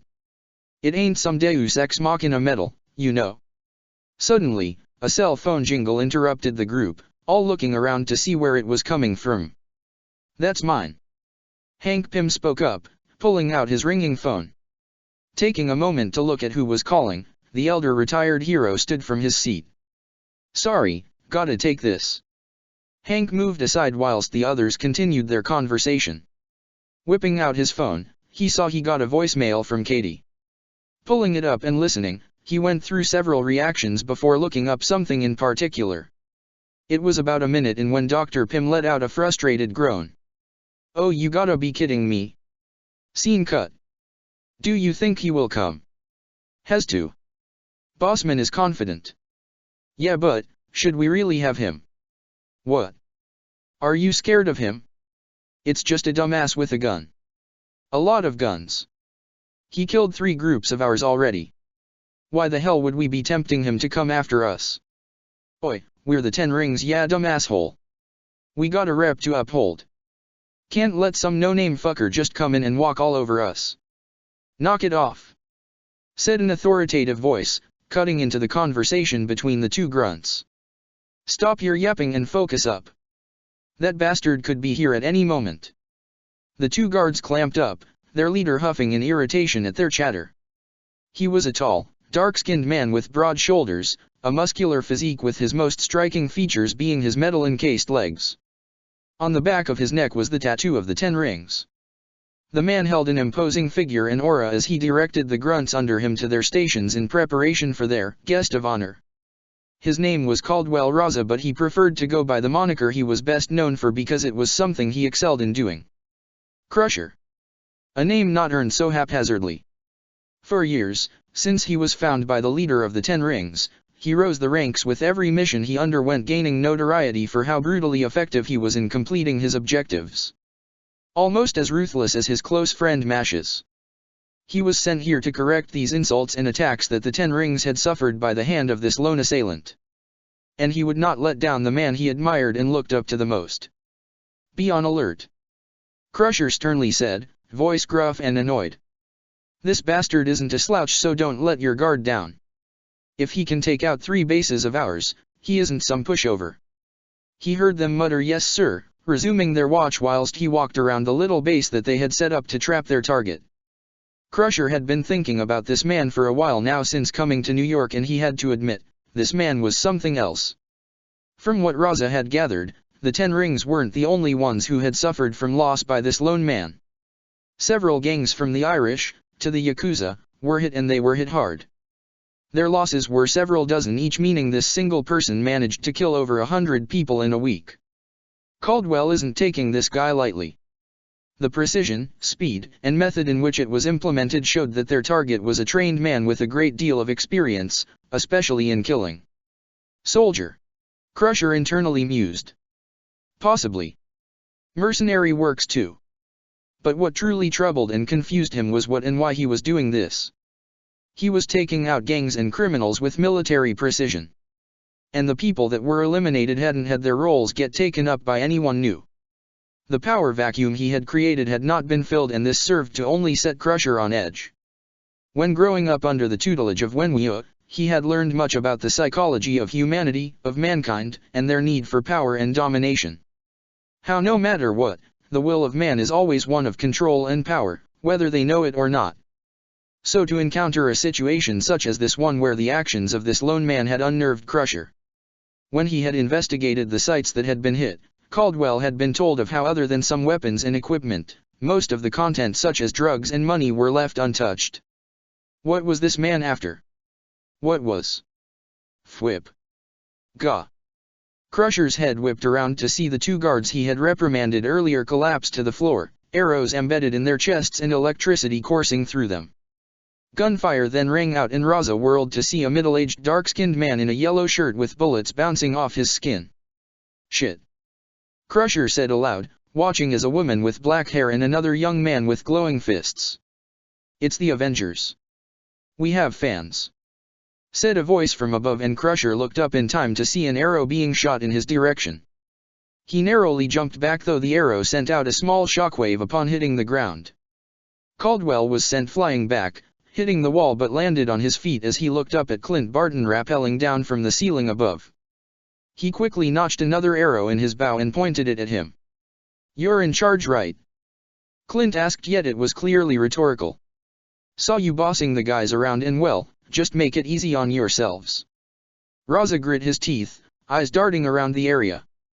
These 4 Avengers rushed in with blinding speed, the 10 Rings forces being taken out in rapid succession. "Damn it!" Crusher cursed beneath his breath, pulling off a pouch strapped to his metallic legs. He threw it down, an explosion of smoke erupting around him. Clint raised a brow at that and quickly changed his arrow tip out, firing it into the smoke which was dispersed from the wind the arrow expelled. The man in the smoke was gone, making Barton humph, shaking his head at the generic outcome that the guy got away. Without even turning his head, Hawkeye notched an arrow and fired it, which burst into an electrified bolus. It wrapped around 2 other men, knocking them out through electrocution. Jessica swooped in, clobbering or really, bonking men on the head as she flew by, whilst Luke swatted men aside left and right, with only Danny being the more athletic of the group. "Do you really need to show off like that?" Jessica asked with a raised brow, watching as he performed a spinning kick to a man's face, knocking him out cold. "I'm a martial artist," Rand said, since it was obvious, smashing his fist in the face of a thug that tried to jump him without looking back. "This is my fighting style. And you can fly, how is that not showing off? Least you're not looking away when ya clip someone," Luke commented, watching as Clint once again took out several goons with his arrows without even looking in their direction. It didn't take long for the 4 Avengers to round up all the men here, tying them together whilst the iron fist went through each of them. He checked their wrists, necks, arms, ankles and heads, finding the symbol of the 10 rings on all of them. "Yeah, they're all 10 rings," Danny said with a deep frown, kneeling down to one of the still conscious men, a steely-eyed look in the iron fist. "Why are you all here? What's the purpose of this place?" "Like we'd tell you." The man unintentionally spat in Rand's face, the young man looking greatly unamused at what just happened to him. The interrogated paled slightly, realizing what he just did, and started stuttering out apologies. Jessica snorted, eyeing the trembling thug. "Well now," Jones leered at him. "Any other reasons you want to give us to kick your shit in further? How's your dental plan for teeth shoved down your throat?" All the men now trembled at the rather stone-cold delivery of the threat, whilst Luke now stepped forward. "Talk and you just might live." You wouldn't," one of the other men said in fear. "You're Avengers." "So?" Clint shrugged. "I used to work for S.H.I.E.L.D. and killed people when need be. You guys are assassins too, right? So should you really be surprised if ya guys don't leave this room?" The bound men all began sweating profusely, whilst from afar, they were being observed by a single man. This man stood in a darkened corridor, his black clothing helping him blend in more without being seen or detected. His eyes were hollow as he watched the Avengers interrogate the captured men, whilst he slowly placed his guns onto his back. Much as he wanted to send these bastards to the hell that was waiting for them, he knew better than to draw further attention to him than he had already gotten. Frank Castle was well aware that his actions were garnering attention, but he honestly didn't care that much. All that mattered was his objective, though he wouldn't rush it. With a huff, Castle turned to walk away from his would-be targets, muttering their luck that the Avengers had gotten to them first and not himself.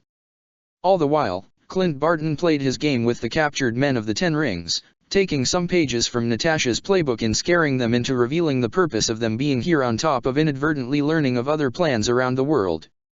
Scene cut. "So you got them to talk?" was Tony's immediate question upon seeing Clint, Luke, Danny, and Jessica return from their excursion in Manhattan. The whole point of their mission was to find the 10 Rings cell operating within the city, whilst also hoping to find the wild card tearing through the gangs of New York. Though they didn't find the guy who had already shot up half of the gangs of the city, they did pin down a number of 10 Rings agents. They returned with a measure of triumph, finding Tony waiting for them along with Doctor Strange, who had a book in hand, continuing research of the 10 rings that the masters of the mystic arts were conducting. "Dude got him to sing," Luke Cage said with a shake of his head. "Sweet Christmas, where the hell did that come from?" "SHIELD agent, remember?" Clint stated. "Lots of things to get the job done." "How are you the moral one of the Avengers?" Jessica inquired wryly. "That's Cap's job." Barton waved off. "I'm second in command in that regard." "I thought that was Tony? Or was it Natasha?" Danny remarked. "No, I'm second in command for morality," the archer clarified. "Huh. What are you guys even talking about right now?" asked a familiar female voice. Several heads turned to see Jennifer Walters. "Did I miss something?" Tony Stark answered her many unasked questions.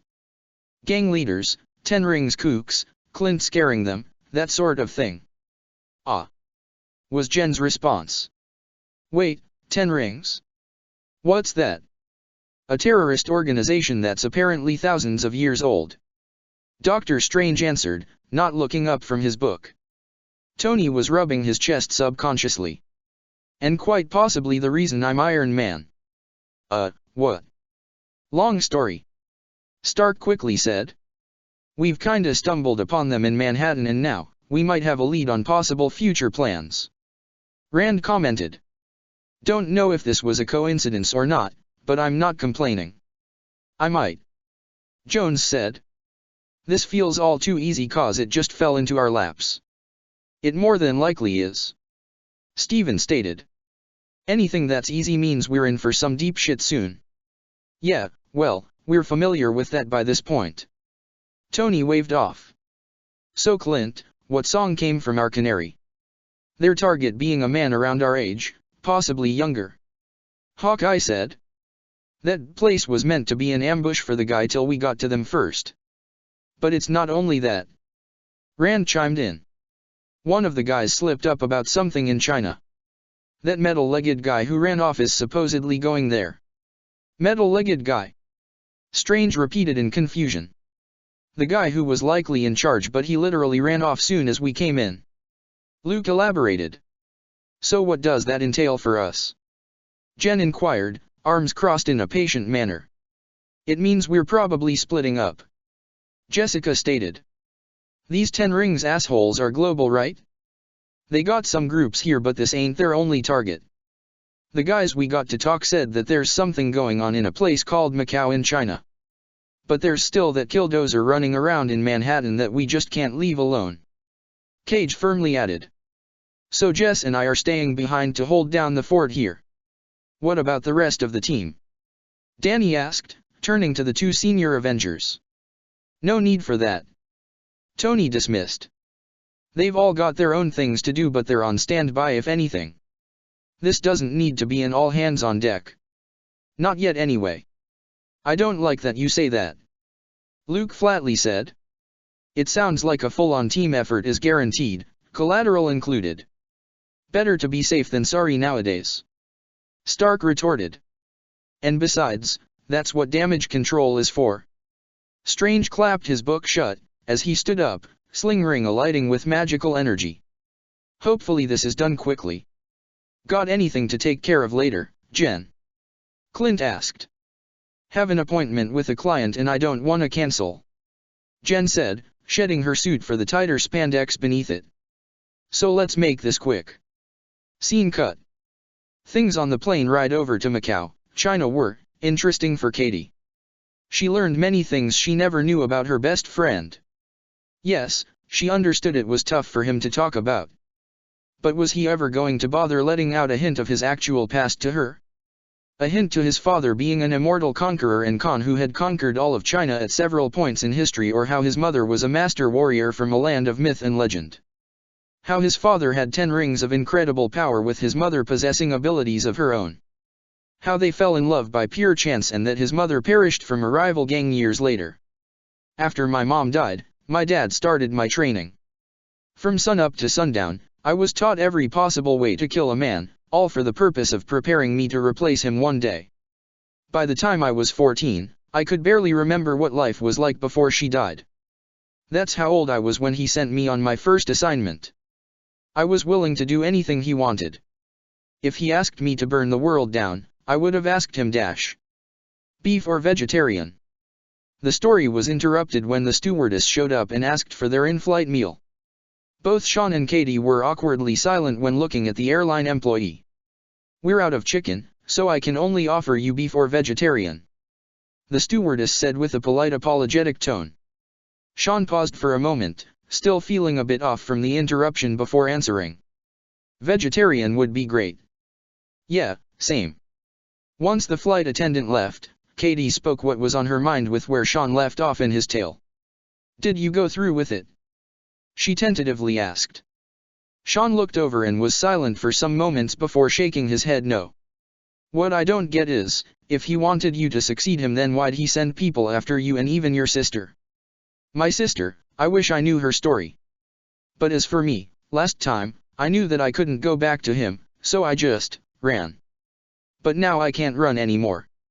From his best friend's perspective, it was difficult for her to see him like this. She was so used to his easygoing and light-hearted nature. To see Sean so solemn and grim was not something she thought she could ever get used to. Katie was silent, processing it all. "I know this is a lot to dump on you. I'm sorry about your mom." Sean didn't say anything else in response. An awkward bubble was around them as they were surrounded by other plane passengers. He contemplated for some moments before deciding to reveal something else to his friend. "There's something else." He spoke up. "Another reason why my dad's after me." Katie didn't verbally respond, instead looking at him patiently as he raised his arm up to her and pulled back his sleeve to reveal the ring around his wrist. It glowed briefly, making Chen's eyes widen considerably.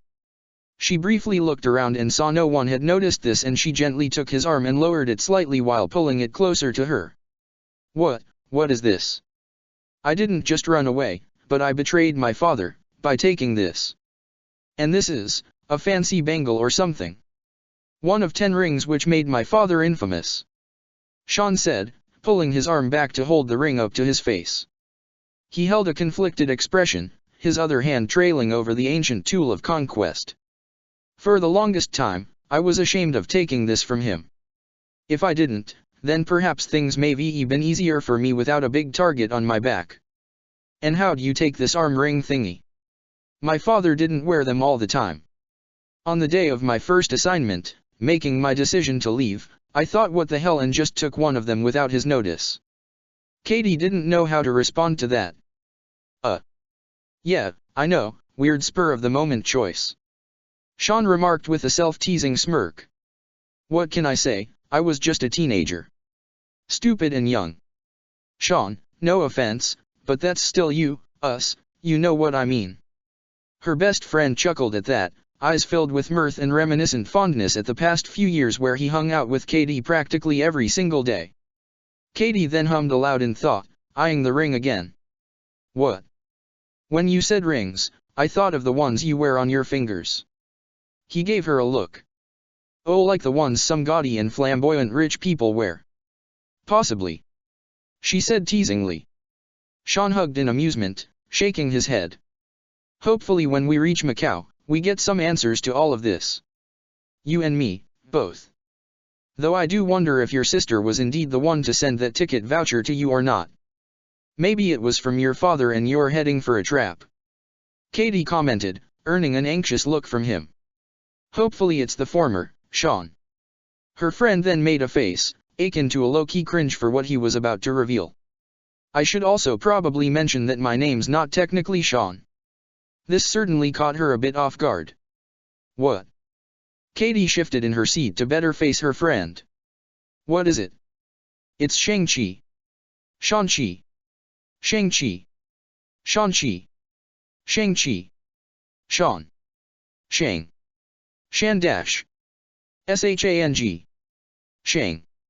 It took a moment for Katie to realize just what his name really was, or rather, just how little effort he put into changing it. "Shang. Yeah. You changed your name from Shang to Sean." He looked away, rolling his eyes at the disbelief in her tone. Yeah, I wonder how your father found you. She dryly said. Okay, I was 15 years old. All right. He lamely defended. What is your name change logic? She rhetorically asked. You're going into hiding dash. Okay. And your name is Michael, and you go on and change it to Missile. That's not what happened. He jokingly argued back. It's like hi, my name's Gina. I'm gonna go into hiding. My new name's Gina. She looked over and saw Sean place his headphones on. Yeah, okay. Oh, yeah, you can hear me. The rest of the flight was relatively more light-hearted, with a more relaxed air between the pair until their flight grounded in Macau. It was quite the city, located on China's southern coast and east of Hong Kong. For Katie, it was the first time in a long while that she was out of the country and out of the continent. This was a whole new experience for her, seeing a whole new side of the world, one directly linked to her roots. Her grandparents and parents all left this country decades back, so she felt a bit weird being here without them. She did believe she would have come to China at one point. It's just she thought it would have been with her family and Sean, not just him and her, and it having to do with some assassins and his immortal warrior dad. After getting a cab, they drove by many bazaars, lots, stores, and all sorts of other sights Katie wished they had the time to see. But they had more pressing matters on hand. They arrived at their destination, which most of it appeared to be under construction given the bamboo scaffolding present. This had to be the place, given it was the address on the envelope Shang got. Riding the elevator was rather lackluster in Katie's opinion. Glancing to the side, she saw Shang was expressing a similar manner, but there were some hints of growing anxiousness. There was another person in the elevator with them, but he was more along the lines of being there for his job as an elevator attendant. Nothing like a stereotypical bellhop, but something akin to fit with the environment and setting. The man soon turned to them and held out a tablet with an electronic pen. Sign here to get in.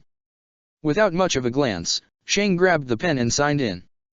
The attendant only presented the tablet to Shang, but not Katie from what she noticed.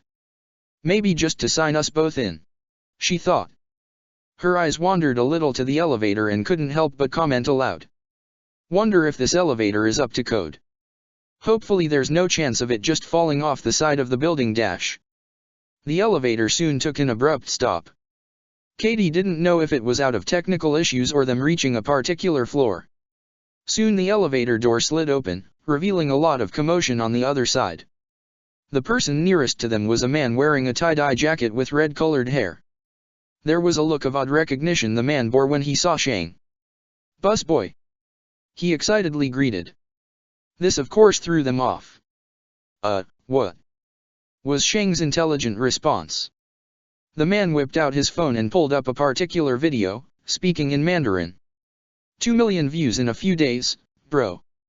He chattered, throwing his arm around the fighter. There they saw footage of the bus fight from someone's phone. Damn, dude. Oh, no. The man then noticed Katie. And you're the driver? Sorry but my Chinese sucks. She sheepishly admitted. Oh, all good.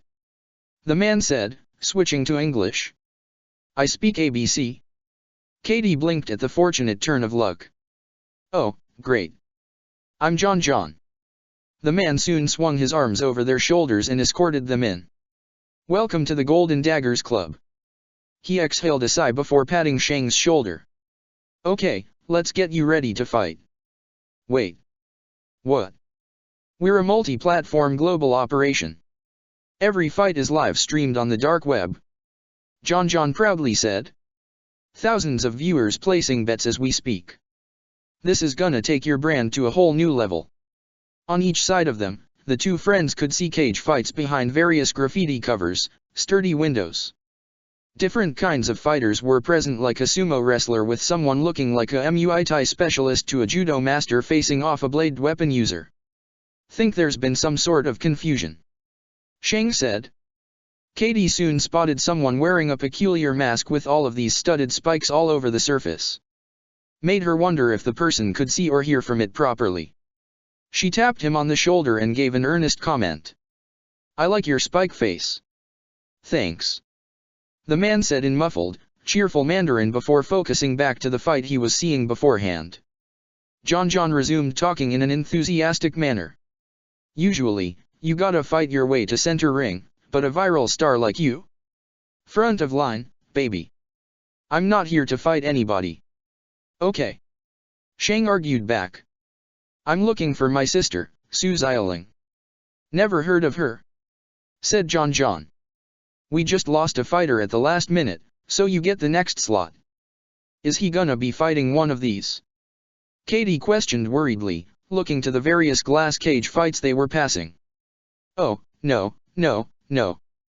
These are like low-level fights. John soon turned their attention elsewhere. You're gonna be fighting up there. The place their escort was focusing on was a large ring with various chains encircling the enlarged space. The trio saw what appeared as an extremist male, given his body was glowing and somewhat exposing his bone structure underneath his skin. His opponent was a woman in a tight bodysuit with a face mask with a variety of weapons on her person. The extremist was letting out a volley of flames in the arena, letting many scorch marks litter the floor and the occasional chain fence. The ninja-like woman threw a variety of knives at the man once coming out of a recovery roll. Whilst the extremist was distracted, she leapt at him and repeatedly stabbed the man more, but this time in the face. He fell onto the ground as his body began to combust, prompting the woman to leap back to avoid getting hit with the coming explosion. Boom. The space surrounding the cage match rattled with much smoke and vapors obscuring the view. The vents quickly went to work, sucking up the fumes. Eventually, all attendees witnessed the female fighter was relatively fine, albeit most of her armor was smoked and beaten up from the explosion. Her hair was even singed to a degree from the flames. Suffice to say, the crowd loved it as they roared in applause. Go AHMA! John cheered on from below. Her nickname is the Black Rain here. She's won like 50 times in a row here. I always bet on Asian. Oh my god. Katie murmured, turning a bit green at how many people were cheering at the carnage in the cage. Yeah, look, I'm not going up there, okay? I'm just trying to dash. Whoa. John cut him off. It's too late to back out now. You already committed, brother. What? You signed the contract, remember? He made a pen-wavy motion with his hand. Your name's on the roster. The bets are piling in. What contract? The one you signed when getting into the building. John said as it was the most obvious thing in the world. Shang-Chi blinked before groaning to himself. Oh, for the love of Dash. Hey, what's our cut? Katie. What? I'm just curious. She defensively said. Oh, it's huge. The promoter said with a wide grin. It doesn't matter. It matters. Katie whispered with a grin of her own now. Dude, I saw you fight 5 assassins and a giant Romanian with a razor for an arm on a moving bus. This is just one guy. Just do it. Then we'll all get paid, and then I'll help you find whoever you're looking for. Come on. You got this. Katie encouraged. You got this. John tacked on. Don't be nervous. Thank you. Shang said sarcastically. Katie saw her friend be dragged away by John, leaving her all by herself now as she decided to familiarize herself in this fight club. Quite a lot was happening with people placing bets on various fights left and right. People commenting about said fights and questioning who may come out on top in the upcoming ones. Minutes went on by before Katie thought she may try to find her friend or the nearest restroom when she heard the loudspeakers flare to life. From the loudspeakers, John spoke to everyone in attendance and to those watching through the dark web. Ladies and gentlemen, the fight we've all been waiting for. The incredible viral sensation, all the way from San Francisco, USA, it's Busboy. Katie looked up to the caged arena and did a double take when seeing her old friend, naked from the waist up. The only thing present was the metal ring worn around his wrist. Holy hell, he's ripped. What happened to your shirt? She asked, flexing her own arms. Sean only threw his arms up with a look that said, wasn't my decision. The only thing he wore was a pair of sweatpants and his ring around his wrist. And for his opponent for tonight, a figure soon appeared from the hallway at the other side of the enlarged cage arena, it's Macau's own fearsome killer. The person walked forward, revealing it was a hooded woman. Su Xiaoling. The person pulled down their hood, revealing her features to her opponent. Sister. Shang said in disbelief. Is that you? She didn't say anything, only looking at the ring worn around his wrist before glaring at him venomously. Shang-Chi didn't know what to say next, instead glancing down and spotted a jade pendant around her neck. One that looked exactly like the one he always wore. Xiaoling. He sorrowfully whispered. I'm so sorry. I shouldn't have left you. That seemed to have the opposite effect to what he desired, her gaze becoming far more murderous. Sorry. She spat out in Mandarin. You're sorry? That's it? That's all you have to say? I know you're upset. But can you hear me out? You have some nerve asking me for that after what you did. Xiaoling's eyes glazed over briefly, lip trembling before she shook it off. I don't want your apology. Now fight me. To his knowledge, his sister never learned how to fight before. So perhaps this may be an easy fight. If he were here to fight. Oh. Oh, how naive such a thought that was. I'm not fighting you, Xiaoling. Shang-Chi argued. I came here to warn you. Seeing as her brother wasn't going to make the first move, she decided to do so herself. She leapt forward with an elbow strike. He evaded the hit before he was assaulted by an unleashed flurry of kicks and punches which caught him off guard.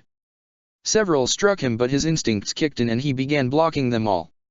Still, the effect was there, and the younger sister smirked at the dumbfounded look her sibling had. Surprised? She mockingly asked. Who do you think father trained after you abandoned us? But he wasn't a fool. Xiaoling sneered. After mother died and you left, he wanted to at least make sure I could defend myself. She didn't allow for a response, going into a set of spinning kicks, going into a low-angle high kick that Shang hastily blocked. Whilst not as strong as her brother, the momentum was enough for him to visibly cringe as he felt his arms rattle from that last kick he got. His sister shot back up, lunging at him with an overhead strike that he shot his hands up to intercept and block. Looping his arms around Xiaoling's forearm, he caught her elbow, pulled her in whilst slapping away a kick and punch. Shang held her close to his face, conveying remorse and frustration now. We don't have time for this. He argued. Our father is looking for us. Xiaoling didn't verbally respond, her glare coming back in full force as she managed to free herself and attack once more. Shang was quick to defend himself, but he started to notice her speed and ferocity. He was skilled, but the look in her eyes was that of a killer. Having been distracted by her eyes, Shang failed to see the elbow coming to his face. His head throbbed with pain, holding his jaw, stumbling away from his sister. Oh, that's gotta hurt. John said over the loudspeaker. Su Xiaoling wasn't finished, quickly rushing in, hoping to inflict more harm upon her brother. He managed to block half her strikes yet got struck several times all the same. Shang-Chi managed to catch her arms again, glaring at her irritably now. Can you please stop hitting me? He complained. A backhanded fist was his response. For him, that was the last straw.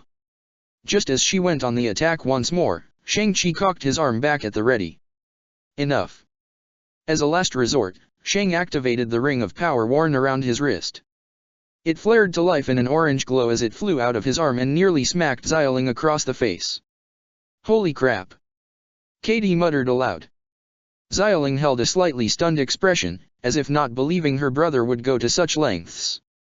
Though Shang appeared nonplussed, moving in to go for several more swings, his personal ring following their trajectory. His sister hastily dodged a majority of them until one landed on her gut and sent her flying into the chain walls. The audience began changing busboy over and over, an audible tide shifting from one competitor over the other. Xiaoling was quick to stand up, a surprise for her brother, but he didn't have time to dwell on it as she was already running at him again. She jumped in for a flying knee which Shang repelled with a ring-enhanced palm strike. She fell down to the ground again, and at this moment, her brother gave pause. His sister was quick in the recovery, whirling on the ground before getting back up again. As she did, she charged forward with her one arm flinging back with something shooting out. The action was quick, having a green blur soon arching around and smacking Xiaoling's opponent across the head.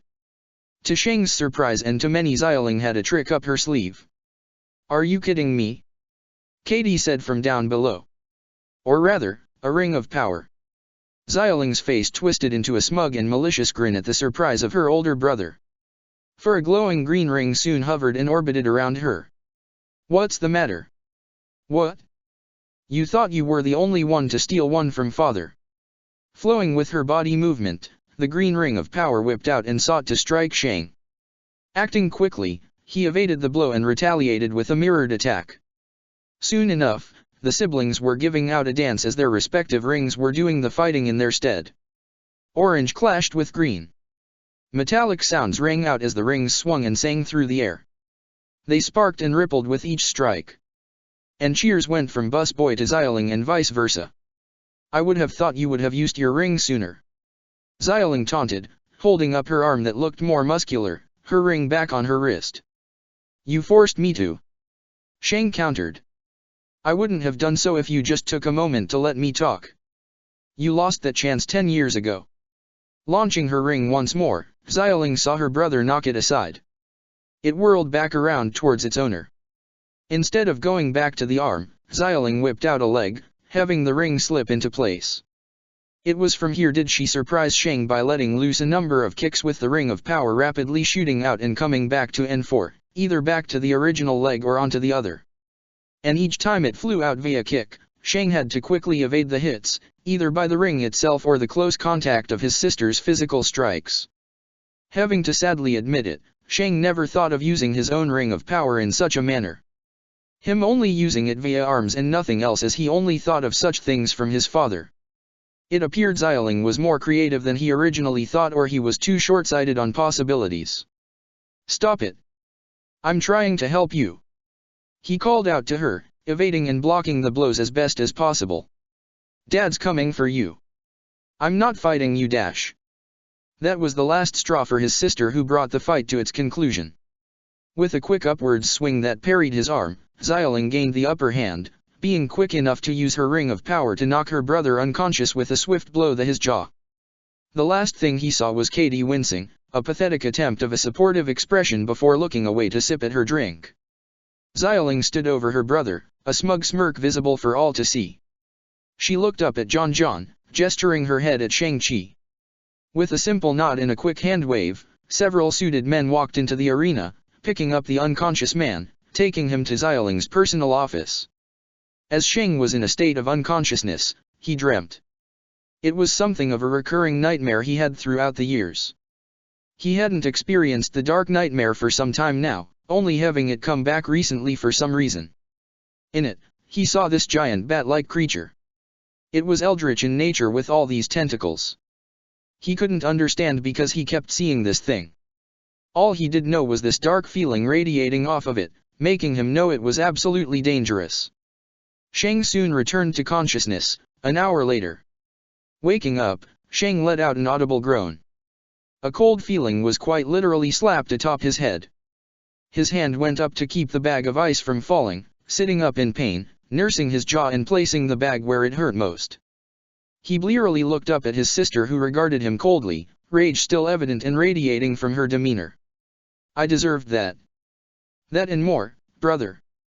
Sheng was silent for some moments, mulling his options on what to say next. "How is it you're here as a contestant?" "A contestant?" She scoffed at the question, slowly placing her hand down upon the desk in front of her. "No, I run this place." Katie soon walked in, flanked by John with a happy expression on her face as she counted a large number of bills in her hands. "What's that?" Sheng asked in bewilderment until a realization set in. "Money, duh. Did you bet against me?" He really felt betrayed right about now. "No," Katie unconvincingly said.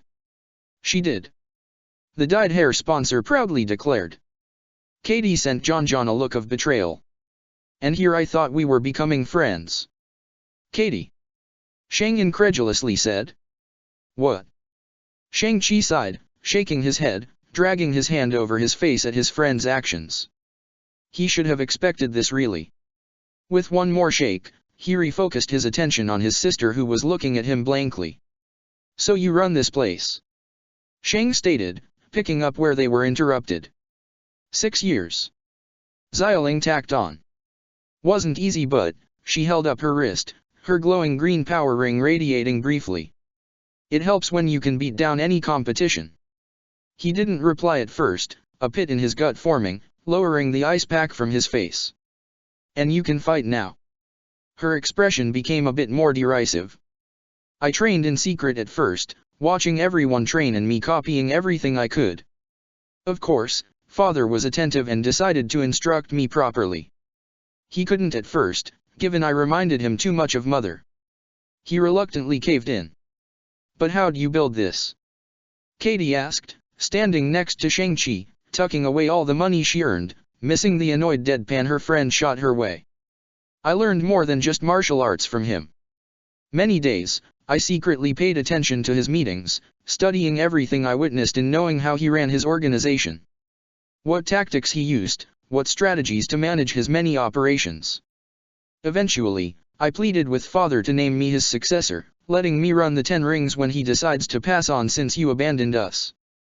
She tsked, sneering at her brother. "He refused, of course, making me repeat history and leave, but not before taking one of his rings like you have." "And why'd you do that?" asked Katie. "A means of proving myself in my own way. Like this underground fight club. I took inspiration from my father's organization and made one of my own," Xiaoling proudly said, hands outstretched on either side of her. "All this was built under my name and my actions with neither my father nor my brother being a part of it. This is my empire and mine alone." Shang-Chi was having a bit of a difficult moment in processing seeing his sister like this. Last he saw of her, well, she was still a kid. Scared, lost, and alone with only her older brother. And he abandoned her the first chance he got. "How'd you find us?" Shang quietly asked. "Like father, I have scouts around the world. This place always needs new talent. Most were tasked to track you down until one day they finally investigated further in San Francisco. Once confirming it was you, I sent the voucher to you so you could properly find me. To my displeasure, you didn't come right away those months ago. Sorry, but I was hesitant and didn't know if it was actually you or not. Of course we had to come here due to your father's goons attacking us," commented Katie. "Yes, I saw the video. Oddly have to be thankful for that, which got you to finally get off your ass and find me," Xiaoling said with a crossed look before forming a smirk. "Now that you're here, gotta ask, but are you two married?" Both of them stammered and stuttered, looking at one another and then at Xiaoling. "No," they both emphatically said at the same time. Xiaoling quirked her brow at that. "Funny. With how you two acted in the video, I swear you are or at least dating." "Yeah, well, we're not." Katie brushed it off with a dry tone. "I get enough of that from my grandma, thank you very much." The younger sister simply smirked now, slightly amused by Chen's personality. "They took my pendant," Shang abruptly said, drawing in Xiaoling's attention. "They're gonna come for yours next." His sister brought a hand up to where her jade necklace rested with an unfocused look on her face. It was the first time he had seen her look nervous and conflicted since reuniting with her. "I don't know what he wants with them, but we both know it can't be good." "Oh, it can't be good, you say?" Xiaoling parried tauntingly. Katie felt a bit awkward now in being here, considering the prominent tension and animosity the sister held towards her brother. She found herself shifting about uncomfortably when Xiaoling turned to her. "You know what Shang said to me when he left? 'I'll be back in 3 days. She quoted. After those 3 days, I went to our mother's shrine and waited. That time turned to a week, then a month, then a year and so on. It was from then that I realized I didn't really need him anymore." Xiaoling then turned to her brother with a mild glare. "The reason why I wanted to see you one last time is so I can properly say that to your face. You did a little more than that." Shang-Chi was unable to help himself, wincing at the glare that intensified. "Look dash. If you say you're sorry, I'm breaking your jaw," Xiaoling venomously said, her hands now curling into fists, turning white and trembling. Do you have any idea what I've been through after you left? Any semblance of the torture I endured when my entire family abandoned me? Her brother had no proper rebuttal to such a question, only hanging his head in shame. I dash. Way. Both Katie and the siblings shot up at the sound of an alarm going off in the entire establishment, many people screaming now. A moment later, men armed with electrified hooks and staves descended from on high, with muscular men leading the charge. Shang-Chi looked at his sister, who caught his eye, and both were quick to figure out just who it was that had come to this place. Whilst he looked back at the 10 rings assassins rappelling down into the fighting rings, his sister was already on the move. He and Katie were distracted as they spotted the razor-armed man who had attacked them on the bus. Katie then heard a brief squeak of metal, and she turned to see Xiaoling and John opening a secret door in the wall behind the desk of the former. Sean. Katie said, making the brother turn his head in time to see his sister and her associate ditch them. John even flipped him off for added measure, frustrating Shang-Chi. You gotta be kidding me. He bit out. What do we do now? Katie questioned, panicking slightly now. Looking to the nearby windows, he got an idea.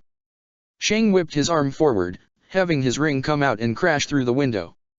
He ran to the opening as the ring slipped back on. Come on. He called out to his friend, hand outstretched. Katie slowly approached the edge and found herself looking down.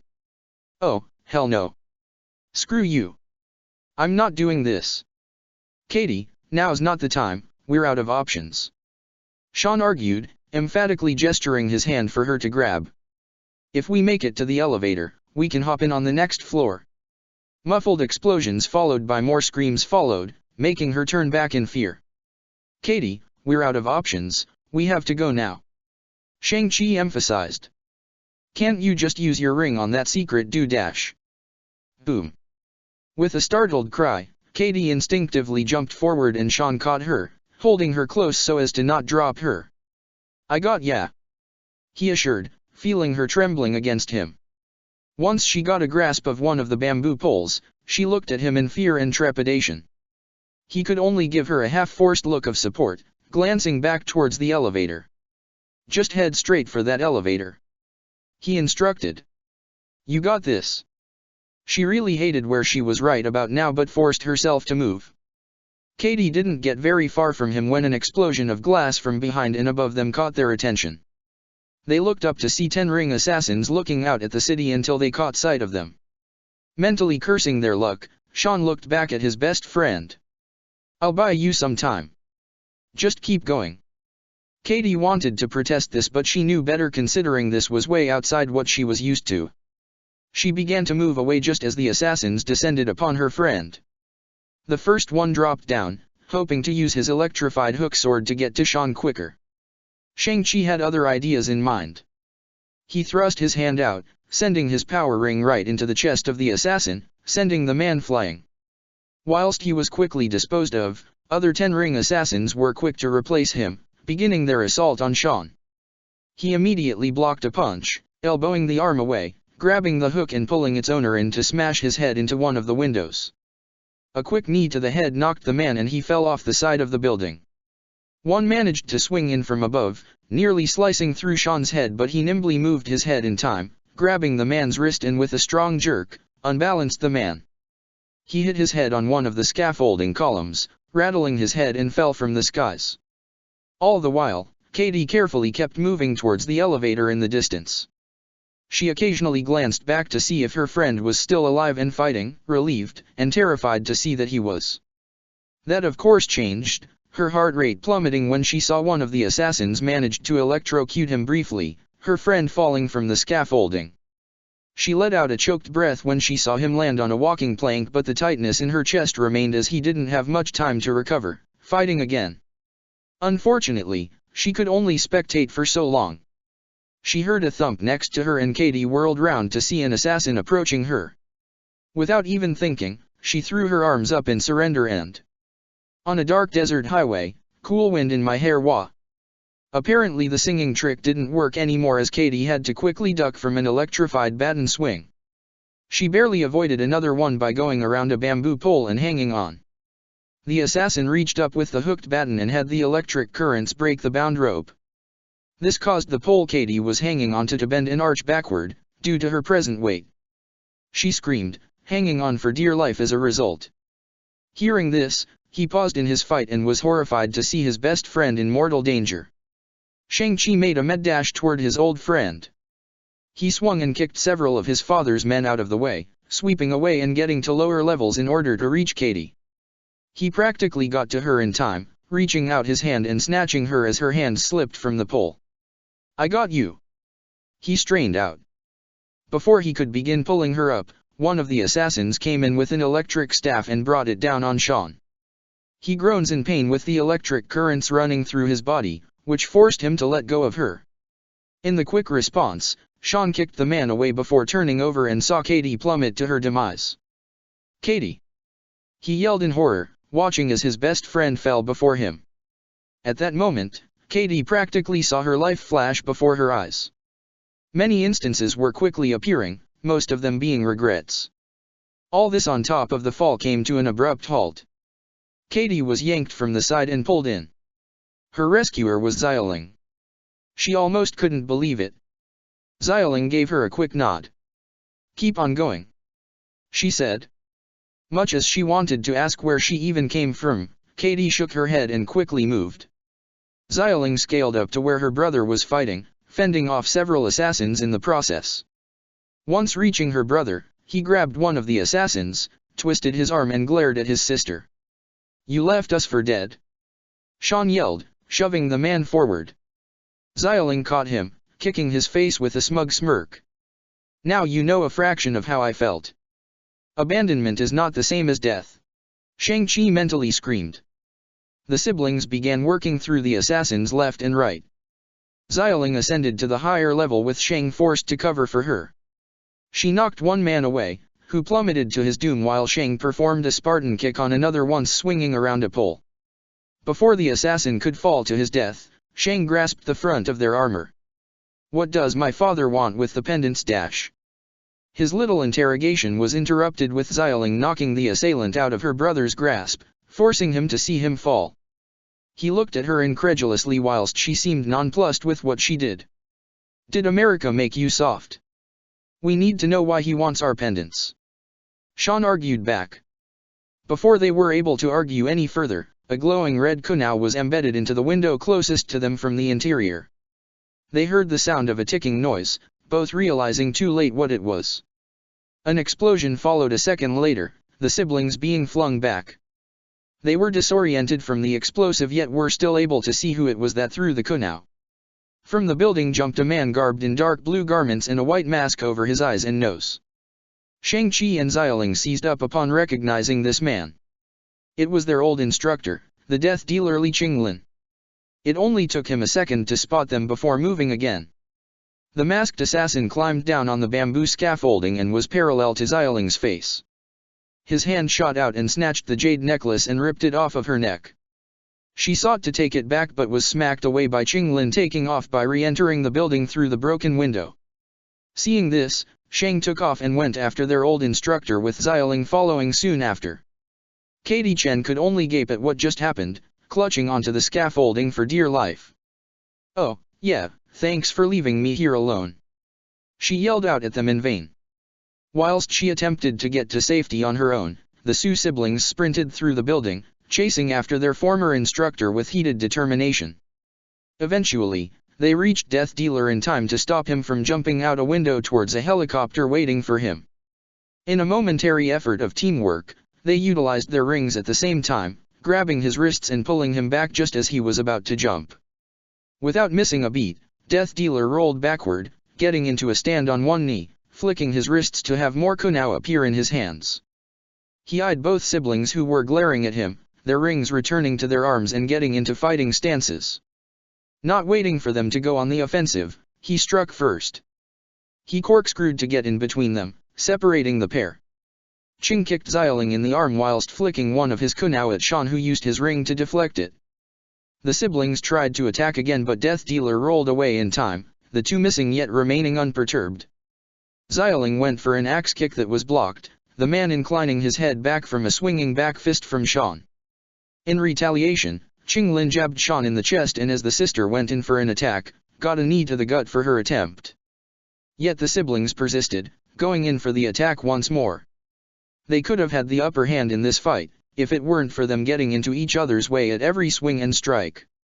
They occasionally bumped into each other, had to halt their attacks midway as they were about to strike each other, and nearly used their rings on each other again. Their coordination was awful, with no semblance or idea of working together. Not from Xiaoling's perspective. Shan tried to tell her to try attacking at once, but she disregarded his warnings and was relentless in her own attacks. This was something Qinglin capitalized on in facing off his former students. The Death Dealer exploited their mistakes. He worked through their faults to gain the upper hand. Every mistake they made was met with devastating strikes to their bodies. Even with their power rings assisting them, it did little in their efforts to beat their former instructor. Eventually, a misstep from Shan and an overzealous Xiaoling kick got them both on the ground with kunao raised above them. Just when he was about to take them both out with a few devastating dagger swipes. Clap. The hand clap halted his action, prompting Qinglin to instantly back off. The next thing Shang and Xiaoling knew, they felt the rings worn on their arms quiver and shift. Looking down, they saw the respective orange and green glows turn purple as they slid off their limbs and flew off. Their eyes went to the darkness as they saw their respective rings join with others. It was then did the siblings know what happened. Shang looked over and saw Katie was practically dragged into the room by some assassins. Leading the goons were Mashes the Razor Fist and Raza the Crusher. And off from the side was their leader, who wore a white suit with the sleeves rolled up showing 10 glowing rings of power. It was their father, Su Wenwu. He looked at both of them with a neutral expression, walking slowly towards them. "I told my men they wouldn't be able to kill you, even if they tried," he casually said. "Glad I was right." Katie struggled and made a plea towards Wenwu. "Don't kill them." The 10 Rings leader said nothing, only looking at her for a moment before standing in front of his 2 children. He gestured for them to stand up, the pair hesitantly doing so. A tense silence hung in the air between them, the brother and sister unsure and secretly terrified as to what their father was going to do.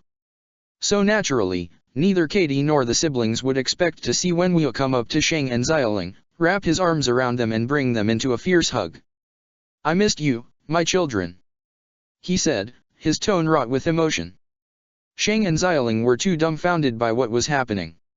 It was only the brother who voiced a seemingly shared thought. "Aren't you here to kill us?"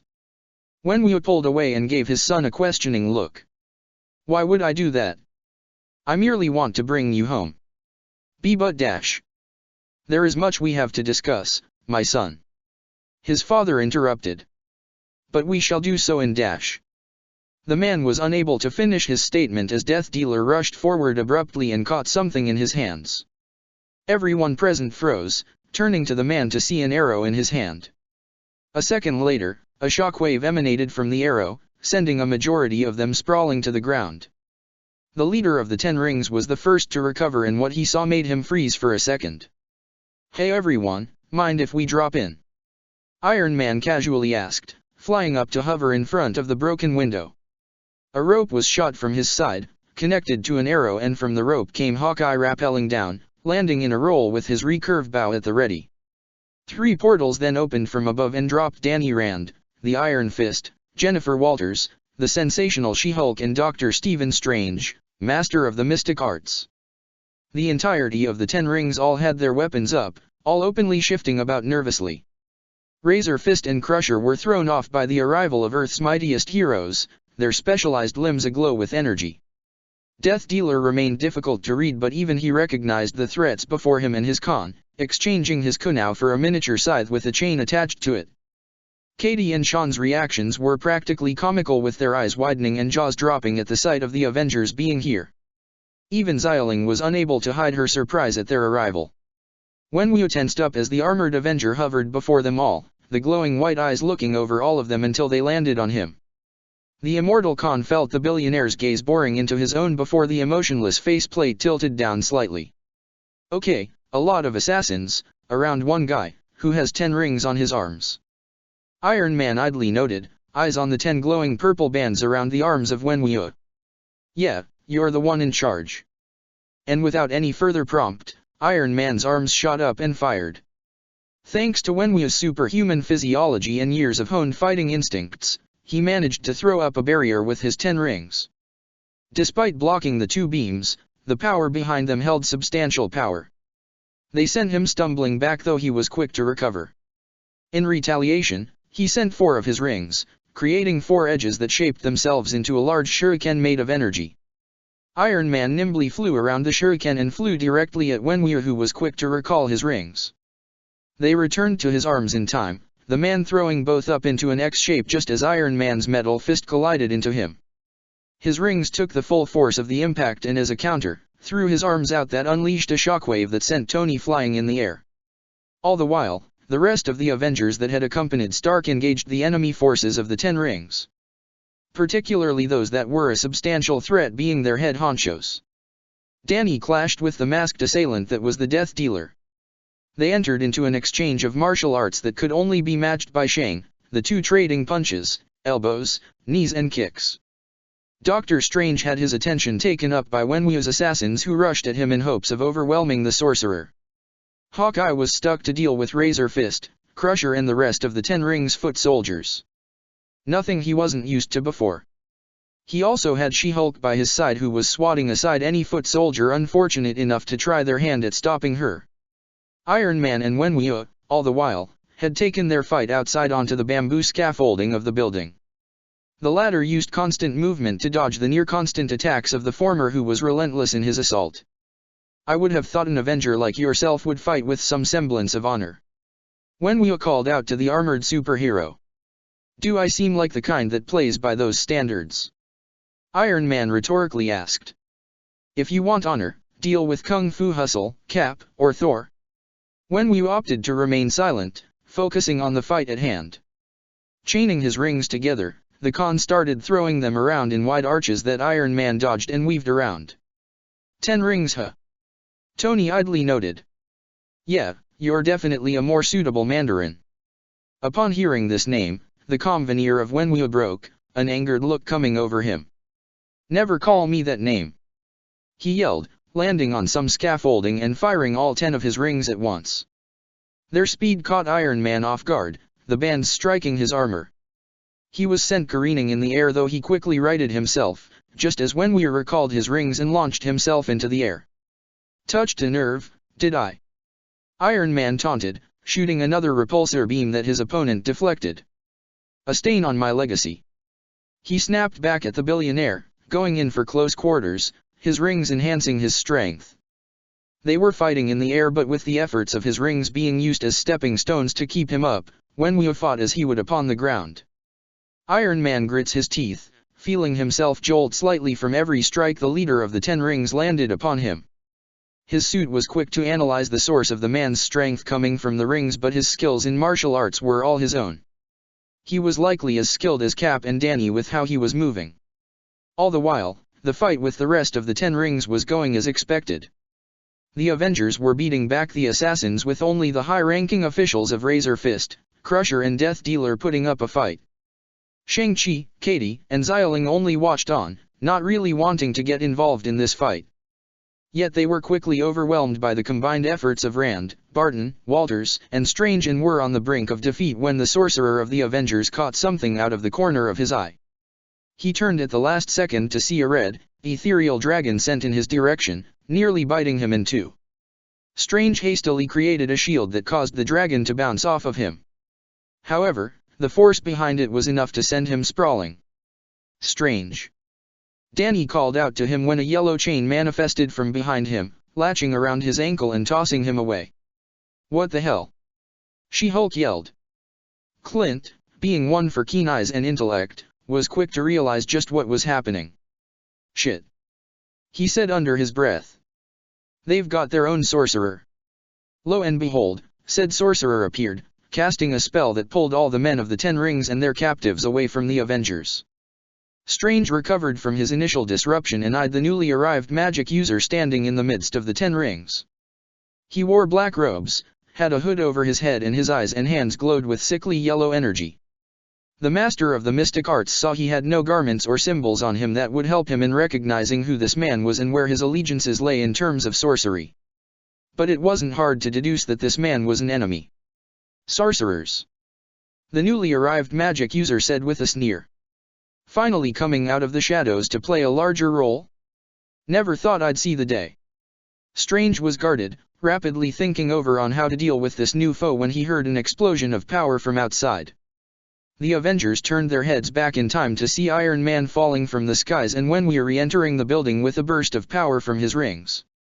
The heroes were sent flying back for a moment, though some managed to stay standing in time to see when we were standing next to the robed man. Get us out of here, now! When we commanded. The enemy sorcerer nodded, swiftly forming glyphs that surrounded them all. They fiercely glowed, which soon became blinding. The light became encompassing, forcing the Avengers to either look away or try and stop it. It was a useless effort as the light died down a moment later. With the Avengers all able to see again, they say they failed, for everyone affiliated with the 10 Rings disappeared from the building, and so were their 3 captives. Damn it! Iron Fist exclaimed, stomping his foot in frustration. They got away.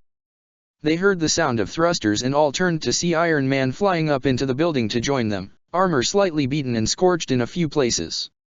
So we lost, I take it. Tony Riley stated more than asked, seeing that the 10 rings were all gone now.